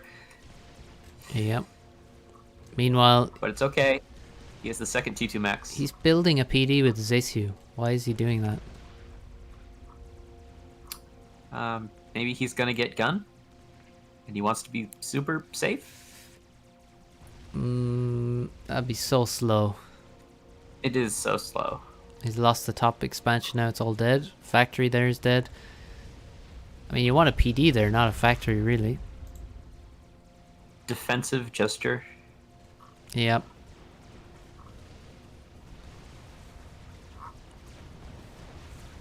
So Turbo's getting rated on the top. He's getting rated on the bottom. Yeah, it looks quite bad for him, to say the least. And Blinchik now, after he does all that damage, you see he just clicked up 2 mexes. It's like, yeah, you know what? I have all the time in the world now. Let's just get ahead in eco. And make sure it's a guaranteed win. Maybe the end for sole remaining American player. He's not making the gun also. I'm not entirely sure what he's doing at this point. Is he sending Penny S's account? Yes. This is actually Penis. Turbo, you're welcome to come and play for real. But no. No, you're not. Not if you give your account to Penny. Yeah, that's much worse, actually. Yeah. T2 land as well. No wonder he has no units. Made 3 T2 mexes in T2 land. That's a bit of an overinvestment in things really that aren't greedy. units. And Blinchik is totally 100% on board with punishing this greed. Yep. He's taken the top expansion. He's taken the bottom expansion now. He's raided almost every mex. Like, Turbo now probably has like 8 mexes, 7 mexes total. He's got the ones in the cliffs. Oh yeah, he's got those as well. And a sneaky one on the top side. Okay, so he's got... Okay, he has a few more than I thought, actually. But, those aren't going to last He's long. not out. He's not quite No, out. Blinchik is about to have 3 T2 mexes. Yep. Is he going to make T2 land, though? Just, like, look how much army Blin has in his base as well. Yeah, I'm not sure what this army is. Maybe it's waiting to fight a gun com? Yeah, well, he's going to take the PD out, and then he's going to move out. He may I know, lose... in my opinion, if you send your ACU to your opponent's Hydra, you have to pressure with it. You can't just, like, let a T1 PD tell it no. Yeah, I mean, he just walked there, was faced with a PD, built one of his own, and then left. That's basically the timeline. Yep. Now his PD is dead Yep. after accomplishing Well, he's... slowing this army down. Yeah, that's about it. Yeah, it's not a great look. Okay, he's trying to overcome some of the raids, trying to take back the south. He does have 4 or 5 T2 mexes. That counts for something. He has T2 land.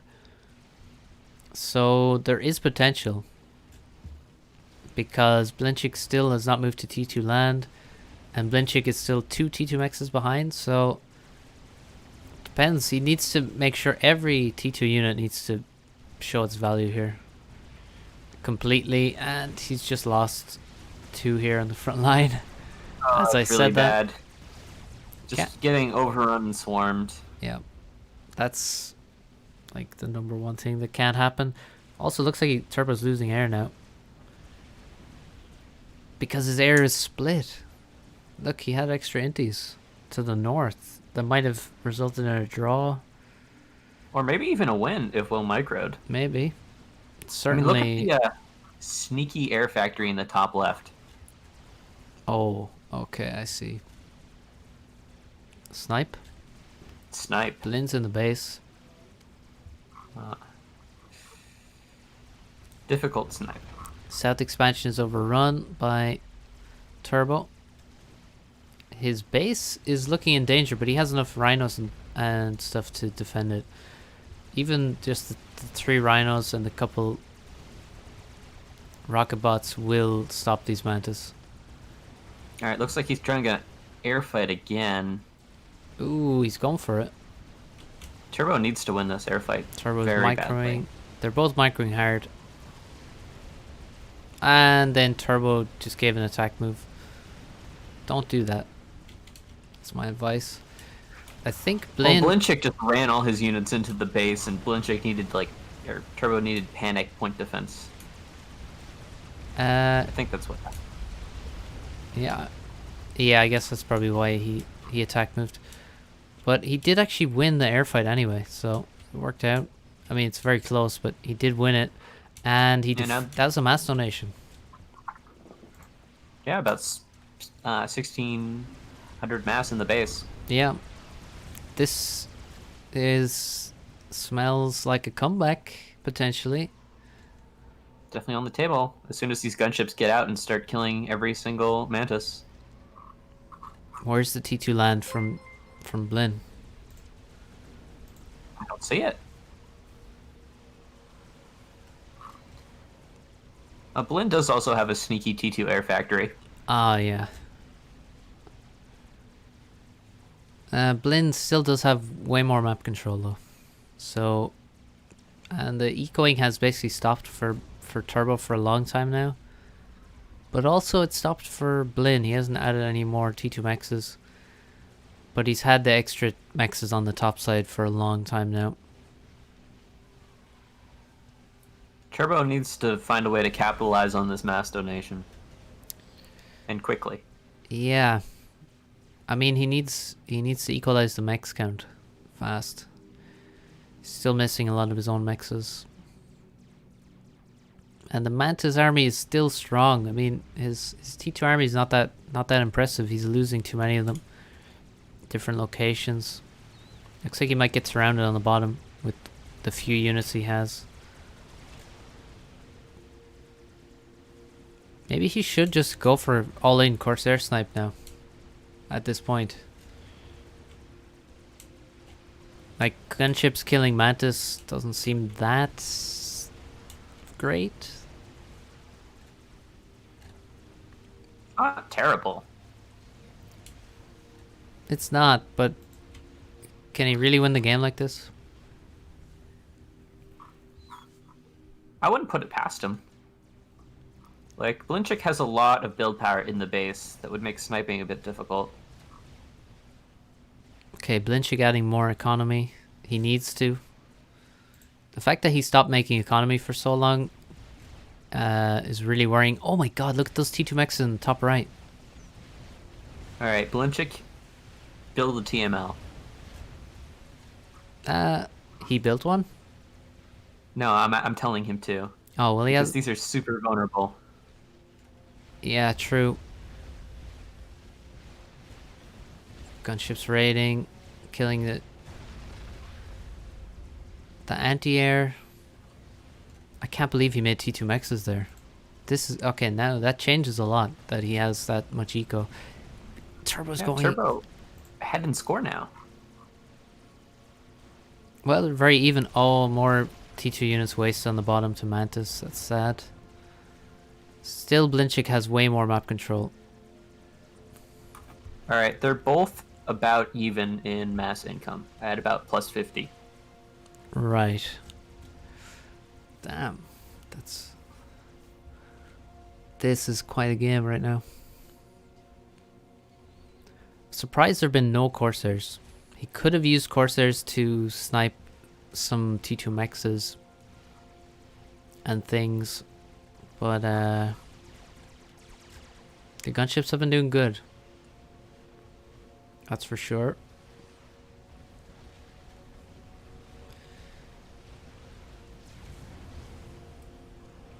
Some of these gunships already vetted up.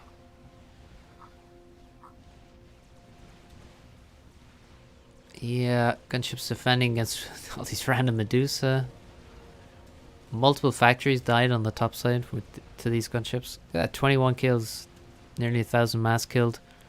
This T2 army in the middle of the field is gonna crush all of this T1 stuff pretty easily. Yeah. Flint is trying to swarm, but there's just too many rhinos. Yeah, it's a bad formation for the Rhinos, but still, they will crush. Bombers attacking the rocket bots is a nice touch, though. That's a Oh. 12 kill rocket bot. Oh, gunships came into the base and they're trying to snipe a T2 mech. I think that T2 mech was, I think it only just upgraded. He was trying to kill it before it upgraded. Yeah, it's not gonna happen. It's now, yeah, it survives. Good try though. And it's I gonna feel like regen. that's kind of a waste. It is, yeah, for sure. And these drops of T2 units also pretty wasteful from Turbo. Yeah. There's so much reclaim on the bottom now that Blinchik has access to and Turbo does not. Turbo is on T3 land now. He is That's a big deal. just finishing it. And that's huge. I mean, just imagine what Loyalists will do here. There's still no significant T2 land out for Blinchik. Yeah. He has T2 So- land now and he's making rocket bots. Rocket bots Oh, those versus are- Loyalist. Yeah. That's pretty brutal. This T3 land switch is... This is a great move, I think. Recycling factories now in the base to pay for T3 land. He's probably... He can afford it. He should stick to Loyalist, I think. For a while now. A good while.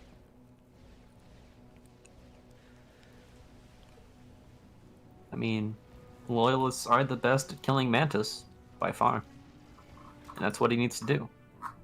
Well, they're not the best, but they are so much faster. I mean, bricks I mean, will... would you really prefer bricks? Yeah, I mean, bricks are better at killing Mantis, that's for sure. But, like, they're slow, so it'll take a while. Yeah, I mean, Yeah. for killing, the bricks are better. But for right now, when he wants to run across the map and do a lot of damage, Loyalist for This sure. T1 Wolfhammer wants to kill the T2 Mexes. He does. Oh, and there's a drop. Oh, I think these T2 Mexes are dead. Yeah, he killed the T1 PD. Transport is locked, but it's not going to stop the drop from happening. No, it's not even locked. He's just killing the bombers. Yeah. Well, that's 2 mechs is going to go down pretty soon. Here comes a brick as well. We have Loyalists. Corsairs coming after P-Gens on the cliff. One goes down. There's 2 more Corsairs coming. Will they make it? I think they will. Oh, the shield is almost done. The shield is so close. Oh, they hit the shield! Oh. On the... Oh, Wait, did the crash damage? oh Yes! my god. I can't believe that. That's incredible. The How crash does- damage from the falling Corsair kills the P-Gen. What the... Oh my god. And now Blinchik's operating at, like... He has to pause all his air to even stay even. Yeah, he's going to T3 land, but like... With what power? Yeah, he has a lot of T1 power. He has some Hydras. Well, 2 maybe? 44 P-Gens and something. God damn. The bricks are forward. Where are the Loyalists, though? There's a Loyalist up in the top. Cleaning that Yeah, up. that expansion's dying. Those T2 mexes died. That hurts. T2 drop on the left. Oh, Turbo spotted it. Look at this. Moving to intercept. Turbo's on point, man. One Mantis survives. What is this Mantis? It's a paratrooper. Still no, Absolutely. Still no replacement T2P gen. Still not up. So that's a long time he's not had. a It looks like he T2P was gen. trying to rebuild not on the wreck, and then realized his mistake.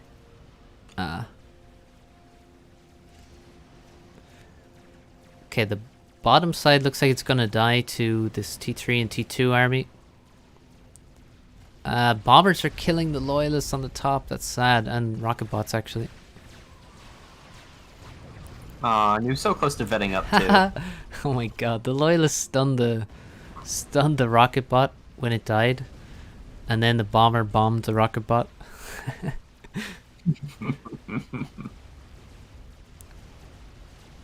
Air fight?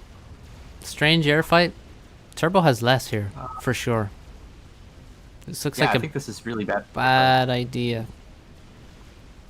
But this is... Oh, it's because he's trying to get the brick drop. No, land! Drop the brick! No! Alright, there's no reason that brick shouldn't have dropped. What's going on here, game? I think he moved after. I don't think he... Maybe he did like the select all air thing. Accidentally. That's so painful. You can't... And then he loses air anyway. Yep. Why is he trying to get a drop there with a T1 transport?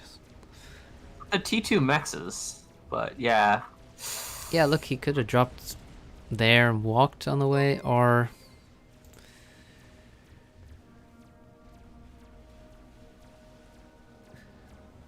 Damn, huge jeans. Tipped 350. Thanks a lot, dude. Oh, that brick drop is painful. He's trying again with another T1 transport. Oh no. He's just dropping to the south side. He's not dropping onto the ledge. There's a gunship in the main base killing build power somehow. Oh, it's killing the TMD. Is there TML? No. No, It there's does not. have 30 kills though. That's pretty great. 1488 mass killed. He recycled all his factories too. Yeah. He needs all the mass. What is the eco situation? I mean, Blinn seems to have more economy now, right? Turbo's running at about plus 42. And Blinn is at like 83. Whoa. So that's a huge difference. And I think we're about to see that with this giant Mantis army. Yeah. 4 rhinos and a brick standing in its way. Okay, there's 2 bricks coming towards the main base here with 4 rhinos. Maybe they can do something. I It mean, doesn't actually appear to be. Corsair randomly flying they're in gonna gets fall back. killed. Yeah, he's scared. He's got no radar, no scouting. So Second brick comes out of the factory as well, so he couldn't really go in there. Looks quite bad now. A lot of casualties on the south as well. I mean, you see there's so many dead T2 and T3 units from Turbo. And his score is not looking great. No. It's just Turbo losing those T2 mechs and then Blinchik ecoing up himself.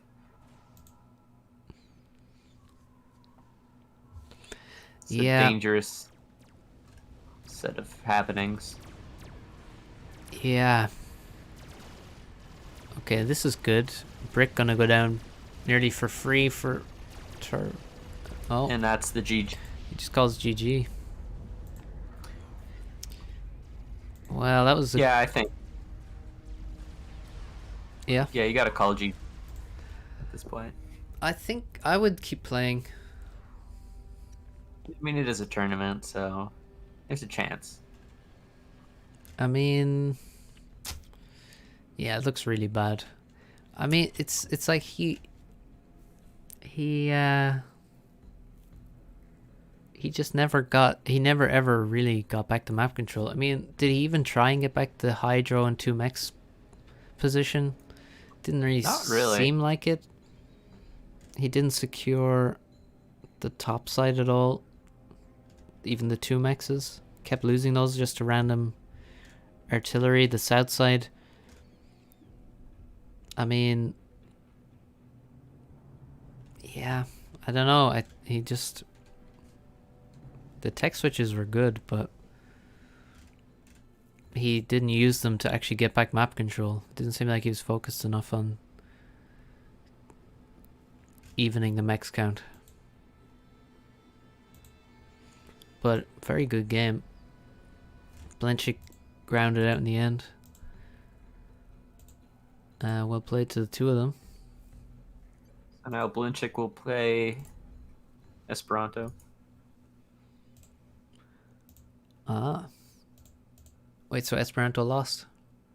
He did indeed. So Paralon's in the final.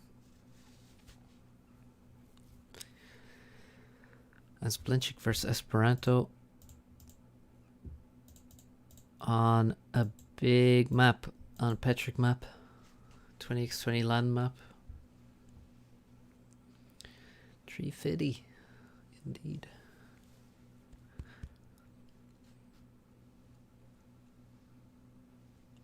Just got to keep playing until Blin does his signature throw. I mean, he is in the losers bracket final, so hasn't thrown that much, I guess. I mean, he's won a lot of games today. Yep.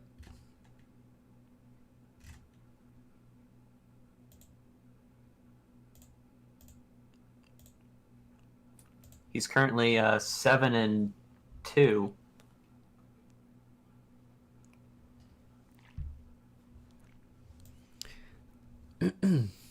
Yeah, who did he drop maps to?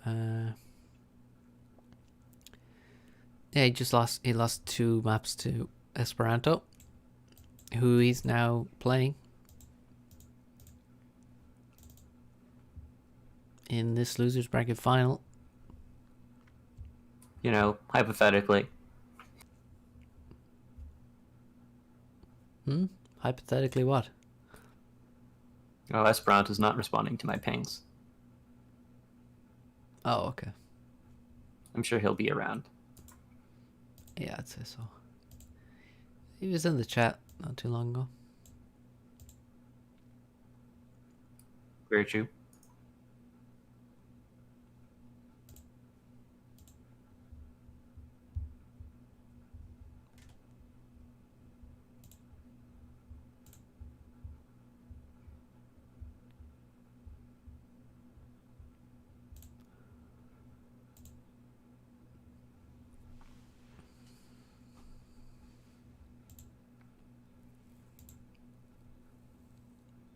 Yeah, they're in there.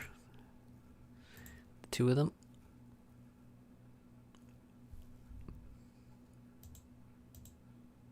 Ah, no, here he is. We're good. Yeah, he's in the game. Oh, it's actually hosted. Nice. Yeah, that brick in the T1 transport, that hurt. That's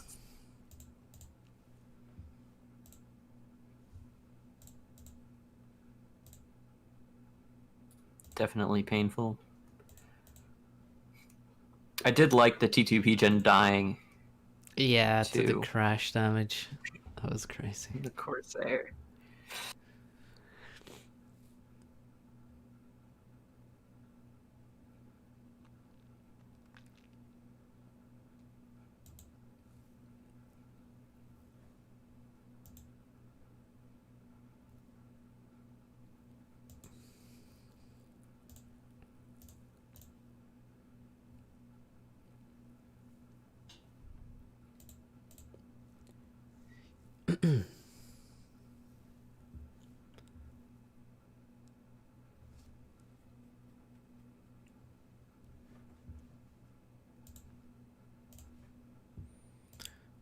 Okay.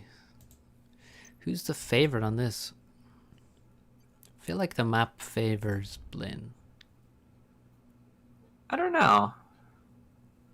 I think Pepsi's sort of has the better Mantis spam. It'll be better at spreading them out and rating stuff. Yeah. But it could really go either way. Yeah, I think just the amount of mass suits Blin more usually. And Esperanto is better on the smaller maps. But Esperanto's beaten Blin twice today already, so hard to say. Should be interesting. Haven't been too many games on this map. It's pretty new, pretty fresh.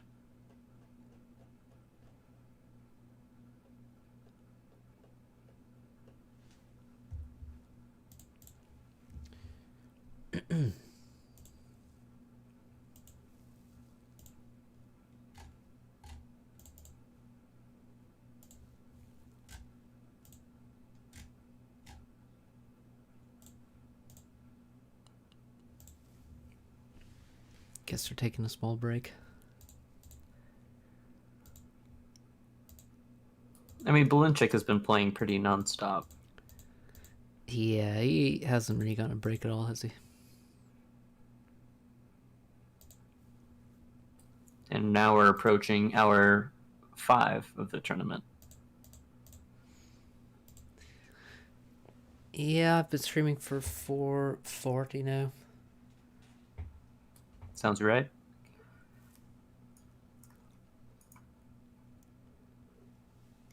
And we have this game, and then at least one best of 3. And at most 2 best of 3s.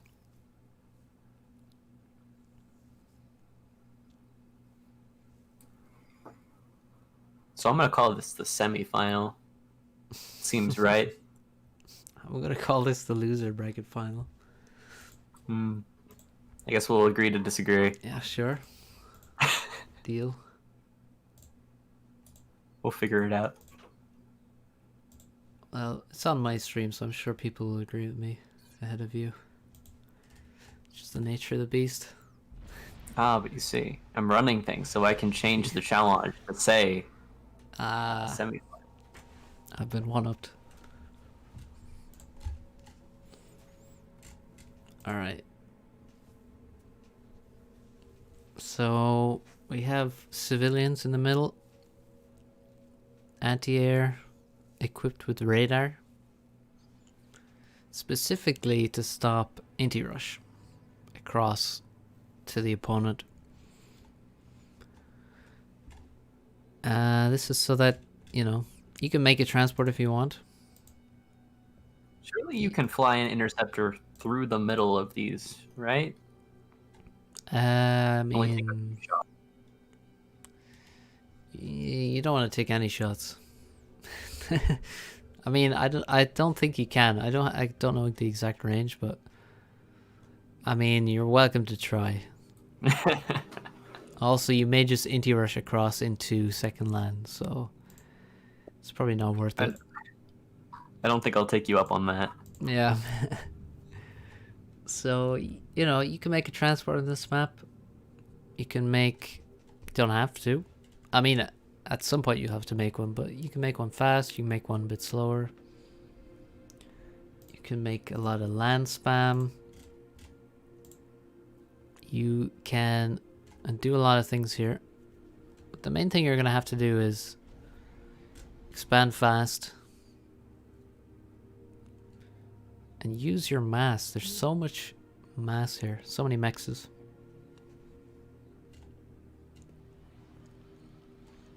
Looks like Esperanto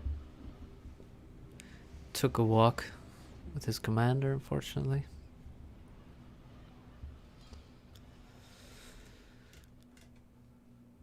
Although on a map this big, I think you can get away with it. With what? With walking the 2 extra steps. It's not a huge setback. Yeah. It's all bad. It is in fact bad. We can't And it let does these blow it players up. off. This is a tournament. Yeah. It's a tournament Yeah, come game. on guys. Get with the program. Ahead in the game. Right, we got second air from Blinn. We got third air from Esperanto. Well, he's kind of building air and land at the same time. Can he afford this? Yeah, it looks like he can. Probably.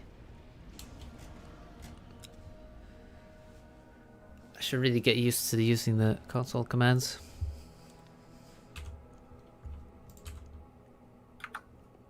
But I'm too lazy. And actually I pressed the console button and nothing's come up, so screw me. Wow, someone donated 20 bucks to tell you you're right. Dang. Nile Homer. £20. I agree with Jagged. Loser bracket final sounds more accurate. Well, somebody will have to donate £30 to Swkoll and tell him he's right, I guess. Otherwise, I win. Swkoll is trying to cheat. See, this guy. Yeah, I know, right? Whenever I select a unit, if I right click, Yeah. I'm cheating. It's like, Although you can't give Pepsi orders. is stalling like minus 20 mass. Yeah, I'm not surprised, honestly. Like, he's trying to build so many factories so fast. But there's not much reclaim. No, you have to expand. Also, thanks a million, Nile. That's very generous. Yeah, there is some mass actually at the back of the base here. Yeah, but it's all these 10 mass rocks, and there's only a few hundred. Yeah, that still seems important though for this start, because there's definitely no other reclaim around. Neither of them have really gotten that mass. How's the expansion looking? Air scouts for Blinn, quite a few.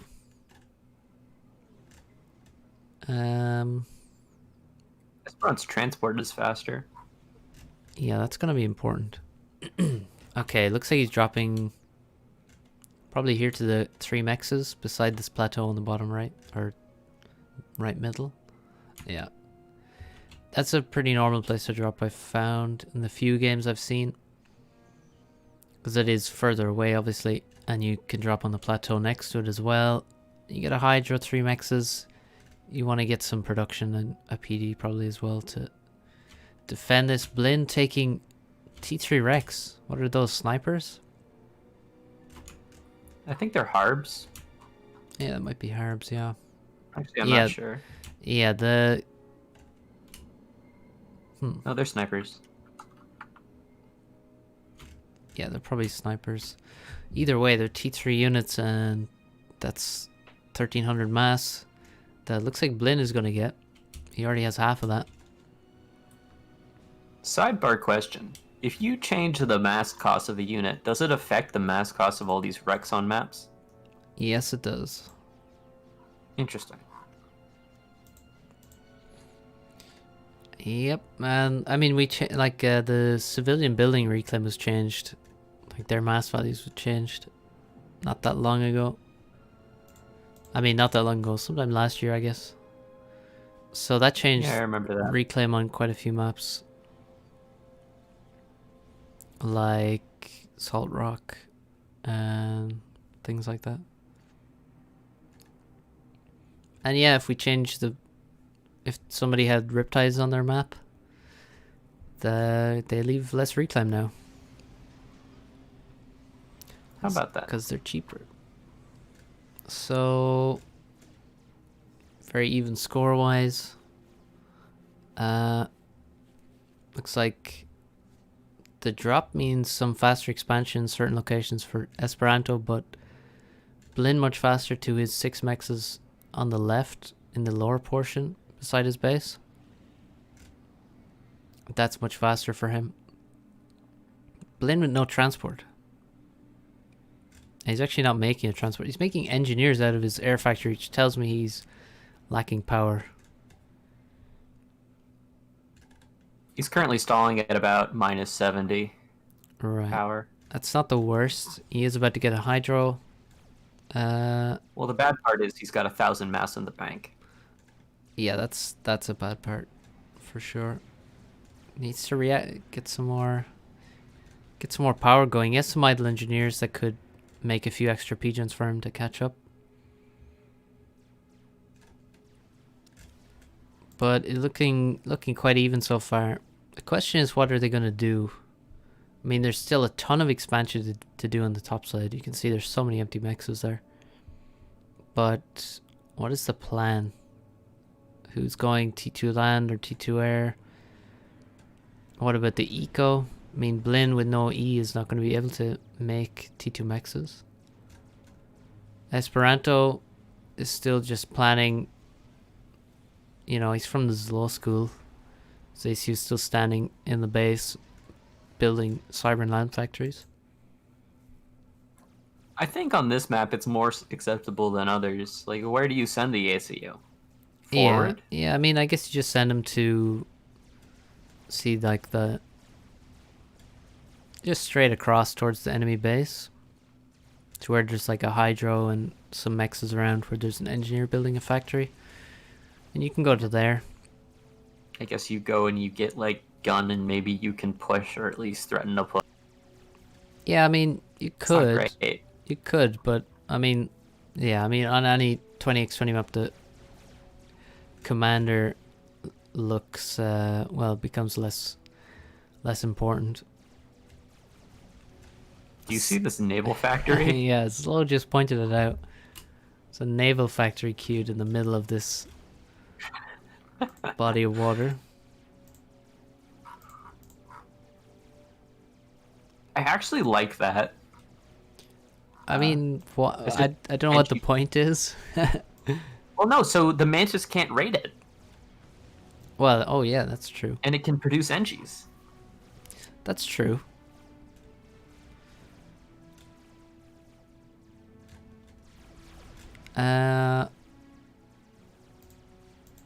This is a point. Let's see what If happens you're to truly it. desperate, you could put like a missile cruiser in there. Yeah. Yeah, I mean, if you can secure some map control up there, get a missile cruiser. That would be hilarious. I don't think you could even hit that much. I mean, there's a ton of mexes around. Ton of mexes would be in range of a missile cruiser there. Alright, Esperanto dropping a lot of the plateaus now. A lot faster than Blin. Blin has a transport finally. I think that's the first time he's had the transport. We can see Mantis everywhere. Oh no, the dreams of the naval factory. Oh, he's getting reclaimed. No. Damn. Chat wants to know if I used to be a cyber main. No, but I used to be an Aeon main for a while.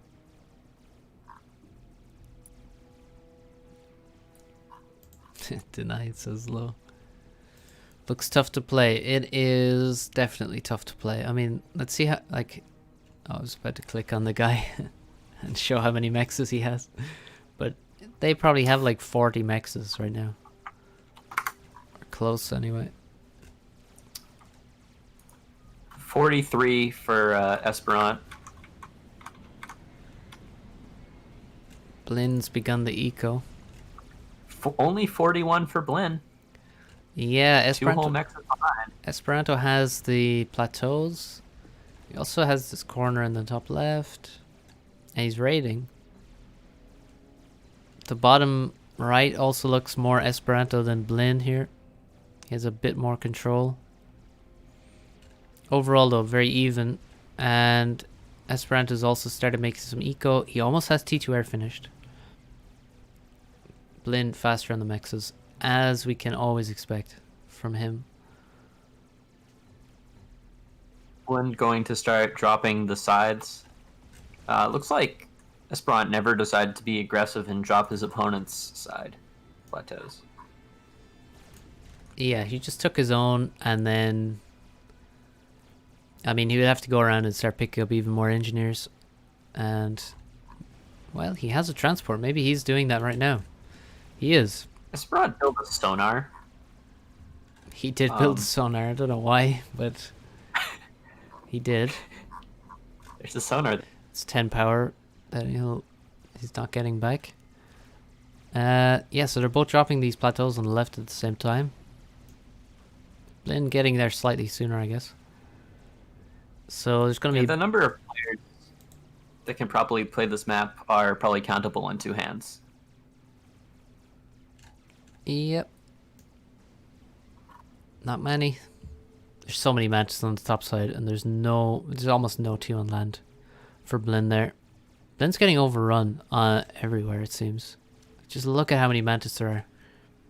I like this sneaky Tech 1 PD down in the south. You wouldn't expect one to be there, but there is. Esperanto gets reclaimed on the plateau.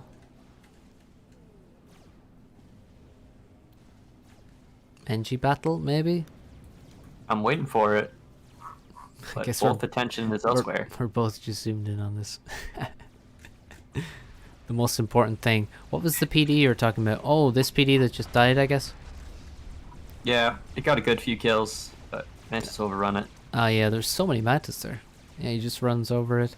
Runs over this expansion. Yeah, damn, this looks...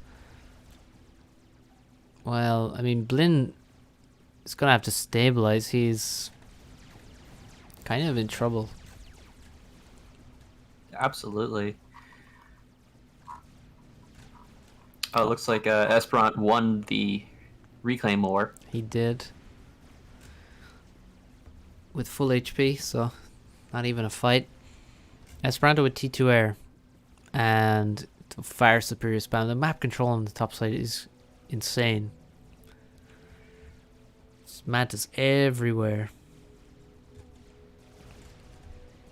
Do we have any T2 at all? T2 land for Blinn.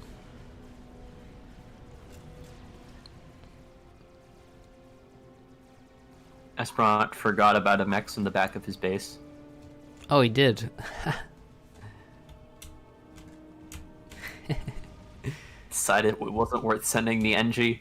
Yeah. It definitely is worth sending, but...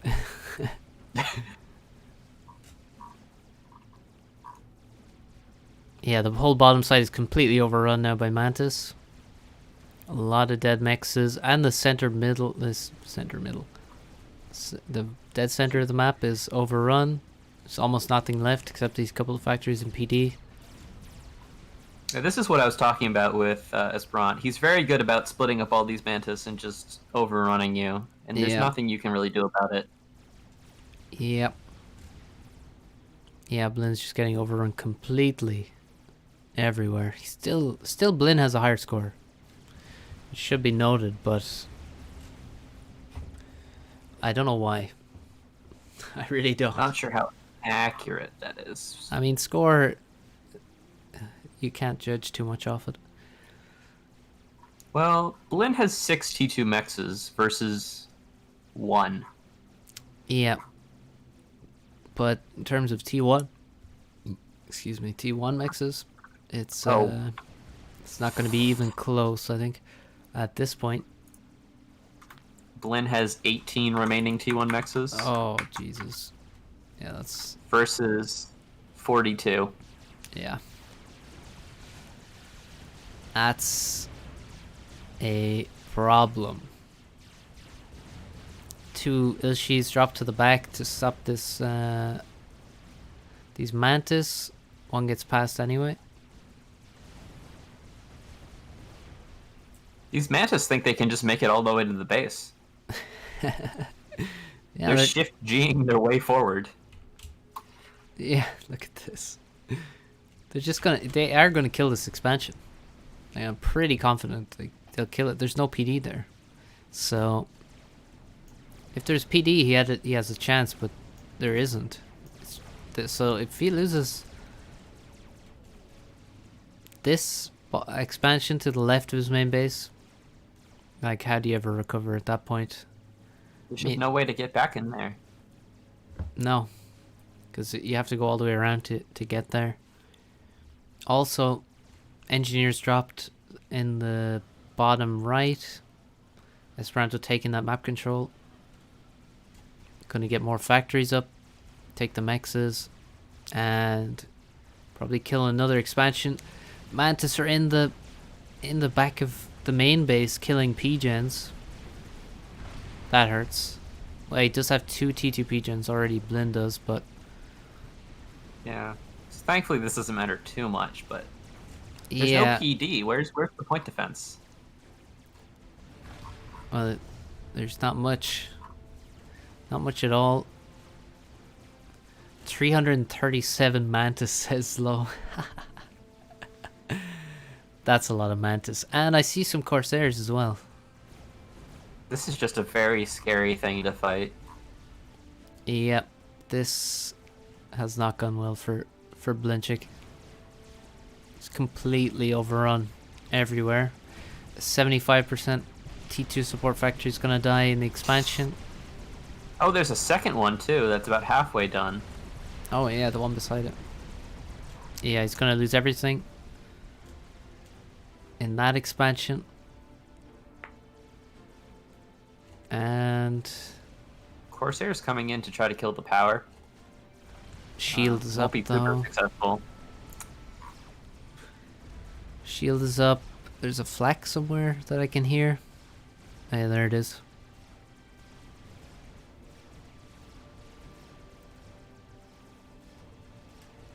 Blinn is almost wiped off the map already. Depending on who you ask, this is either the semi-final or the losers bracket final. Yep.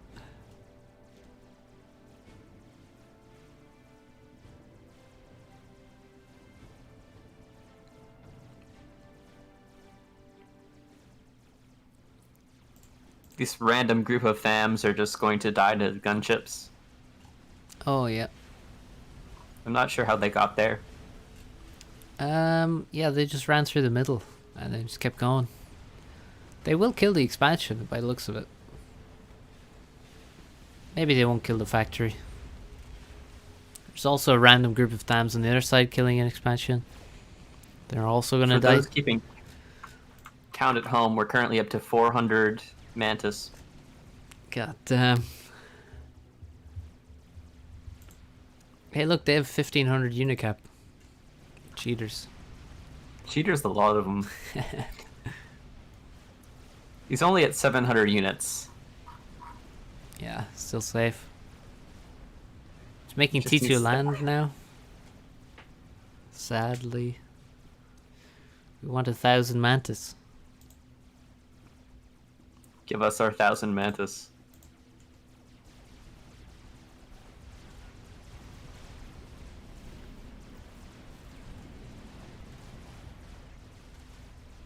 This game is quite over.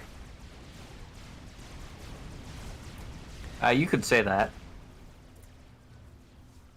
And you'd be correct.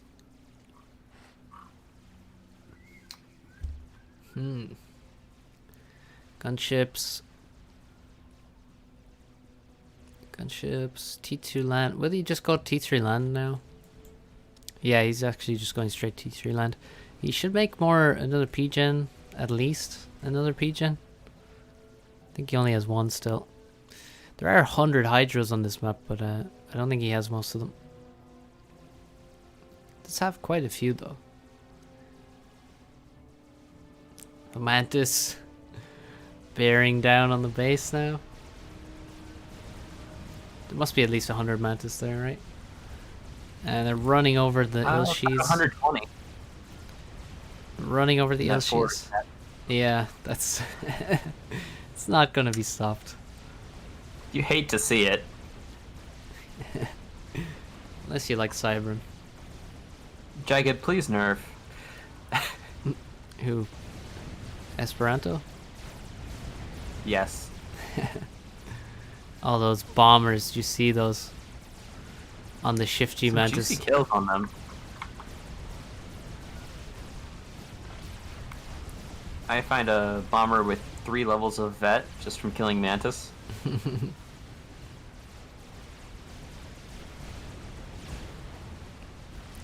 Okay, they've reached the base.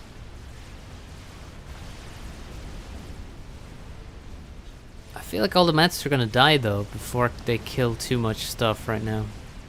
There's only a single Tech 1 PD.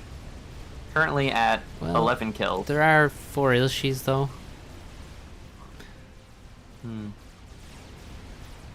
And a lot of Mass factories. A lot of factories to tank the damage. Oh, they're under the shield. They're gonna kill the power now. Here goes the shield. Air is one. The gunships are killing stuff at the back. Yeah, all the Alright, the P-gens number are... of Mantis is finally going down. We're below 400 now. Yeah, well, we just lost about 100, I think, attacking the base, so... But the P-gens are gonna die. Yeah. If he focuses them, needs to target the P-gens. Blinchik has way too much power anyway. He doesn't need 4 pigeons when he has no mexes anyway. There goes 2.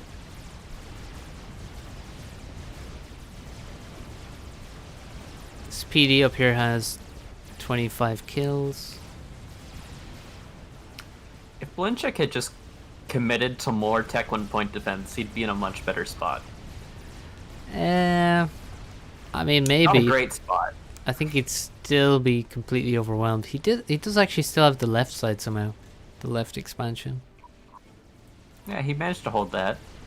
But, yeah, I think PDs would not have solved his issues here. I mean, we even saw on the bottom where you had that PD and it just got overrun. Where the Ultravas are counterattacking in his own expansion. Oh, yeah. Do you think they'll win the game for him?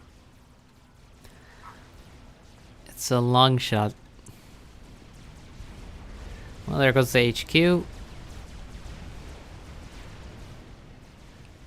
rest of the T2 P-gens are falling. Yep.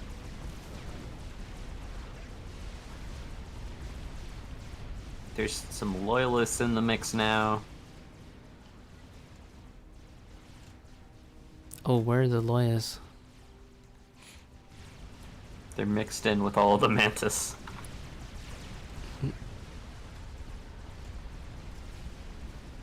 Oh, there's actually only one. I lied. Yeah, I'm struggling to find the guy.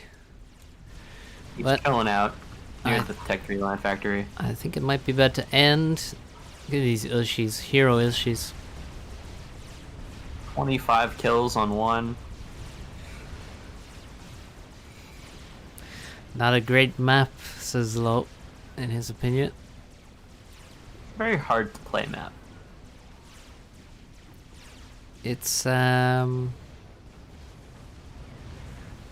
a 1v1, it may not be ideal.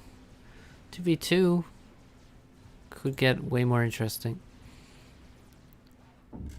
Well played, Esperanto. Nice spamming there. Yes. Expert spamming. Mantis OP. Please nerf. So now Esperanto gets to go and play Paralon again. Yep.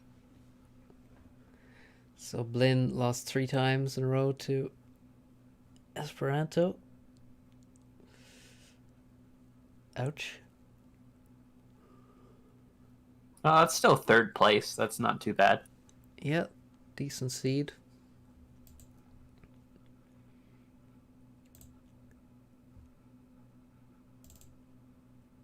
And the game is hosted.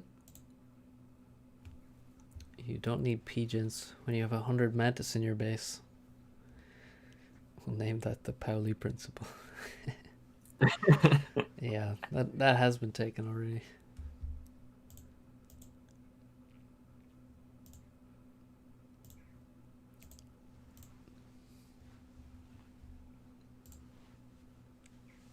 You need Pigeons and Mantis can't occupy the same space, so maybe he's onto something.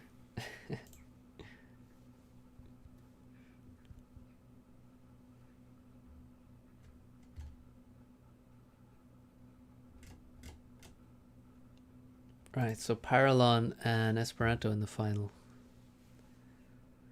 I think we can both agree that this is the final. I think we do.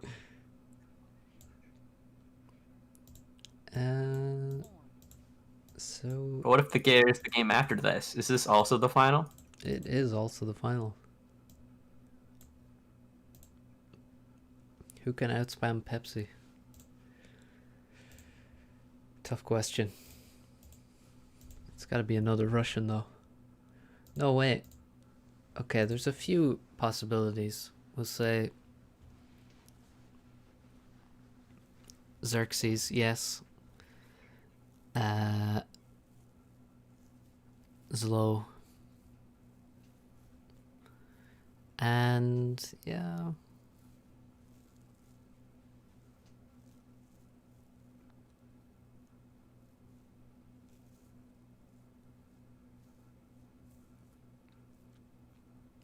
But it does it not say something about Subcom balance that Mantis spam won the whole tourney?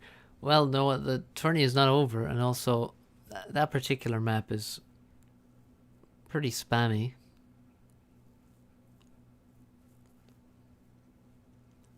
It won on many types of maps.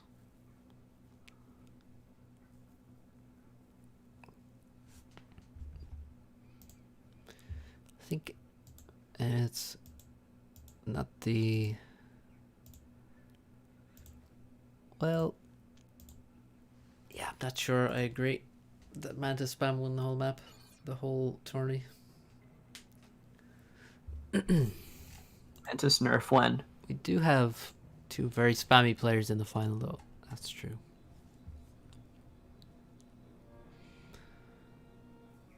And now we have Seraphim and Cybern. So not a mirror.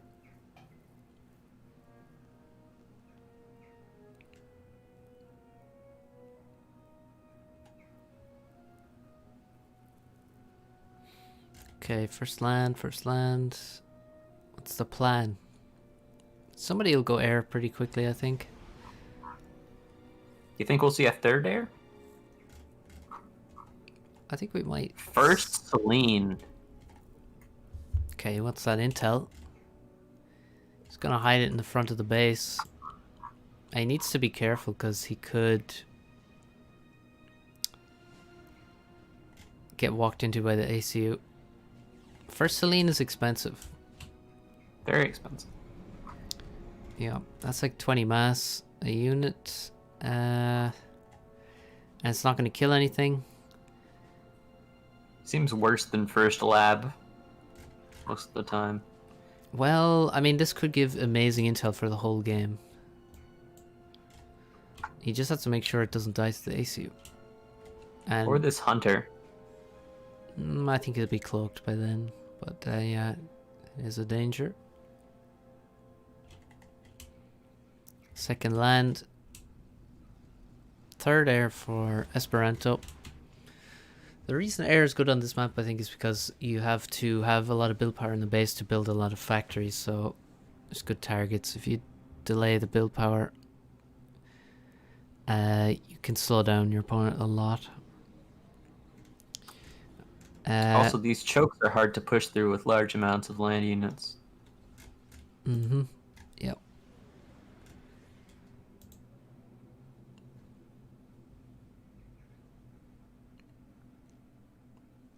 Yeah, the stream will be up after it's over. Ooh, if he has to pause his ACU. That's weird. Lab is here, gonna get a nice kill on this NG. The tank went to the right, and the left engineer was undefended, so he goes down.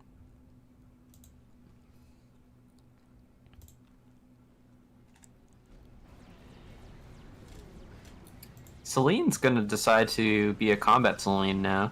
That's a bad decision in my view. Accomplish nothing. Give away the position of the Celine. He's been focused, so he can't actually stealth anymore. As long as this Mantis... Oh, another kill.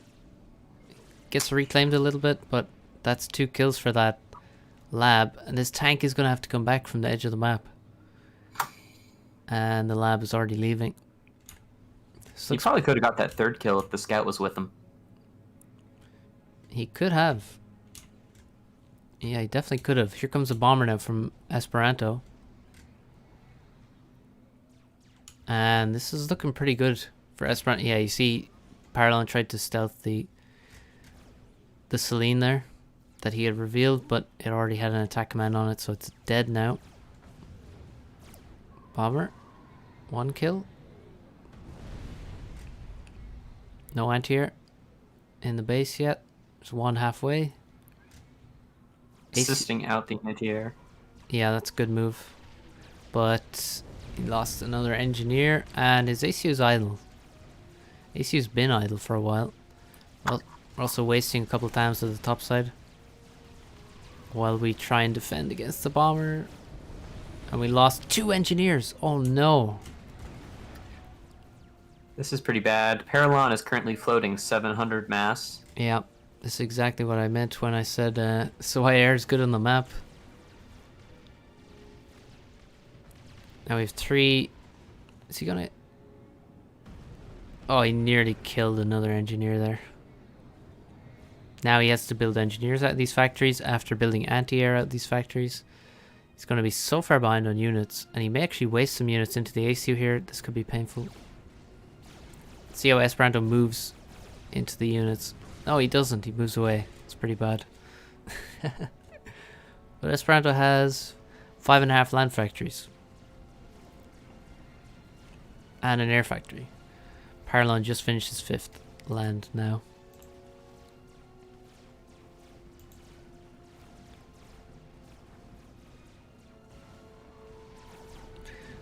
More bombers. Bombing tanks this time.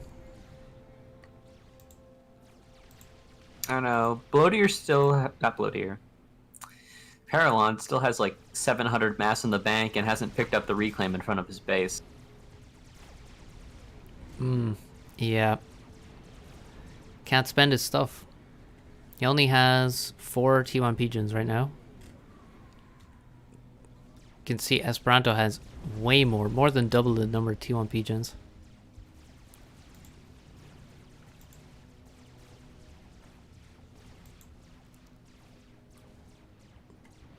So it's a really good start for Esperanto. It looks like he's just ahead basically by quite a ways. A lot of engineers on the edge of the base. I don't know what they're doing for Paralon.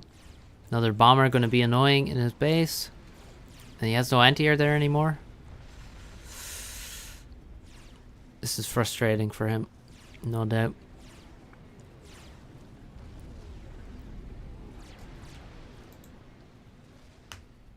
He's definitely going to have to do something. Pepsi returning to his very early gun build. But this time he has map control.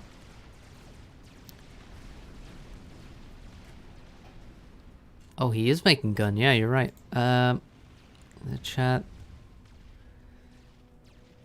And he has the power for this, so this is actually building at full speed.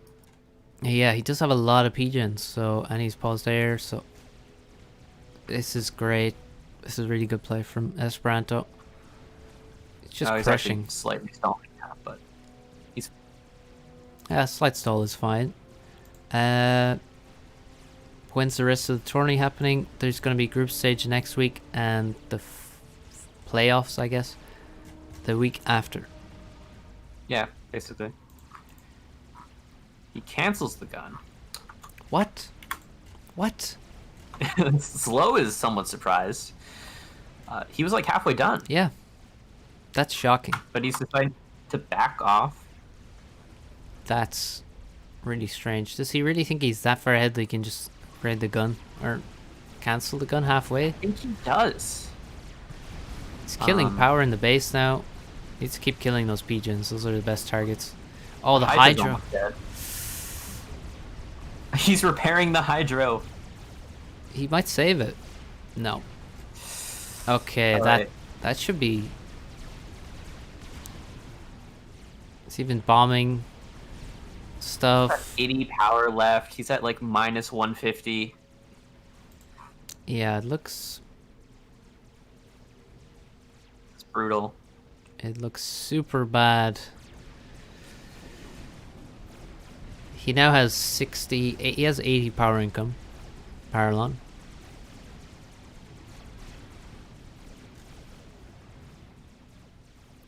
And I'm really surprised Esperanto cancelled the gun.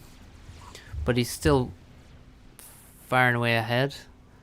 But that really hurt him though. Like cancelling the gun there. Like that's at least 400 mass wasted. It was just so unnecessary. Maybe because he didn't have a good forward radar, he was really concerned. But he has air. Maybe. He's playing... Maybe he thought Paralon could force a draw. He was trying to be really safe. That's for Too sure. safe. Yeah. Maybe. I mean, even now, this is dangerous. He can draw here. I mean, if you look at how many units Paralon has, it's not that different to what Esperanto has. But You know? Esperanto will respect it and back off. These shift Gs though. Did you see the Zooey shots landing? That's pretty brutal. That's why I don't like these There is- shift G every move order. It's risky, and there's There is such a thing. There's too much shift G. well, they're gonna fight it out, and I don't know if that's well. Okay, the Hydra's back, P-Gens are back, so wow, there's so much power on the right for Esperanto. Did you see this? Yeah. Not entirely sure why that's there. That's so exposed. Maybe he's just very confident that this will never get raided. Yeah, he shouldn't be. Like the energy storage is there too. Yep. This is such a target that could be killed. Like, just imagine that 2 Zooies reach that. Imagine how fast that dies. Can't guarantee that 2 Zooies never reach there. Definitely cannot. I think Esperanto's micro's been pretty good here at the front though.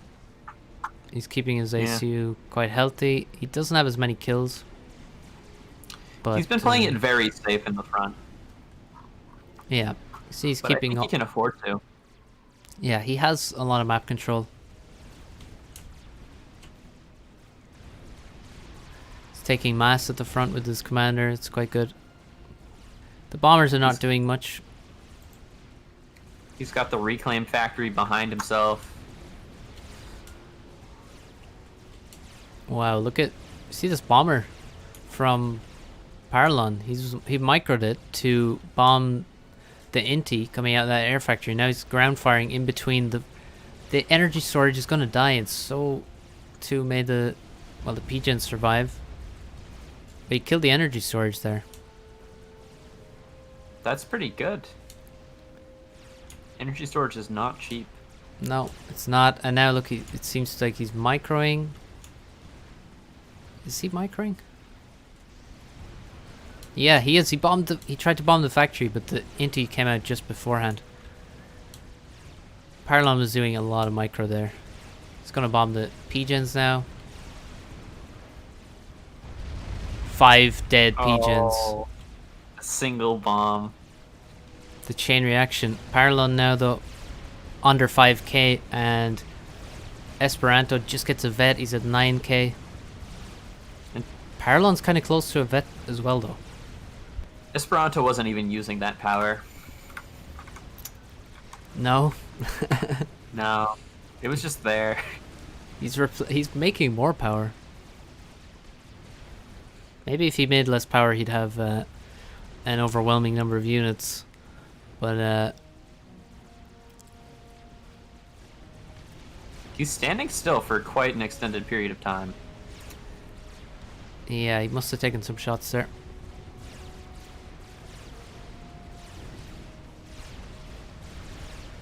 But now Paralon's going to try to pull off a good chunk of his army to raid. Yeah, Paralon attacking the right. Wants to take back some map control. And this game, I mean, still Esperanto just has so much more score. And now it looks like the unit advantage is kind of telling at the front after Esperanto, well, after Paralon broke off some units to the right side. He's getting pushed back. A lot of engineers taking reclaim in the middle. But still prime draw territory. Like, Esperanto has to be careful still. I think if you're Paralon, you try to force the draw right here. Yeah, I mean, if he wanted to do that, he probably should have sent some units away. But Also, he's not going to. he should bomb the commander as well, probably. Esperanto about to get a veterancy. Paralon just got one. It's possible he could draw. Needs overcharge. He does have overcharge. Probably doesn't have much excess power though. Maybe he Yeah, just... that's definitely. Yeah, maybe he should just walk into the ACU. Yeah, just shift G everything you've got. Most of Esperanto's units are on the right side right now. Yeah, look at that. There's a lot of units headed there. He's running. Esperanto's running. Oh, he realizes this now. Maybe a bit too late though. No, I think he's fine. 9k HP. Yeah. Also, he has a PD to run back to, and more engineers to make PD as well. Okay, comes back in, do some fighting. He needs more units at the front, and yeah, he's back to sending all the units from his base to the front again. Paralon, 5k HP. The bombers are really not effective. But Esperanto's halfway to his first T2 mechs. He is. That's something. I mean, it's not a bad decision. No. Oh, T2 land is coming for Paralon, so he's not looking for the draw at all. He wants to make T2 land, which seems unusual. Seems expensive. Yeah, Mr. Smith subscribed. What's up? Does seem expensive. Damn, imagine Esperanto had made that gun upgrade. Oh, this game would be over by now. Be long over. T2 Max for Esperanto's done. I guess in the moment you can just panic and cancel your upgrade. Yeah. Got a lot of mantis coming into the back of the base. Being annoying. Mostly Paralon. killing mexes. Yeah. And pulling units back away from the commander. Esperanto getting so... basically all this reclaim at the front is his. I haven't seen engineers reclaiming much for Paralon. I don't think he can get his engineers close enough. No, he's constantly getting pushed back slightly, and Esperanto takes the reclaim.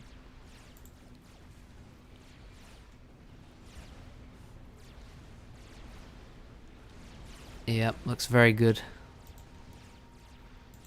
for Esperanto. Now he'll try again with the gun. Yep. I would probably have moved back to the 2 PDs. I don't really see why he would stop here. Cause, Oh, he has to cancel it again. yeah. See Paralon walking in.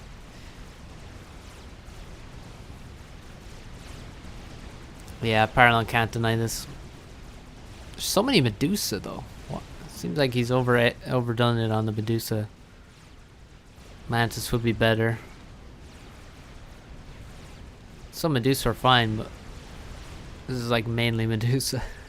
Paralon about to hit 100 kills on the ACU. Not bad.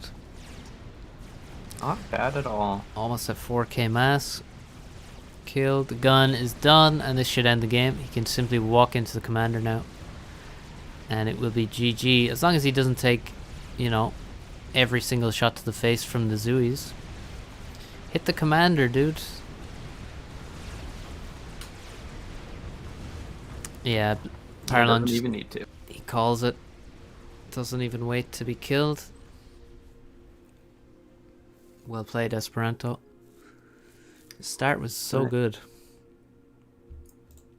Next up we have Sirtis. Major. Nice. So that's... wait, do we? That's... Oh wait, yeah, sorry. So that's one game for Pepsi. I got mixed up there and thought Pepsi had won 2 games in a row there. But no, that was against Blinchik. So that's 1-0. As Swkoll said, we're going to Sirtis Major.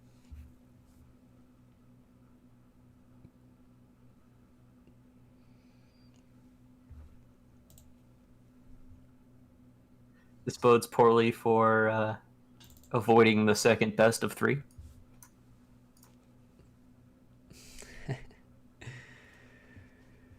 Yeah, maybe.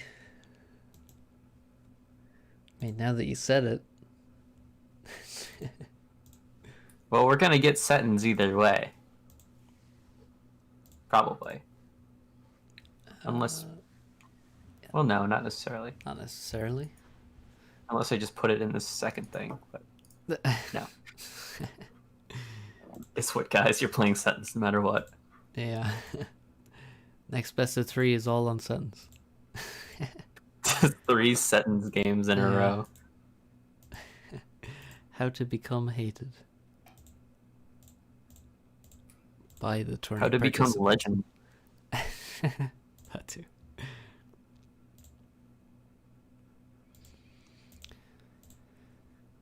Haven't seen a game on Certus in ages. Well, let's see how these guys do. Certus is a great map.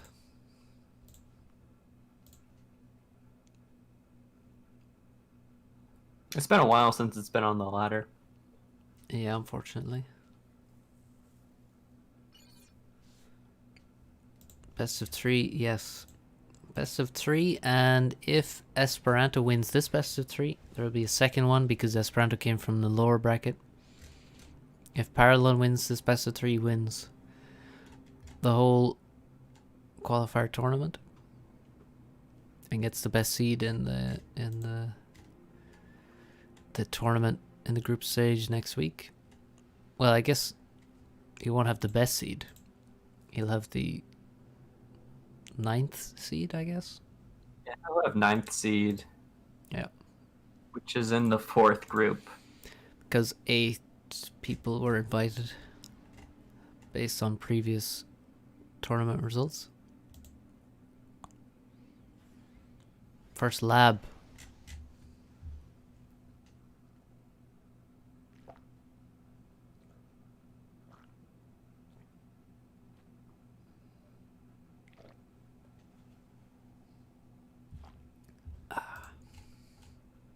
So the winner of this gets to be in the group with Turin and Tagada instead of the group of Blackheart and Bloodier.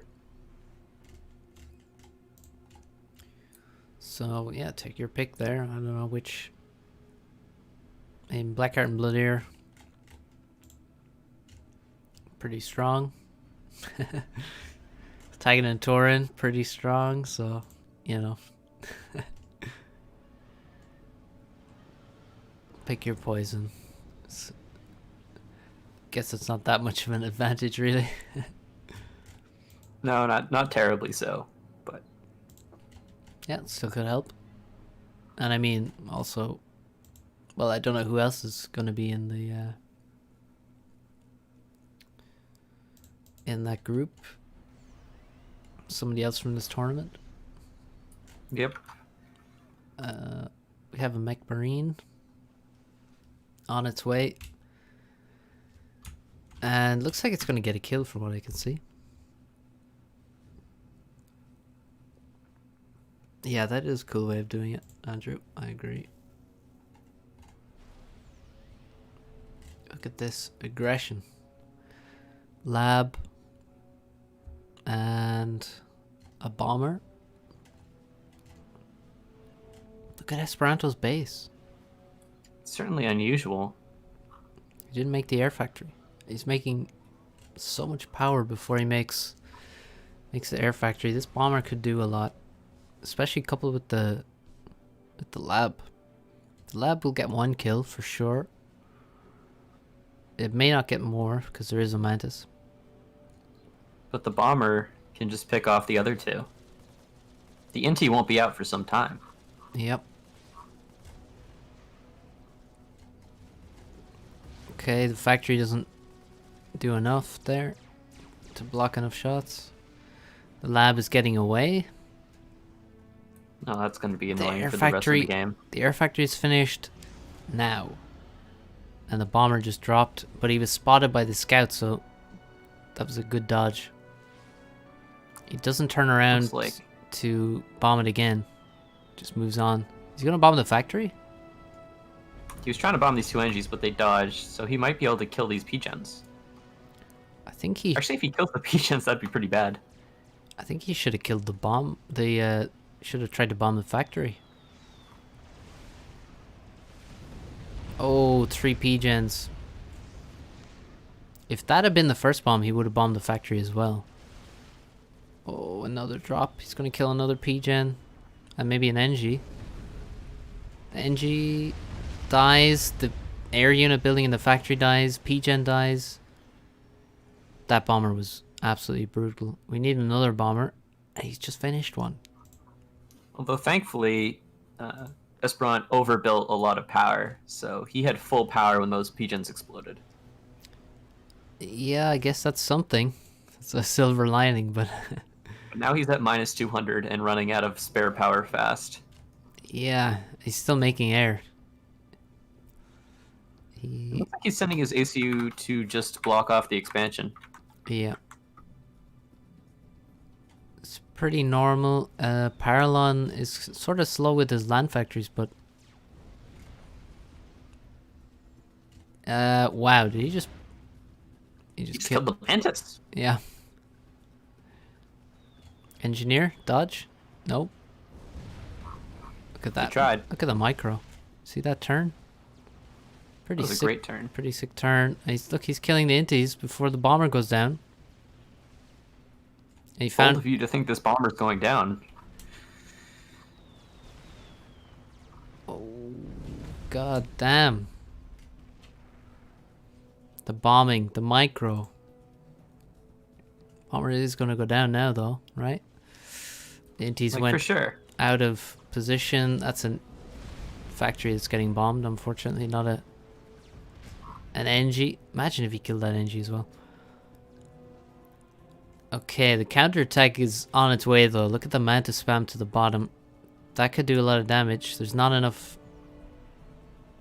units. There's a lot of focus on the micro there. And air. And we're lacking units big time now for Paralon. He should have a lot more units than this now. Yeah, I guess he spent it all building bombers. Yeah. He doesn't really have that many pigeons, honestly. Either. That's going to slow him down in his factory production. Also looks like Paralon's going to do the more traditional thing and send his ACU to mid. Yep. There's a Mantis walking into PD in the mid, by the way. Oh, good for him. Bad rally point there. I wonder... factory, all the Mantis are going to go through there. Yeah. I wonder how many we'll lose. Another bomber is out. Surely they will eventually kill the T1 PD. No, they won't. They will actually never do any damage to them. Look, they're trying their best, okay? It's not good enough. Okay, I think he's realized. Yeah, I think he fixed the rally point there. The raids. A couple of Mantis. Gonna take out some engineers here in the middle. Could be useful. That's definitely, well, it is gonna be useful for sure. If he kills all of them, it's gonna hurt. The tank body blocks some fire there, but not enough. The bottom expansion is completely dead.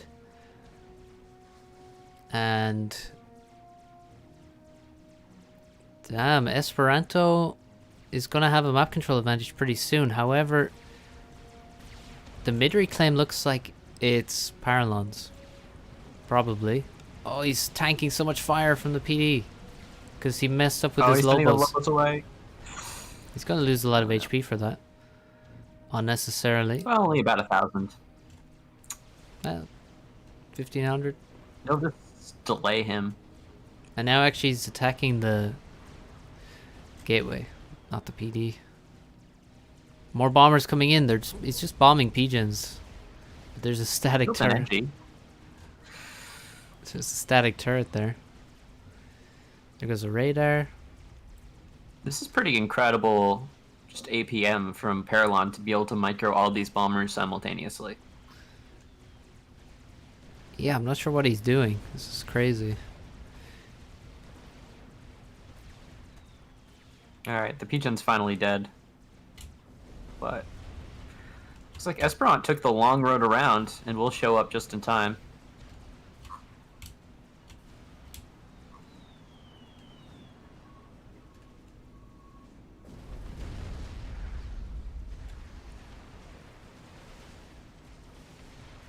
He's really microing the shit out of his bombers. But look at this. This is a T2 land upgrade. From Paralon, of course.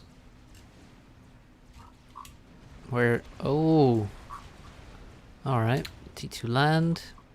That's pretty reasonable. I mean... Sort of lacking his expansion, but other than that... Don't tell me Paralon is forced out in the middle. After doing all the work to kill everything. He has to leave. Yeah, he definitely does. He has no units here. Oh, he just shift G'd all of his units to his ACU now.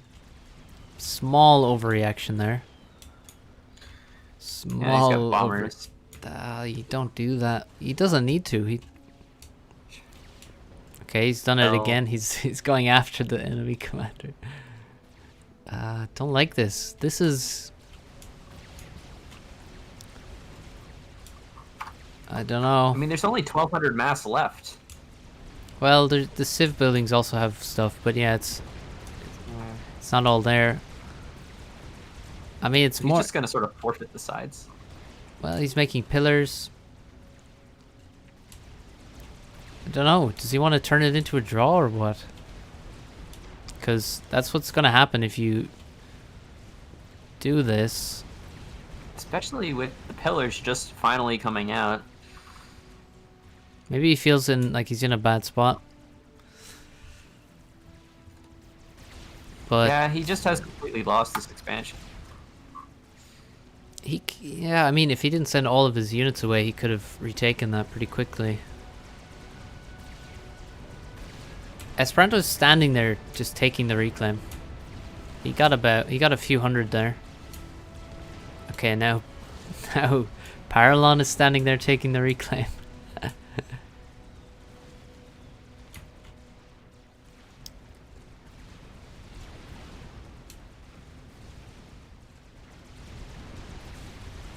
Okay, Paralon doesn't have enough units now. He also has less HP than the commander he's up against.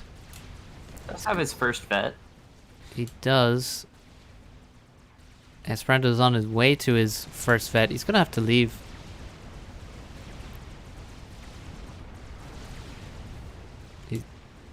Again, we have the shift G of all units to the commander.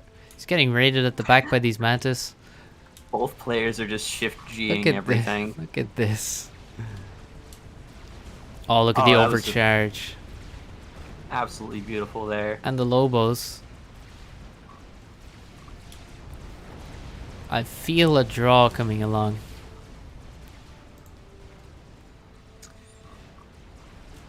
The pillars, though. The pillars could be sent... I mean, we have a random pillar over here. Pillars could be sent to the expansion, maybe. Or just get a... Into his own base. Get a shield to the front. Yeah, he's losing so many mexes in his base here. Oh, and he has one engineer getting killed by one mantis in the bottom expansion. Like, pretty sad. Like, Paralon is so far behind on map control. Also, Esperanto has T2 land now. He also has 2 mexes and 2 upgrading at the same time. 2 T2 mexes as well. Still, he's pushing forward, and he has pillars with him now. And, oh god. Also known as overcharged targets. I mean, they're not the best overcharged targets. This is true. But they're still Tech 2 land units. They are. They're doing good work, though, it seems. Still, no bottom expansion is so bad. Also, Esperanto now seems to have complete air control. Look at the amount of intis he has in the south. As opposed to 0 intis from Paralon? Yeah, I guess they all just died. Probably. Maybe. Did he ever build them? He had some at the start of the game. Okay, Esperanto leaves and Paralon is taking reclaim now. He's attack moving. Don't attack move with the ACU, No. It doesn't reclaim. Because it has weapons.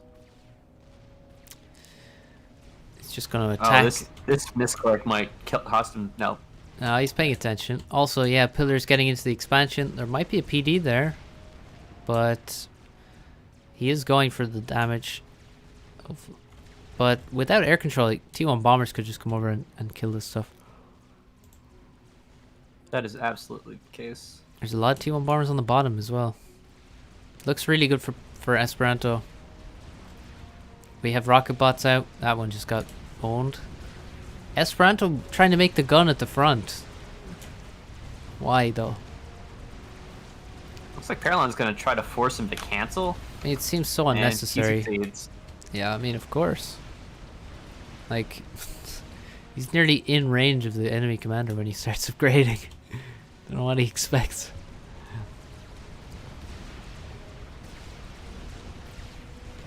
Nice overcharge.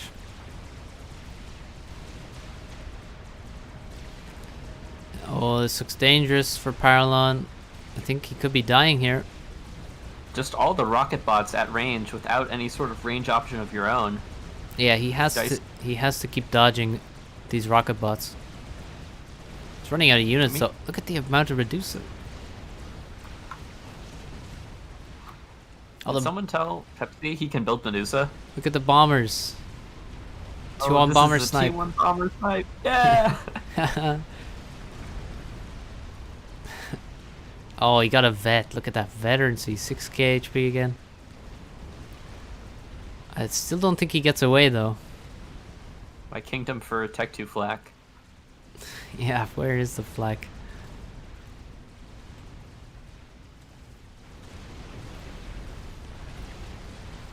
$3,300. We're in draw forcing territory, although not that Pepsi wants to.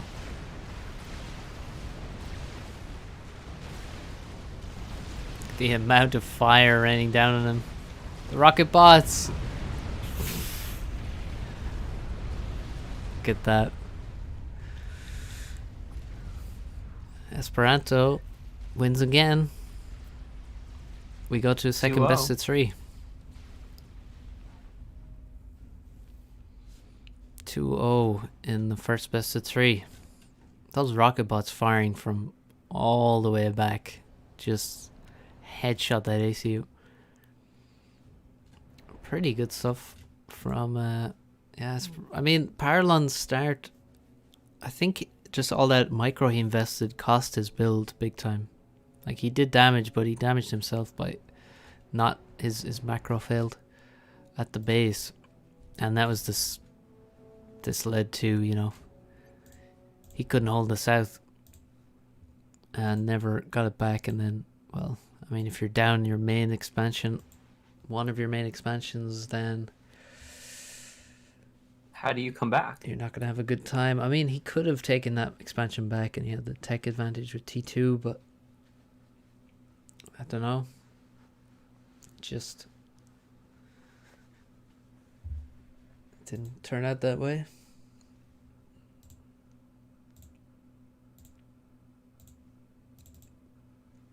So the final maps are Desert Arena, Oracle, and then Shoal. Nice Desert Arena. I like it. Great map. Esperanto seems to have not realized that he would have to play another best of 3. Yes, this is how these tournaments work. Yeah. Read the forum post. Look at the bracket. Become enlightened.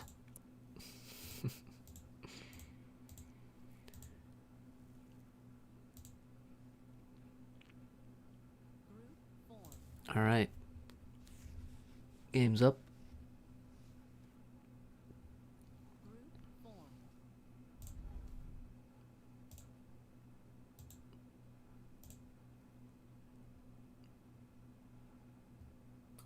So far today, Paralon has won 2 games and Esperant has won 3 games.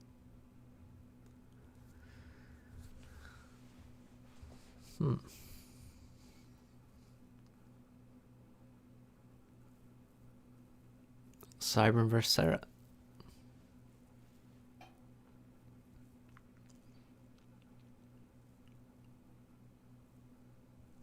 Parallon changing up the factions. Gotta respect that.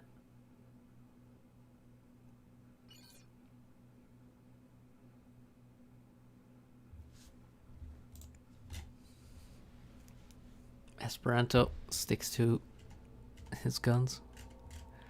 I wonder, has he ever played as another faction? I mean, probably some point. It'd be cool to know, like, what the percentage is. Must be way in the 90s, like. But I don't remember him playing another faction. Neither do I. Maybe it's Like, he's even more committed to Cybern than I am to UEF. yeah. Like, I'll play other stuff, but he is always Cybern, even in, like, team games.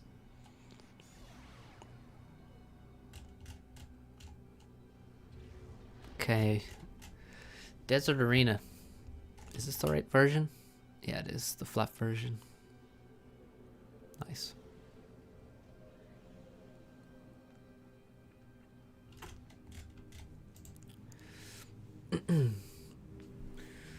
So far, players didn't manage to get to T3 stage.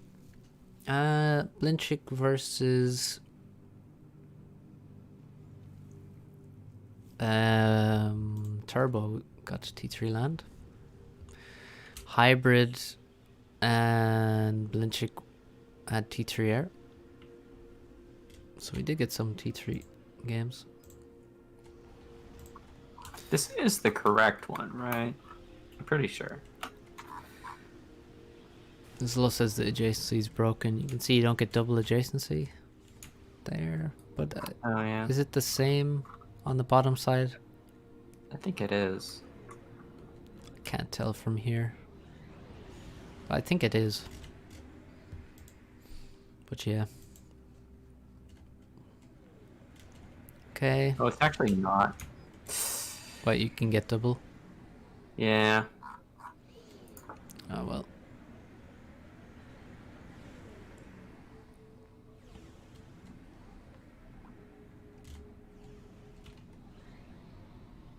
Yeah, I'll just say we'll play it. Yeah, no, I think it's fine. It's a very small deal.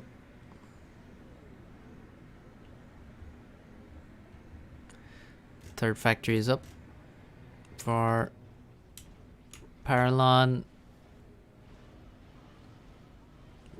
A bit later. Yeah, Niall. I was kind of weirded out.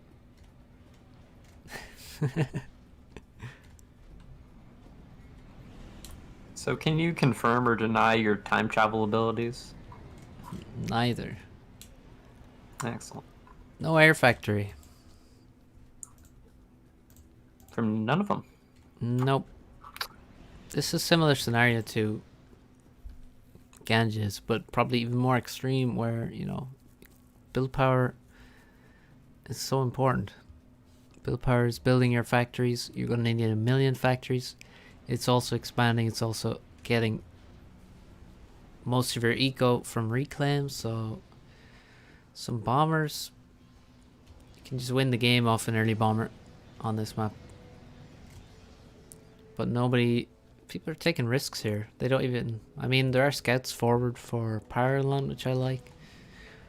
But, yeah, no air. Bit of a risk.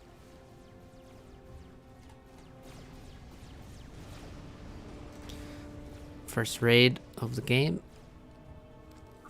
Unfortunately, the ACU is here. Yeah, he's wasting some units. Didn't react. Well, he reacted pretty quick. Saves a tank. This is a pretty nice Celine on the left side. That is a very nice one. And he has one in the middle. Those are definitely gonna be very valuable. We have 6 land factories versus Well, actually 5, but like 4 under construction at once for for Esperanto. So he's about to pass him out soon. Yeah, not enough construction going on from what I can see in Paralon's base. He's getting the Hydra and the expansion, but he's later than... Yeah, you can see Esperanto already has that second Hydro. He's going to make the third Hydro soon. I don't really like the PD so fast. I mean... See that PD on the left there? I do. He didn't even get the other 2 Mexes first. Yeah. Very defensive. Yeah, I mean, you don't need to be rushing PD at the start. It's sort of a... It's a weak move. A few wasted units on the right. Bit of a raid on the bottom as well. Looks like it'll be caught and killed. So those are some good trades for Paralon.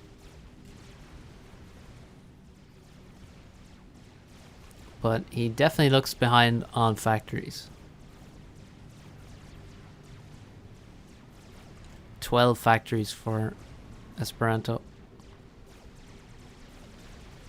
10 for Paralon. And also seems like a lot more engineers out on the map reclaiming for Esperanto. I can see engineers everywhere. Yeah, it just seems like he's expanding faster, he's reclaiming faster. Yep. Yep, and he has a lot more P-gens. A lot more. Which is going to block Paralon from ever expanding as fast as Esperanto. And we should see the unit count shift into Esperanto's favor in the next couple of minutes. If he's not already Yeah, slightly Esperanto ahead. has almost double the number of engineers. Yeah. It's currently sitting at a lot. 33. Good PD from Paralon. Defends against the ACU.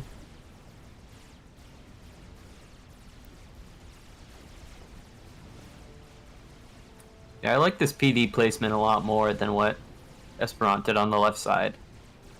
Yeah. Because this ACU can get close and shoot at these factories. Yeah, it looks like, I mean, already we can see the huge difference in units, though. I mean, if you look at the left side... And Esperanto has just located the gap in Paralon's defenses and is just going to channel every single Mantis through it. Yeah, look, he's going to take out the Hydro. He's even going to get good trades against the units that are coming back to try and defend. And he's going to kill the expansion.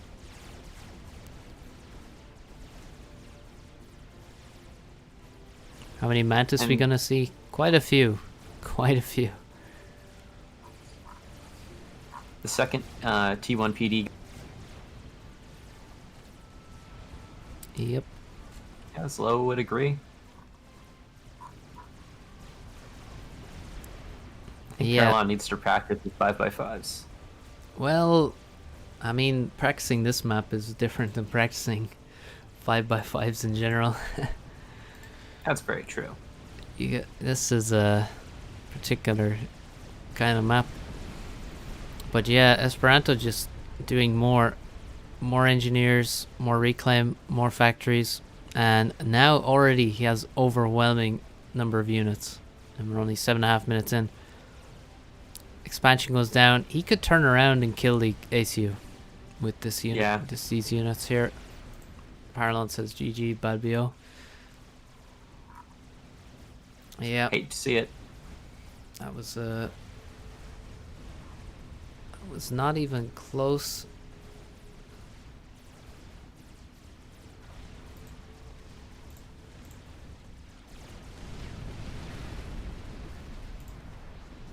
Well, let's see how they do on Oracle. But Esperanto played that well, though. Although Paralon didn't play great, but Esperanto did. What's the difference? What is the next map, did you say? Oracle. Okay. Another chosen map.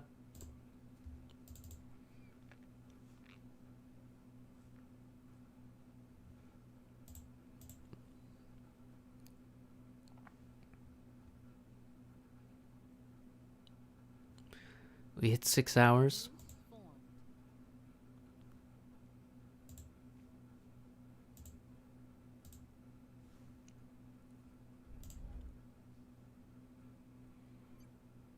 This map, I'm not so sure about.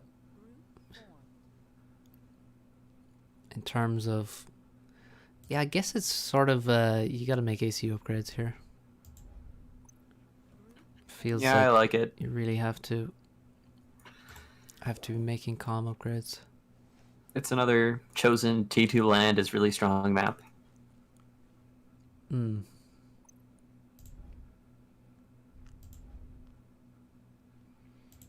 All right, we're just waiting for Esperanto. So Esperanto's 1-0 up on this second best of 3. He needs one more game to win it. It'll definitely be an uphill battle. Yep. Especially because Esperanto has the momentum of the previous best of 3. Yeah, exactly. He's on a winning streak at this point. Versus Paralon. That's got to play into it a bit. Definitely. When you're down 3 games in a row versus someone, you get pretty demoralized. Yep. And now he has to know he has to win the next 2 games. Farms. Not happy about Swkoll. I mean, Swkoll is crap, to be honest, but... Yeah, it kind of is. That's why it's here where it's not supposed to be played ever. What, as the final game of the tournament? Well, it's like... if everything goes perfectly wrong, it will be played. But... I'm not sure I can follow your logic. Alright, here we go. Oracle. Must-win game for Paralon. Did he go Seraphim? Again? No, both Cybern this time. Double Cyberns.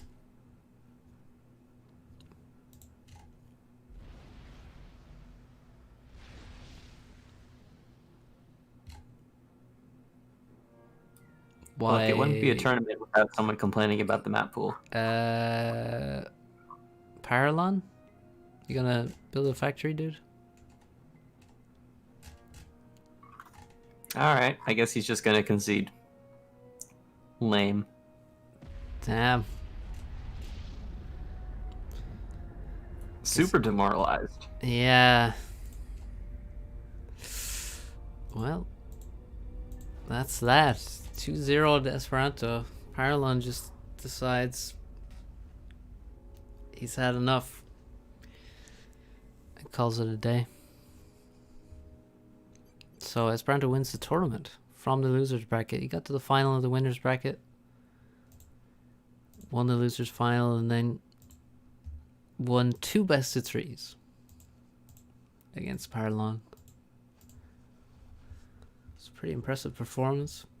Unfortunately, we don't get the last game, but yeah, I mean...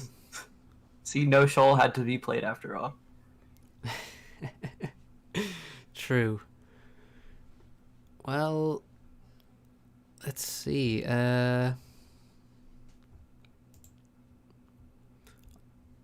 What now? You want to announce anything about the tournament, or? I can show you what the groups will look like in about 2 seconds. Yeah, let's If do you that. think the stream will care. Yeah, I think so. I mean, I'll care. So I'll be in one of them.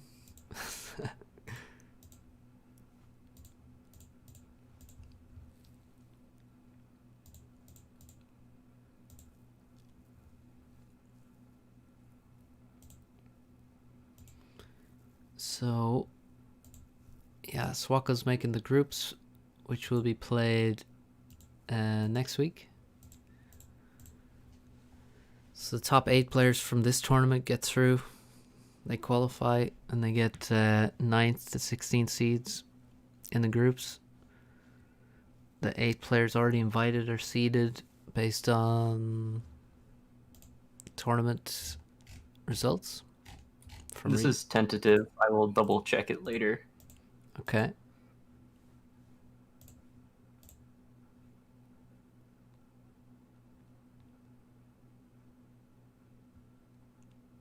All right.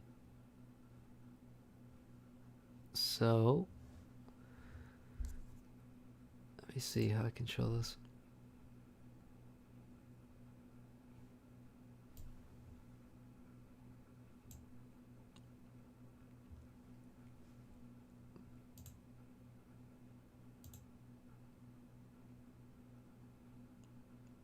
Whoa.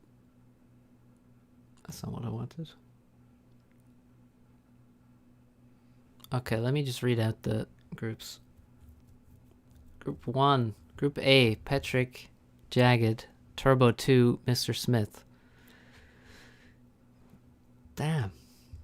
Why'd you put me in that group?